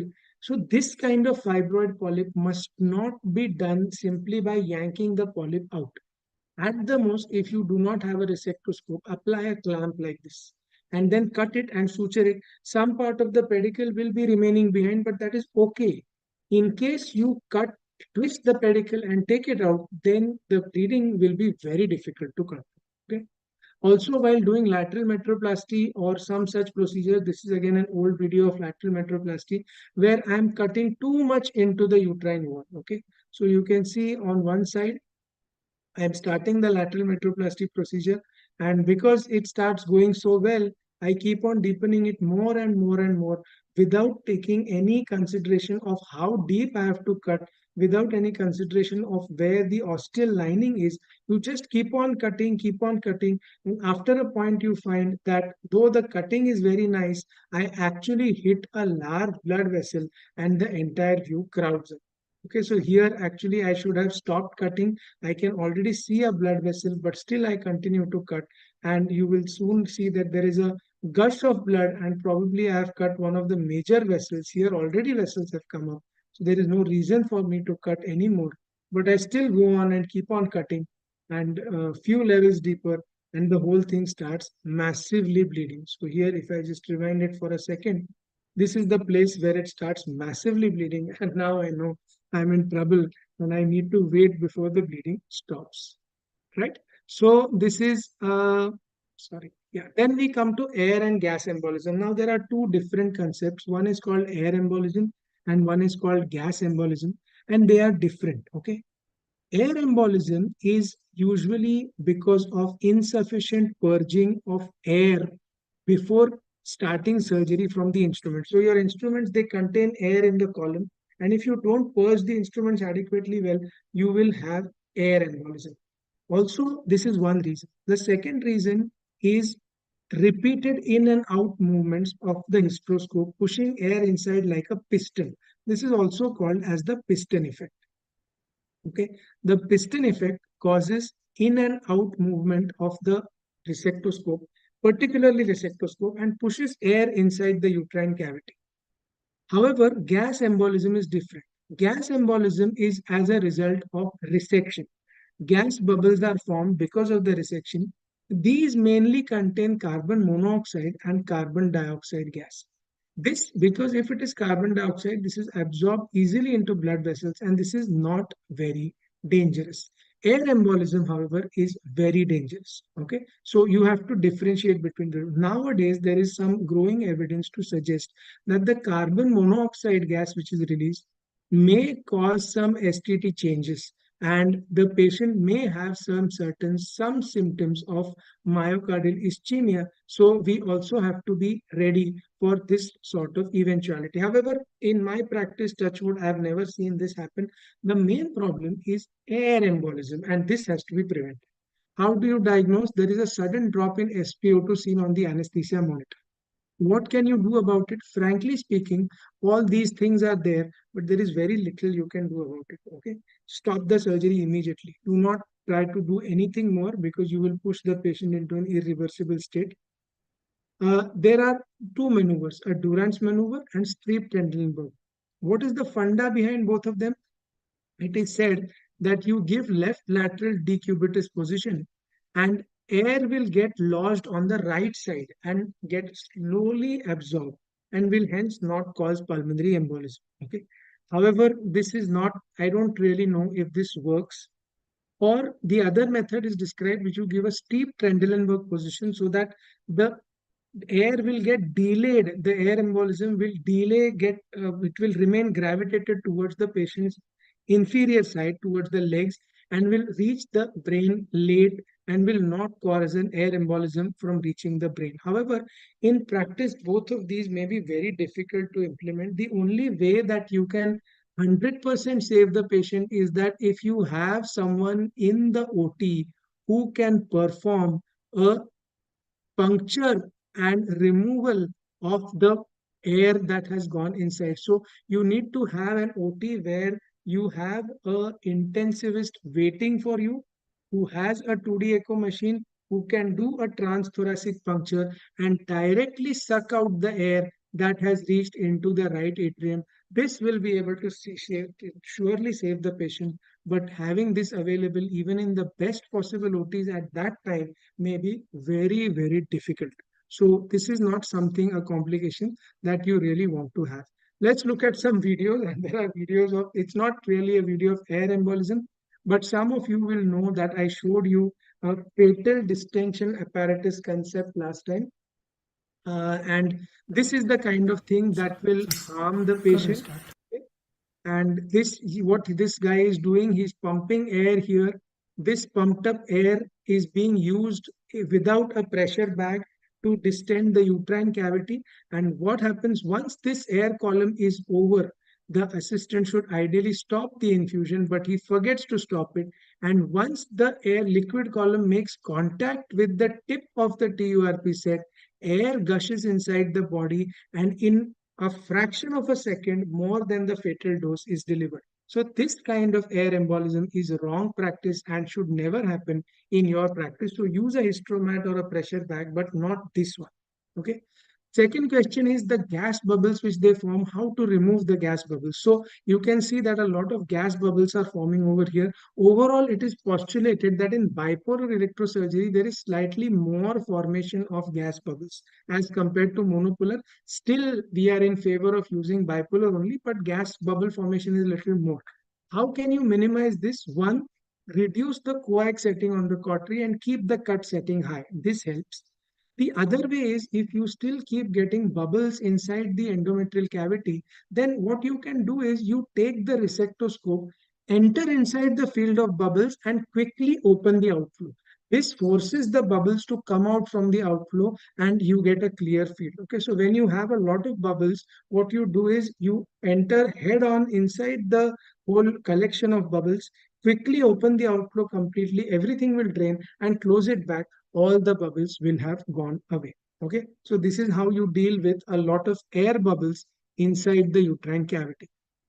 Uh, Polyp gas embolism usually does not happen, but here you can see a video. It's not actually embolism, but you see how how gas generated by resection actually enters into the patient's system. This is a simple case, hysteroscopic polypectomy I am doing, and you can see that I'm cutting off the polyp in bits. The polyp gets cut off, some bubble formation is there, and I am proceeding to cut. And after a while, you can see the bubbles are there. And I just by chance noticed where the bubbles are going. And you can see that the bubbles are actually getting formed, but they are not leaving through the ostia, they are leaving from somewhere else. And when I stopped and checked, you can see the bubbles are actually leaving from the venous sinus, which I have exposed because of the cutting. Okay. So this sort of thing is pretty dangerous. There, see that? They are literally leaving through the venous sinus. So this must not happen. And of course, sometimes it is unavoidable. I don't know how you can actually prevent this. But if you are done with the case, then don't waste more time. Quickly stop it or deflate the uterus, remove the bubbles, and then kind of start again. But try not to have this kind of thing in your practice. The last video in this one is a broken instrument. It's always a stressful thing. This was sent to me by one of our delegates in the last workshop. She had a broken loop. I used this thing, resectoscope loop, which broke and was left inside the uterine cavity. I have had similar instances on 2, 3 occasions, but the worst one was this one, where you can see I'm using a hysteroscopic scissor. And I told you last time that when you see the overriding, can you see there is overriding of the blades? You must remove the instrument and discard it because this instrument is going to break. But this is an old video. I did not know at that time. So I keep on cutting, keep on cutting.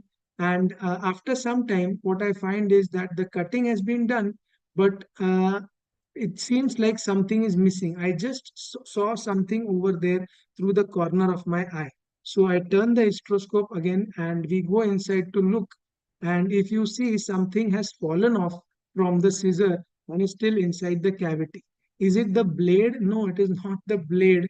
It is there, it is. It is not the blade, it is the screw holding the blade. And this is so small that it is almost impossible to pick up. Now, you have to be very alert and very quick. Immediately do not remove the uterine distension, because if this goes through the ostium, then even on a C-arm, it is impossible to catch. Keep the distension on. That is why the trolley must be ready for you at all times. Take a hysteroscopic grasper and ask, don't lose sight of the thing at all. Ask someone to put the grasper inside for you. You can see the mismatch has come. The grasper is so small and the block that has broken off is even very, very smaller. If it's a broken blade of scissor, it is still easier to insert, but this is a nightmare because this has to be removed. So I open the grasper, hoping that it will get caught. I gently place it against the place where I want to hold it. There is no question of turning off the inflow, because if I lose sight of it, it is going to go away. I don't know if I got it or not. No, I did not get it and it slipped off.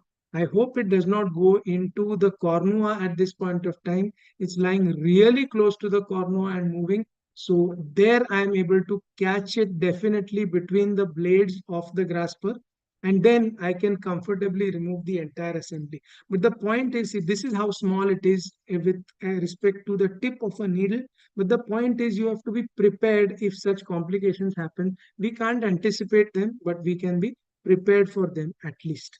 Now coming to distension media and the issue of fluid overload, we already talked about distension media last time and why normal saline is preferred over glycine.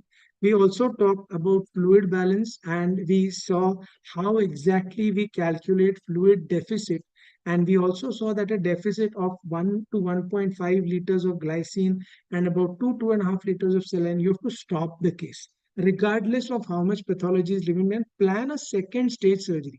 This deficit now reduces to 750 ml for elderly patients with comorbidities. So what are the predisposing factors for fluid overload? Hysteroscopic myomaresection, because large sinuses open up. Anemic patients because they have got less oxygen carrying capacity. And COPD patients like asthma because they have got poor gas exchange capacity. Diagnosis: fluid deficit measurement should tell you that this has happened before it has happened. Okay, current point. If you already had it, then you already had it. But otherwise, dyspnea is a feature. This signifies pulmonary edema. Altered sensorium, you will not believe how violent and distinct a patient becomes erratic. This is a sign of hyponatremia. And serum electrolytes, you get low sodium and potassium, but you need preoperative levels to compare if you are going to do this. What is the treatment? Stop surgery immediately. Give propped up position, nasal O2, stop all IV fluids without informing anyone. If you are in the OT, it is fine. If it happens in the post-op period, just give intravenous furosemide 40 milligram and just wait, it will settle down. You can repeat 40 milligram furosemide once, twice, thrice. Till the anesthetist comes inside, there is no problem. It will not cause any harm. What we do not do is we do not give hypertonic saline. Considering that she has got hyponatremia, do not give her hypertonic saline, because unless you have an ICU person to be able to manage this, because given too fast, hypertonic saline causes central pontine myelinosis and this is irreversible. So the fluid overload will not harm the patient, but you by your actions may harm the patient and this could be really detrimental to her. Okay, recap, I think we can skip this part. Now, before we close for fluid overload, there is one more presentation which is very important, which I had given for the IAGE, which is worth looking at. Okay, so we'll just take 2 minutes to see this and then we will have the question and answer round. Okay, so now here we go. How much is too much is the question, and this was the presentation for the Indian Association of Gynecological Endoscopy. Whatever we have already talked about, I am going to skip. You can read the slides later. There have been several articles on management of fluid and how much distension. These are my references. You can go through these if you want, if you have the time. Uh, we all know that we require distension pressure, and how much should the distension pressure be? It should be enough that you can see, but it should not be so much that you will not be able to see properly in the cavity, or you should not have any pulmonary edema. Uh, in cases like myomectomy, TCRE, uterine septum, usually you require more distension because there will be obviously more blood. Choice of distension medium is now not a method, this thing of debate at all. It is proven that we have all shifted to saline. If you are using glycine, it is time to change very soon. Okay. These parameters we have already discussed, and intrauterine pressure. So, this is also, I think, we have talked about. Let's not go through this. Depth of myometrial penetration, we saw when the tissue damage extends into the deeper myometrium, the fluid absorption will be more. That is why for deeper fibroids, we require to be more careful and more judicious in our choice of surgery. Okay, longer the procedure, more the time. So finish your resection surgeries quickly. Okay, that's the take home point. Now, how much pressure? So they have said that an intrauterine pressure between 70 to 100 is ideal. And for short procedures, an intrauterine pressure of around 40 is feasible. However, in actual practice, even I find this to be very difficult. Keep the amount of pressure in distending pressure at around the arterial pressure, so around 120 should be a good this thing to keep the pressure. However, when they found and they randomized patients to two groups, they found that, okay, this I'm going to skip out. Yeah, we are talking about pressure delivery systems. We already discussed the endo bag and the Histromat. What is important to know is that if you are using only gravity, if you maintain the level at 1 to 1.5 meters, the intrauterine pressure will be 70 to 100. But we don't use this much, so we are not going to do. Now this here, when you are using a pressure bag, you already know that if you are using a Histromat, you keep it at the desired pressure. But if you are using a pressure bag, keeping it at 100, 120 is not going to give you the pressure. You have to go up to 150, 250, sometimes 200 for short periods, because this 250 is not the actual intrauterine pressure. This 250 is the pressure in the bag. And that pressure gets transmitted because of the crude measurement. We can assume that a 250 pressure in the bag is giving us a good enough pressure. So if you're using a pressure bag, you can use a slightly higher pressure as compared to what you're using the Histromat. But always Histromat only as far as possible. Okay. This is technical. We are going to skip this Histromat easy, and there are new methods available to check whether your intake output is adequate or not. Now, this is one thing. Some companies have this sort of model where they are recommending an intrauterine pressure of 400 millimeters of mercury. It may be good in the hands of some experts because it is easier to enter into the cavity, it is easier to work. But when you become more and more experienced, learn to work at lower pressures, because the longer time you work at higher pressure, the more is the chance that you are going to induce the fluid overload. So now coming to the point, how to minimize fluid absorption. Okay, how to minimize fluid overload, how to calculate fluid deficit, etc., etc., we have already discussed. How to minimize the fluid absorption in the body. One, vasopressin. I showed you already how to inject vasopressin at 4 o'clock and 7 o'clock position. So that video we are not going to discuss again. We spoke about GnRH agonist and how it works in reducing fluid over, and simple procedure of stopping procedure for 10 minutes. This causes the platelet plug forms. There is this thing, and you find that you are able to work for longer period. Just if you are having too much bleeding, just stop the procedure. The bleeding will stop. The vessels will get blocked, and you can resume the procedure without having significant risk of fluid overload. So these are all the things that you can do in order to reduce your chances of a fluid. And of course, using automated tissue removal systems like the Bigatti shaver or the TrueClear system. Again, this is one concept. I do not have any experience in RF vaporizing electrode. This is available in India. They work at a significantly lower temperature and have less tissue damage. So also lower fluid absorption in comparison to the loop is what is proposed. Okay.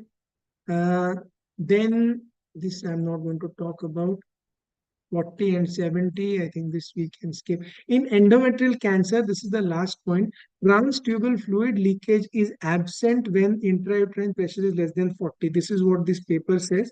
And even if you have this thing, the paper clearly says transtubal fluid leakage is not a synonym of cancer cell dissemination. So for undiagnosed endometrial hyperplasia, which may be malignancy, hysteroscopic biopsy still remains the gold standard for diagnosis. So this concludes this thing of fluid overload, how to manage fluid overload, and what you can do as regards how to calculate fluid and intake and output. You will have to look at the recording of session number 1. So I think that concludes our complications part. And now, if there are any questions, we will take the questions before we move on to newer techniques and the Mullerian anomalies, after which we are going to wind up. I think IUCDs I will not be covering. Maybe I'll put up a video later in the group explaining. It's very simple. There isn't much to discuss. So we'll do newer techniques. In that we are only going to be looking, let's see what we have here. Tissue retrieval systems, there is already a video online. So I will put the link in the group. We don't have the time. We will look at PRP and we will look at this AI-based system, which is very interesting. But before that, let's see if we have any questions that have come up, or I believe by now people must already have been too tired to ask questions. Let's see. Right. So no, apparently not. Absolute indication is no seal. Here.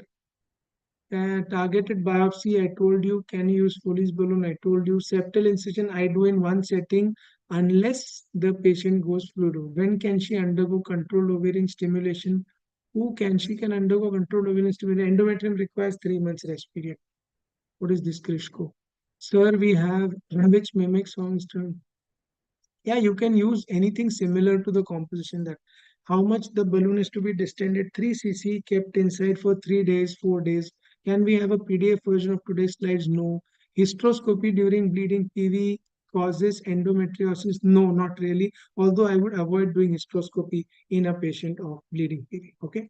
So now I think we move on to the next section. The next section is newer instrumentation, and first we will talk about the PRP. So here we have a patient. PRP installation is being done quite frequently now for a lot of patients. So for me, I am doing a lot of PRP installations. However, not having an IVF based background, I don't really know of in which cases it works and in which cases it does not. As such, case selection for patients of PRP is those patients where we have a good, synechia, and patients are not responding to the routine synechiolysis. So this is one such patient. You can see that she has got synechia.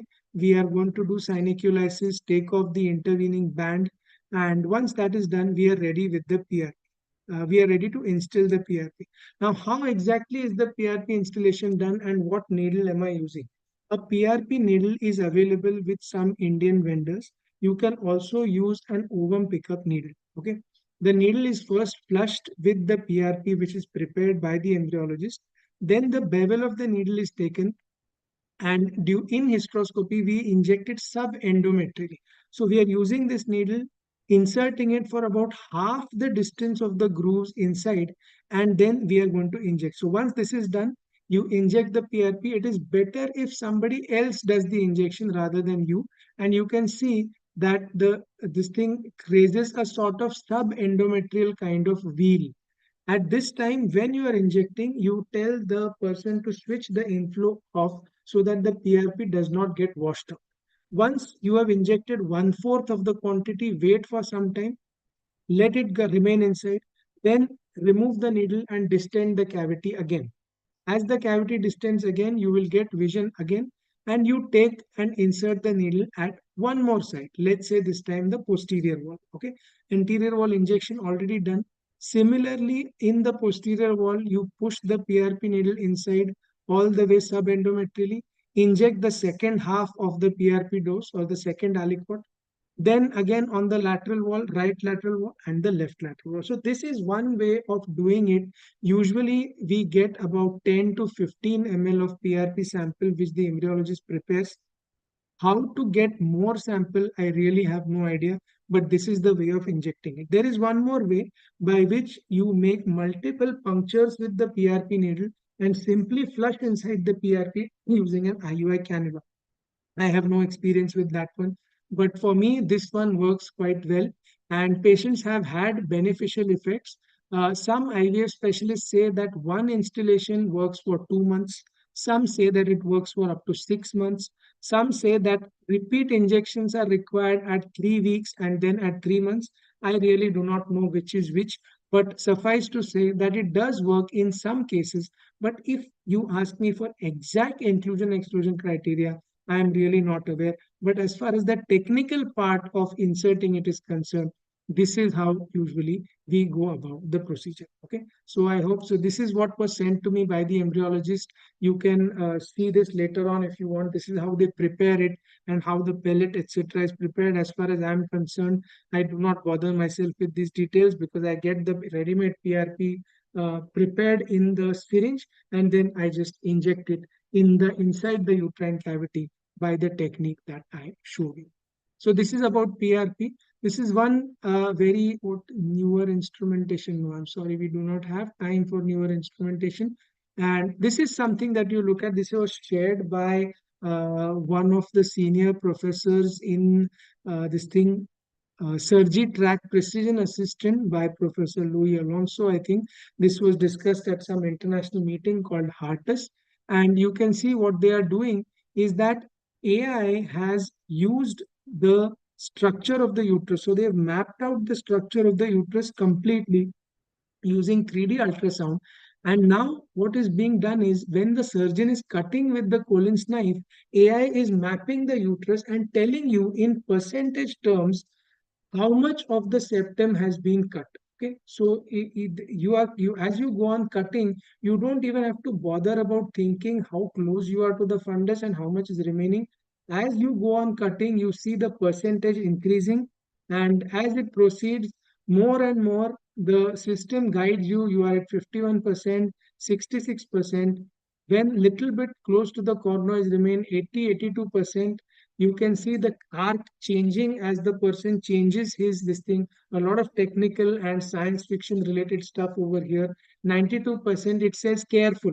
It says careful to tell the surgeon, and the line has become red because now you need to be careful. So 94%, 95%, and the line is red now. So now you can see the surgeon has switched over to cutting it laterally rather than cutting it with a burst. It keeps saying careful, 98%, and now he has achieved 100%. Surgery is done 100%, so you don't need to think. Artificial intelligence will tell you, and maybe who knows, this is the way of the future.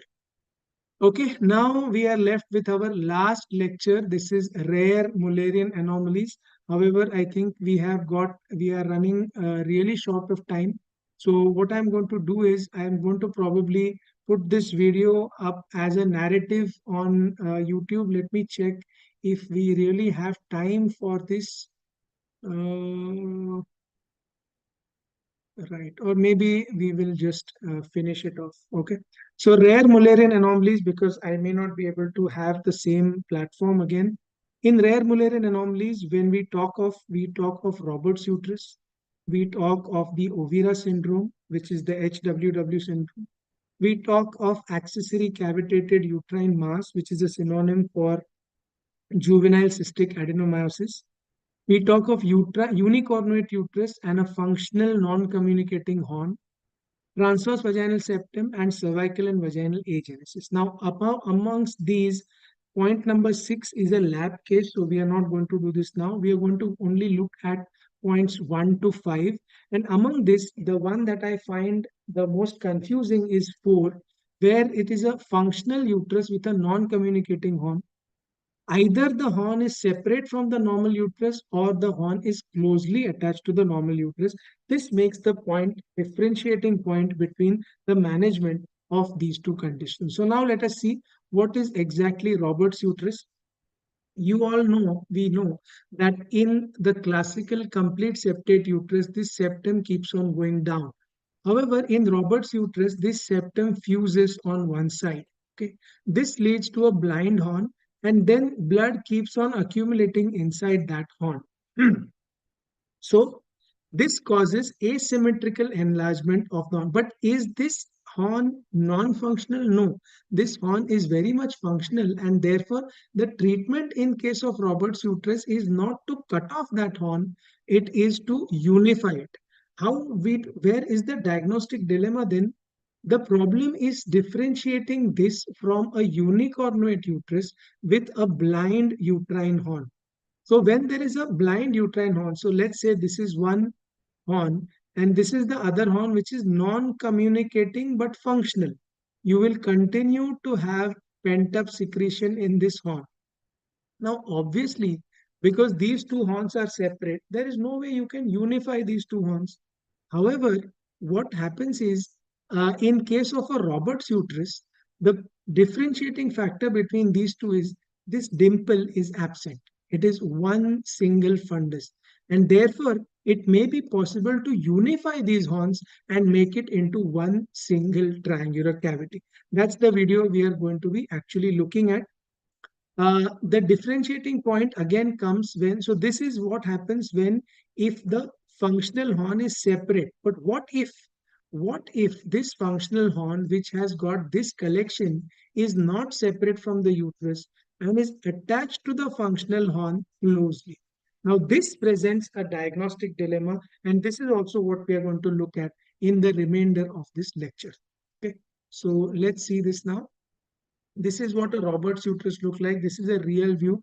And you have to remember that what we are looking for is the coronal view. Okay, you have got sagittal, axial, and coronal views. So we are looking at the coronal view. This is in T1 and this is in T2 weighted image.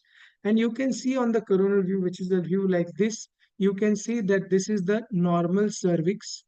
This is the normal internal os. This is the normal cavity on one side. And this is the pent up secretion which is there. And this is where you need to form the connecting bridge to join both the cavities. Also very important to see is that this part is not having any dimple. And so the external contour of the uterus, if you look at it like this, is perfectly fine. And there is no semblance of a bicornuate uterus per se. Okay. So I hope that is clear. Now, moving on. So this is Robert's uterus. Let's take a look at the video of Robert's uterus. This is not my video. This is video is courtesy Dr. Vivek Saranke sir from Mumbai. And you can see that there is a gradual development of the you have got the pent-up secretion, and like I said before, there is a cavity which is there on this side, which is patent. So this is the patent side, this is the blocked side. As we move on, you can see that when you can see that it is marked by the red dotted line. This is the cavity where the secretions have become pent up, and this is the normal yellow line where the canal is straight, and you can have good drainage from this side. So there is no hematometra on this side. Also notice that the fundus is single and there is no dimpling at the fundus. So we know that there is no concept of a unicornuate uterus with a non-functional horn. Okay. So when we proceed with the surgery, what we see is on the side where you have the blockage, you find that here you have got a large horn, and there is some semblance of endometriosis also on this side because of the regurgitation of the blood. Okay. Here on the other side, you see that there is a good spillage of dye, but on the left hand side, there is a large amount of endometriosis which is still there. Let's do the hysteroscopy now. And when we do the hysteroscopy and we go inside, you can see the clear banana shaped cavity on one side. And when you go back, you cannot see anything on the other side, obviously. The trick is to be able to find the opening of the other side. On vaginoscopy, you can see that the cervix is completely single. There is no problem over there. So look at the septal line and go back till you find a rare point where you will start cutting. Once you start cutting, this takes a little expertise in order to find the exact site where you will be able to make the tunneling incision. But once you go inside, you are able to see some rare fibers. And once you tease those fibers and go inside, you are able to see the escape of dark chocolate tarry blood. Okay?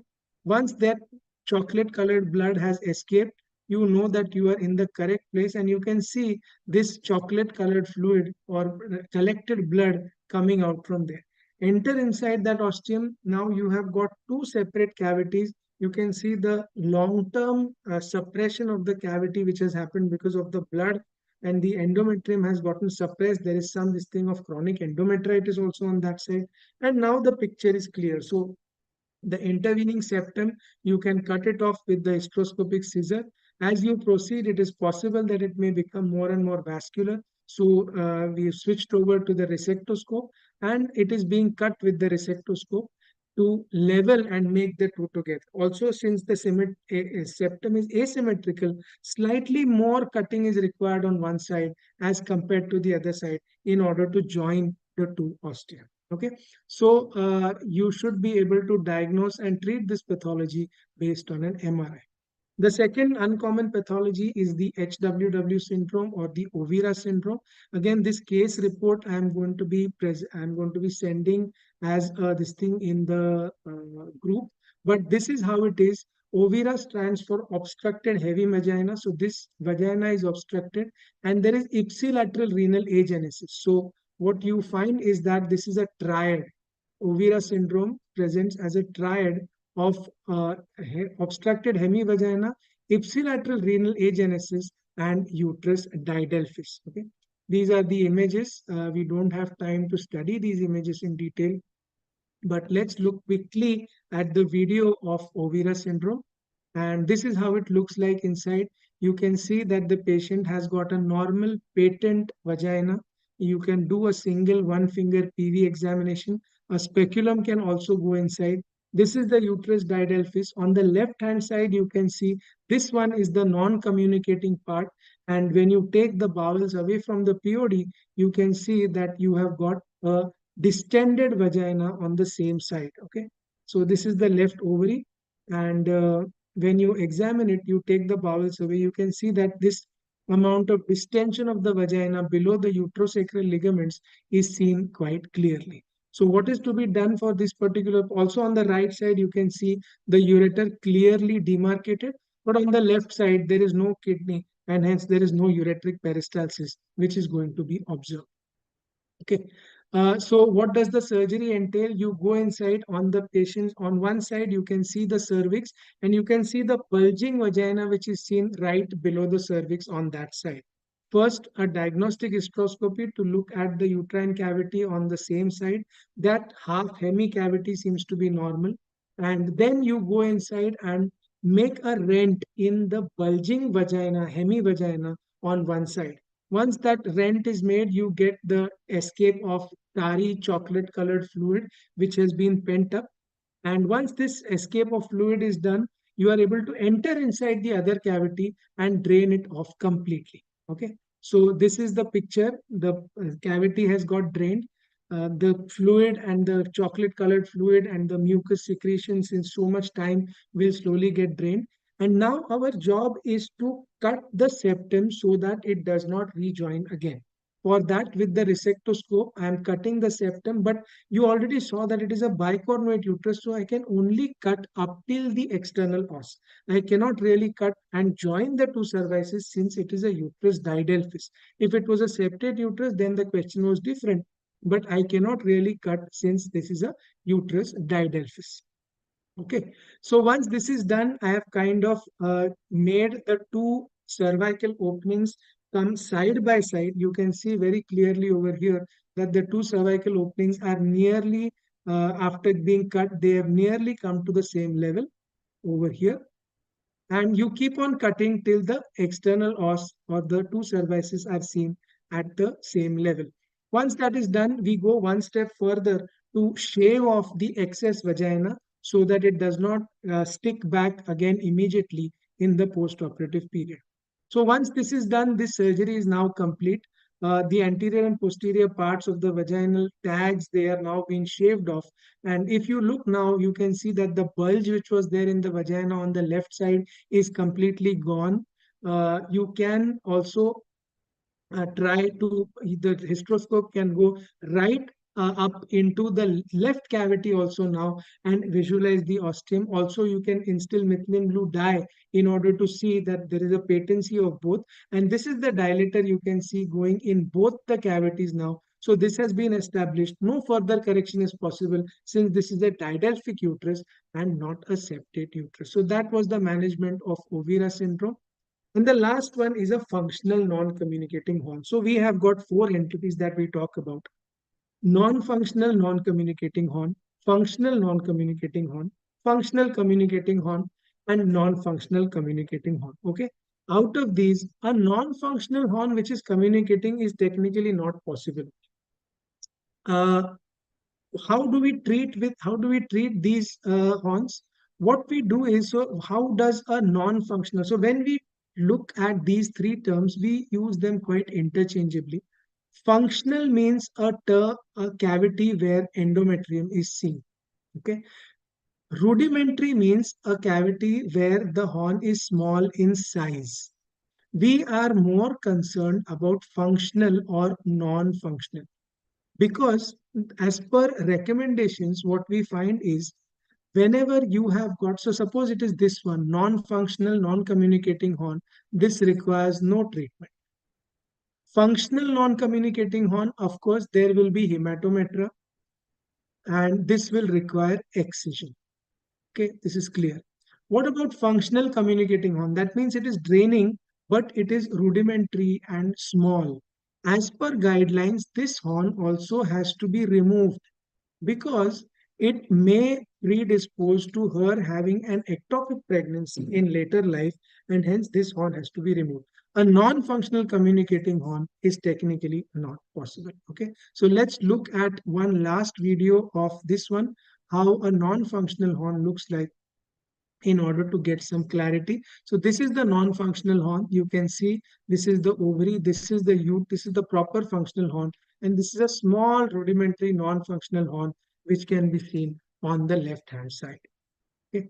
Then, so the presence of a functional cavity in the contralateral part is the only clinically important factor for complications such as hematocavity, and laparoscopic removal is always recommended, even if the horn is non-communicating.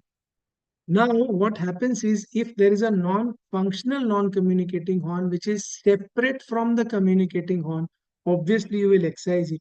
But if there is a functional non-communicating horn which is closely attached to the communicating horn, it becomes a very close TD with the Roberts uterus. If you can understand this, it is fine. This is from my discussion with another very senior doctor, Dr. Alka Kriplani. She has a lot of work in this. She was the ex-head of AIMS.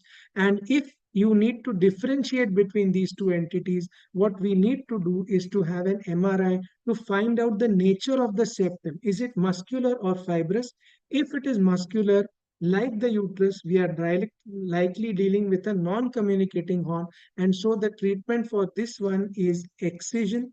I have a video online I will post. And if it is fibrous or fibromuscular, it is likely a Roberts uterus, and then the treatment is unification. So that kind of completes the gamut of cases of this thing, congenital anomalies of the uterus. ACUM is also another video. This is there on the YouTube channel. You can take a look at it. And I think that will bring us to the conclusion of this marathon masterclass. Before I wind up, a few words before we close.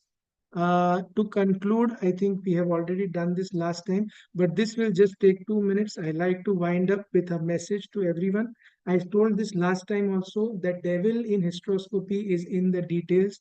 The task may look very simple, but the devil is in the details. When we start practice, I skipped this slide the last time. When we start practice, I believe we progress through various stages. The first stage is unconscious incompetence, where we do not know what we are doing and therefore we make mistakes. Then we start knowing too much and we go to the stage of conscious incompetence, where we are not ready to do anything, because of knowing too much. Then comes the stage of conscious competence, where you do things perfectly realizing what harm it may do. And finally, some people progress to the stage of unconscious competence, where even at the spinal level, they are able to grow. This is not my chart, this is available on the net, but this is my article, Avoiding Complications in Laparoscopic Surgery in Early Years of Practice, a retrospective analysis of lessons learned the hard way. I wrote this for the Mumbai Society Journal. I will share this in the group, and it really makes for some worthy reading for those of you who are starting off in your laparoscopy journey. Know your battleground. All battlefields are not the same. If the road is smooth, you can drive a Porsche. But if the road is cobbled up and bad, a Porsche is not going to do you any good. You need an off-roader, which is why you need to know how to drive both these vehicles. So don't restrict yourself to saying, I will know how to use only scissor, I will use only resectoscope, I will do only this, I will never use hysteroscopic morcellator. In fact, we did not have time to discuss it, but all instruments have their pros and cons. So try to understand the instrument before. Lastly, how do you judge a surgeon? So a senior anesthetist judges a surgeon by his ability to do a complicated surgery, his or her.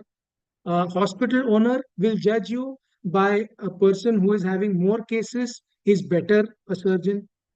Patient will judge a surgeon by cases which don't give complications. If you are a complication-free surgeon, then you are a good surgeon. And but a surgeon, how does a surgeon judge a surgeon? A surgeon judges a surgeon by his ability to deal with his or her own complication. The more you operate, the more there will be complications. So there are so many judgments that you better, this is not mine, this is from Med or Medical Online, better don't give a damn about other people's judgment. Just do what you want, do it properly, do it truthfully till the end of time. How to improve? My takes are self-analysis and criticism is very good. Avoid the I know everything attitude. Make discussion groups like the WhatsApp group that we have now. Review your own videos. Avoid timing your surgery 10 minutes, 15 minutes, 20 minutes. It's not required. Watch other experts operate, get inputs from them. Try variations of technique once you get comfortable with one technique, and complications are bound to happen.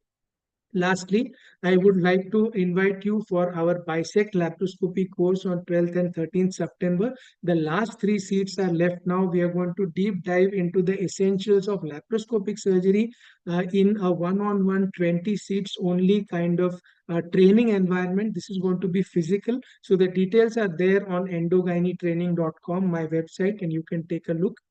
Also, we already have a WhatsApp group, so I would advise you, please stay in the game. Join the WhatsApp group for updates. You may have already received a joining link from Conference. If not, they will probably send it again. We have a very good network where a lot of people are helping each other to solve their real life queries. So it's not just me who answers. There are so many experts in the group who will be able to answer and solve your queries. So stay in the game. And lastly, before I close, I would request you, if you liked what you listened to today, we have been at it from 9 a.m. to almost 5 p.m. now. So that's more than, I think, 8 hours. If you liked what you listened to today, please leave a feedback message on the group stating what you liked. We will disable the this thing now, and we are not going to keep it an admin only. We will disable it. You can post your messages in the group. If you liked what you listened to, please tell what exactly you liked, how you liked, because it takes a lot of effort to create all this. And if it has really reached up to you as the end user and is going to make a difference in the way you do hysteroscopy, I feel that the past 4 months of preparation which have gone into creating hysteroscopy masterclass 1 and 2 will have been adequately utilized. So with that, I wish you a very happy Sunday. Thank you all very much, those of you who have joined part 1 and part 2, and I hope to see you again sometime in the future for yet another webinar in such large numbers. So thank you very much. Mandar, I think we can now end the meeting.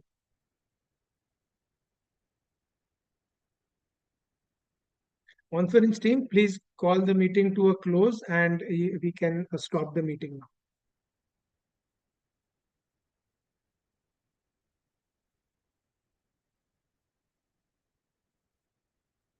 So I really don't know how many people are still online and whether the conference team itself is online or not. Hello, sir. Yeah, please close the meeting. We are done. Okay, Thank sir. you very much, conference, and thank you very much to Makran Desai and his team for providing the resources to conduct this. So thank you very much.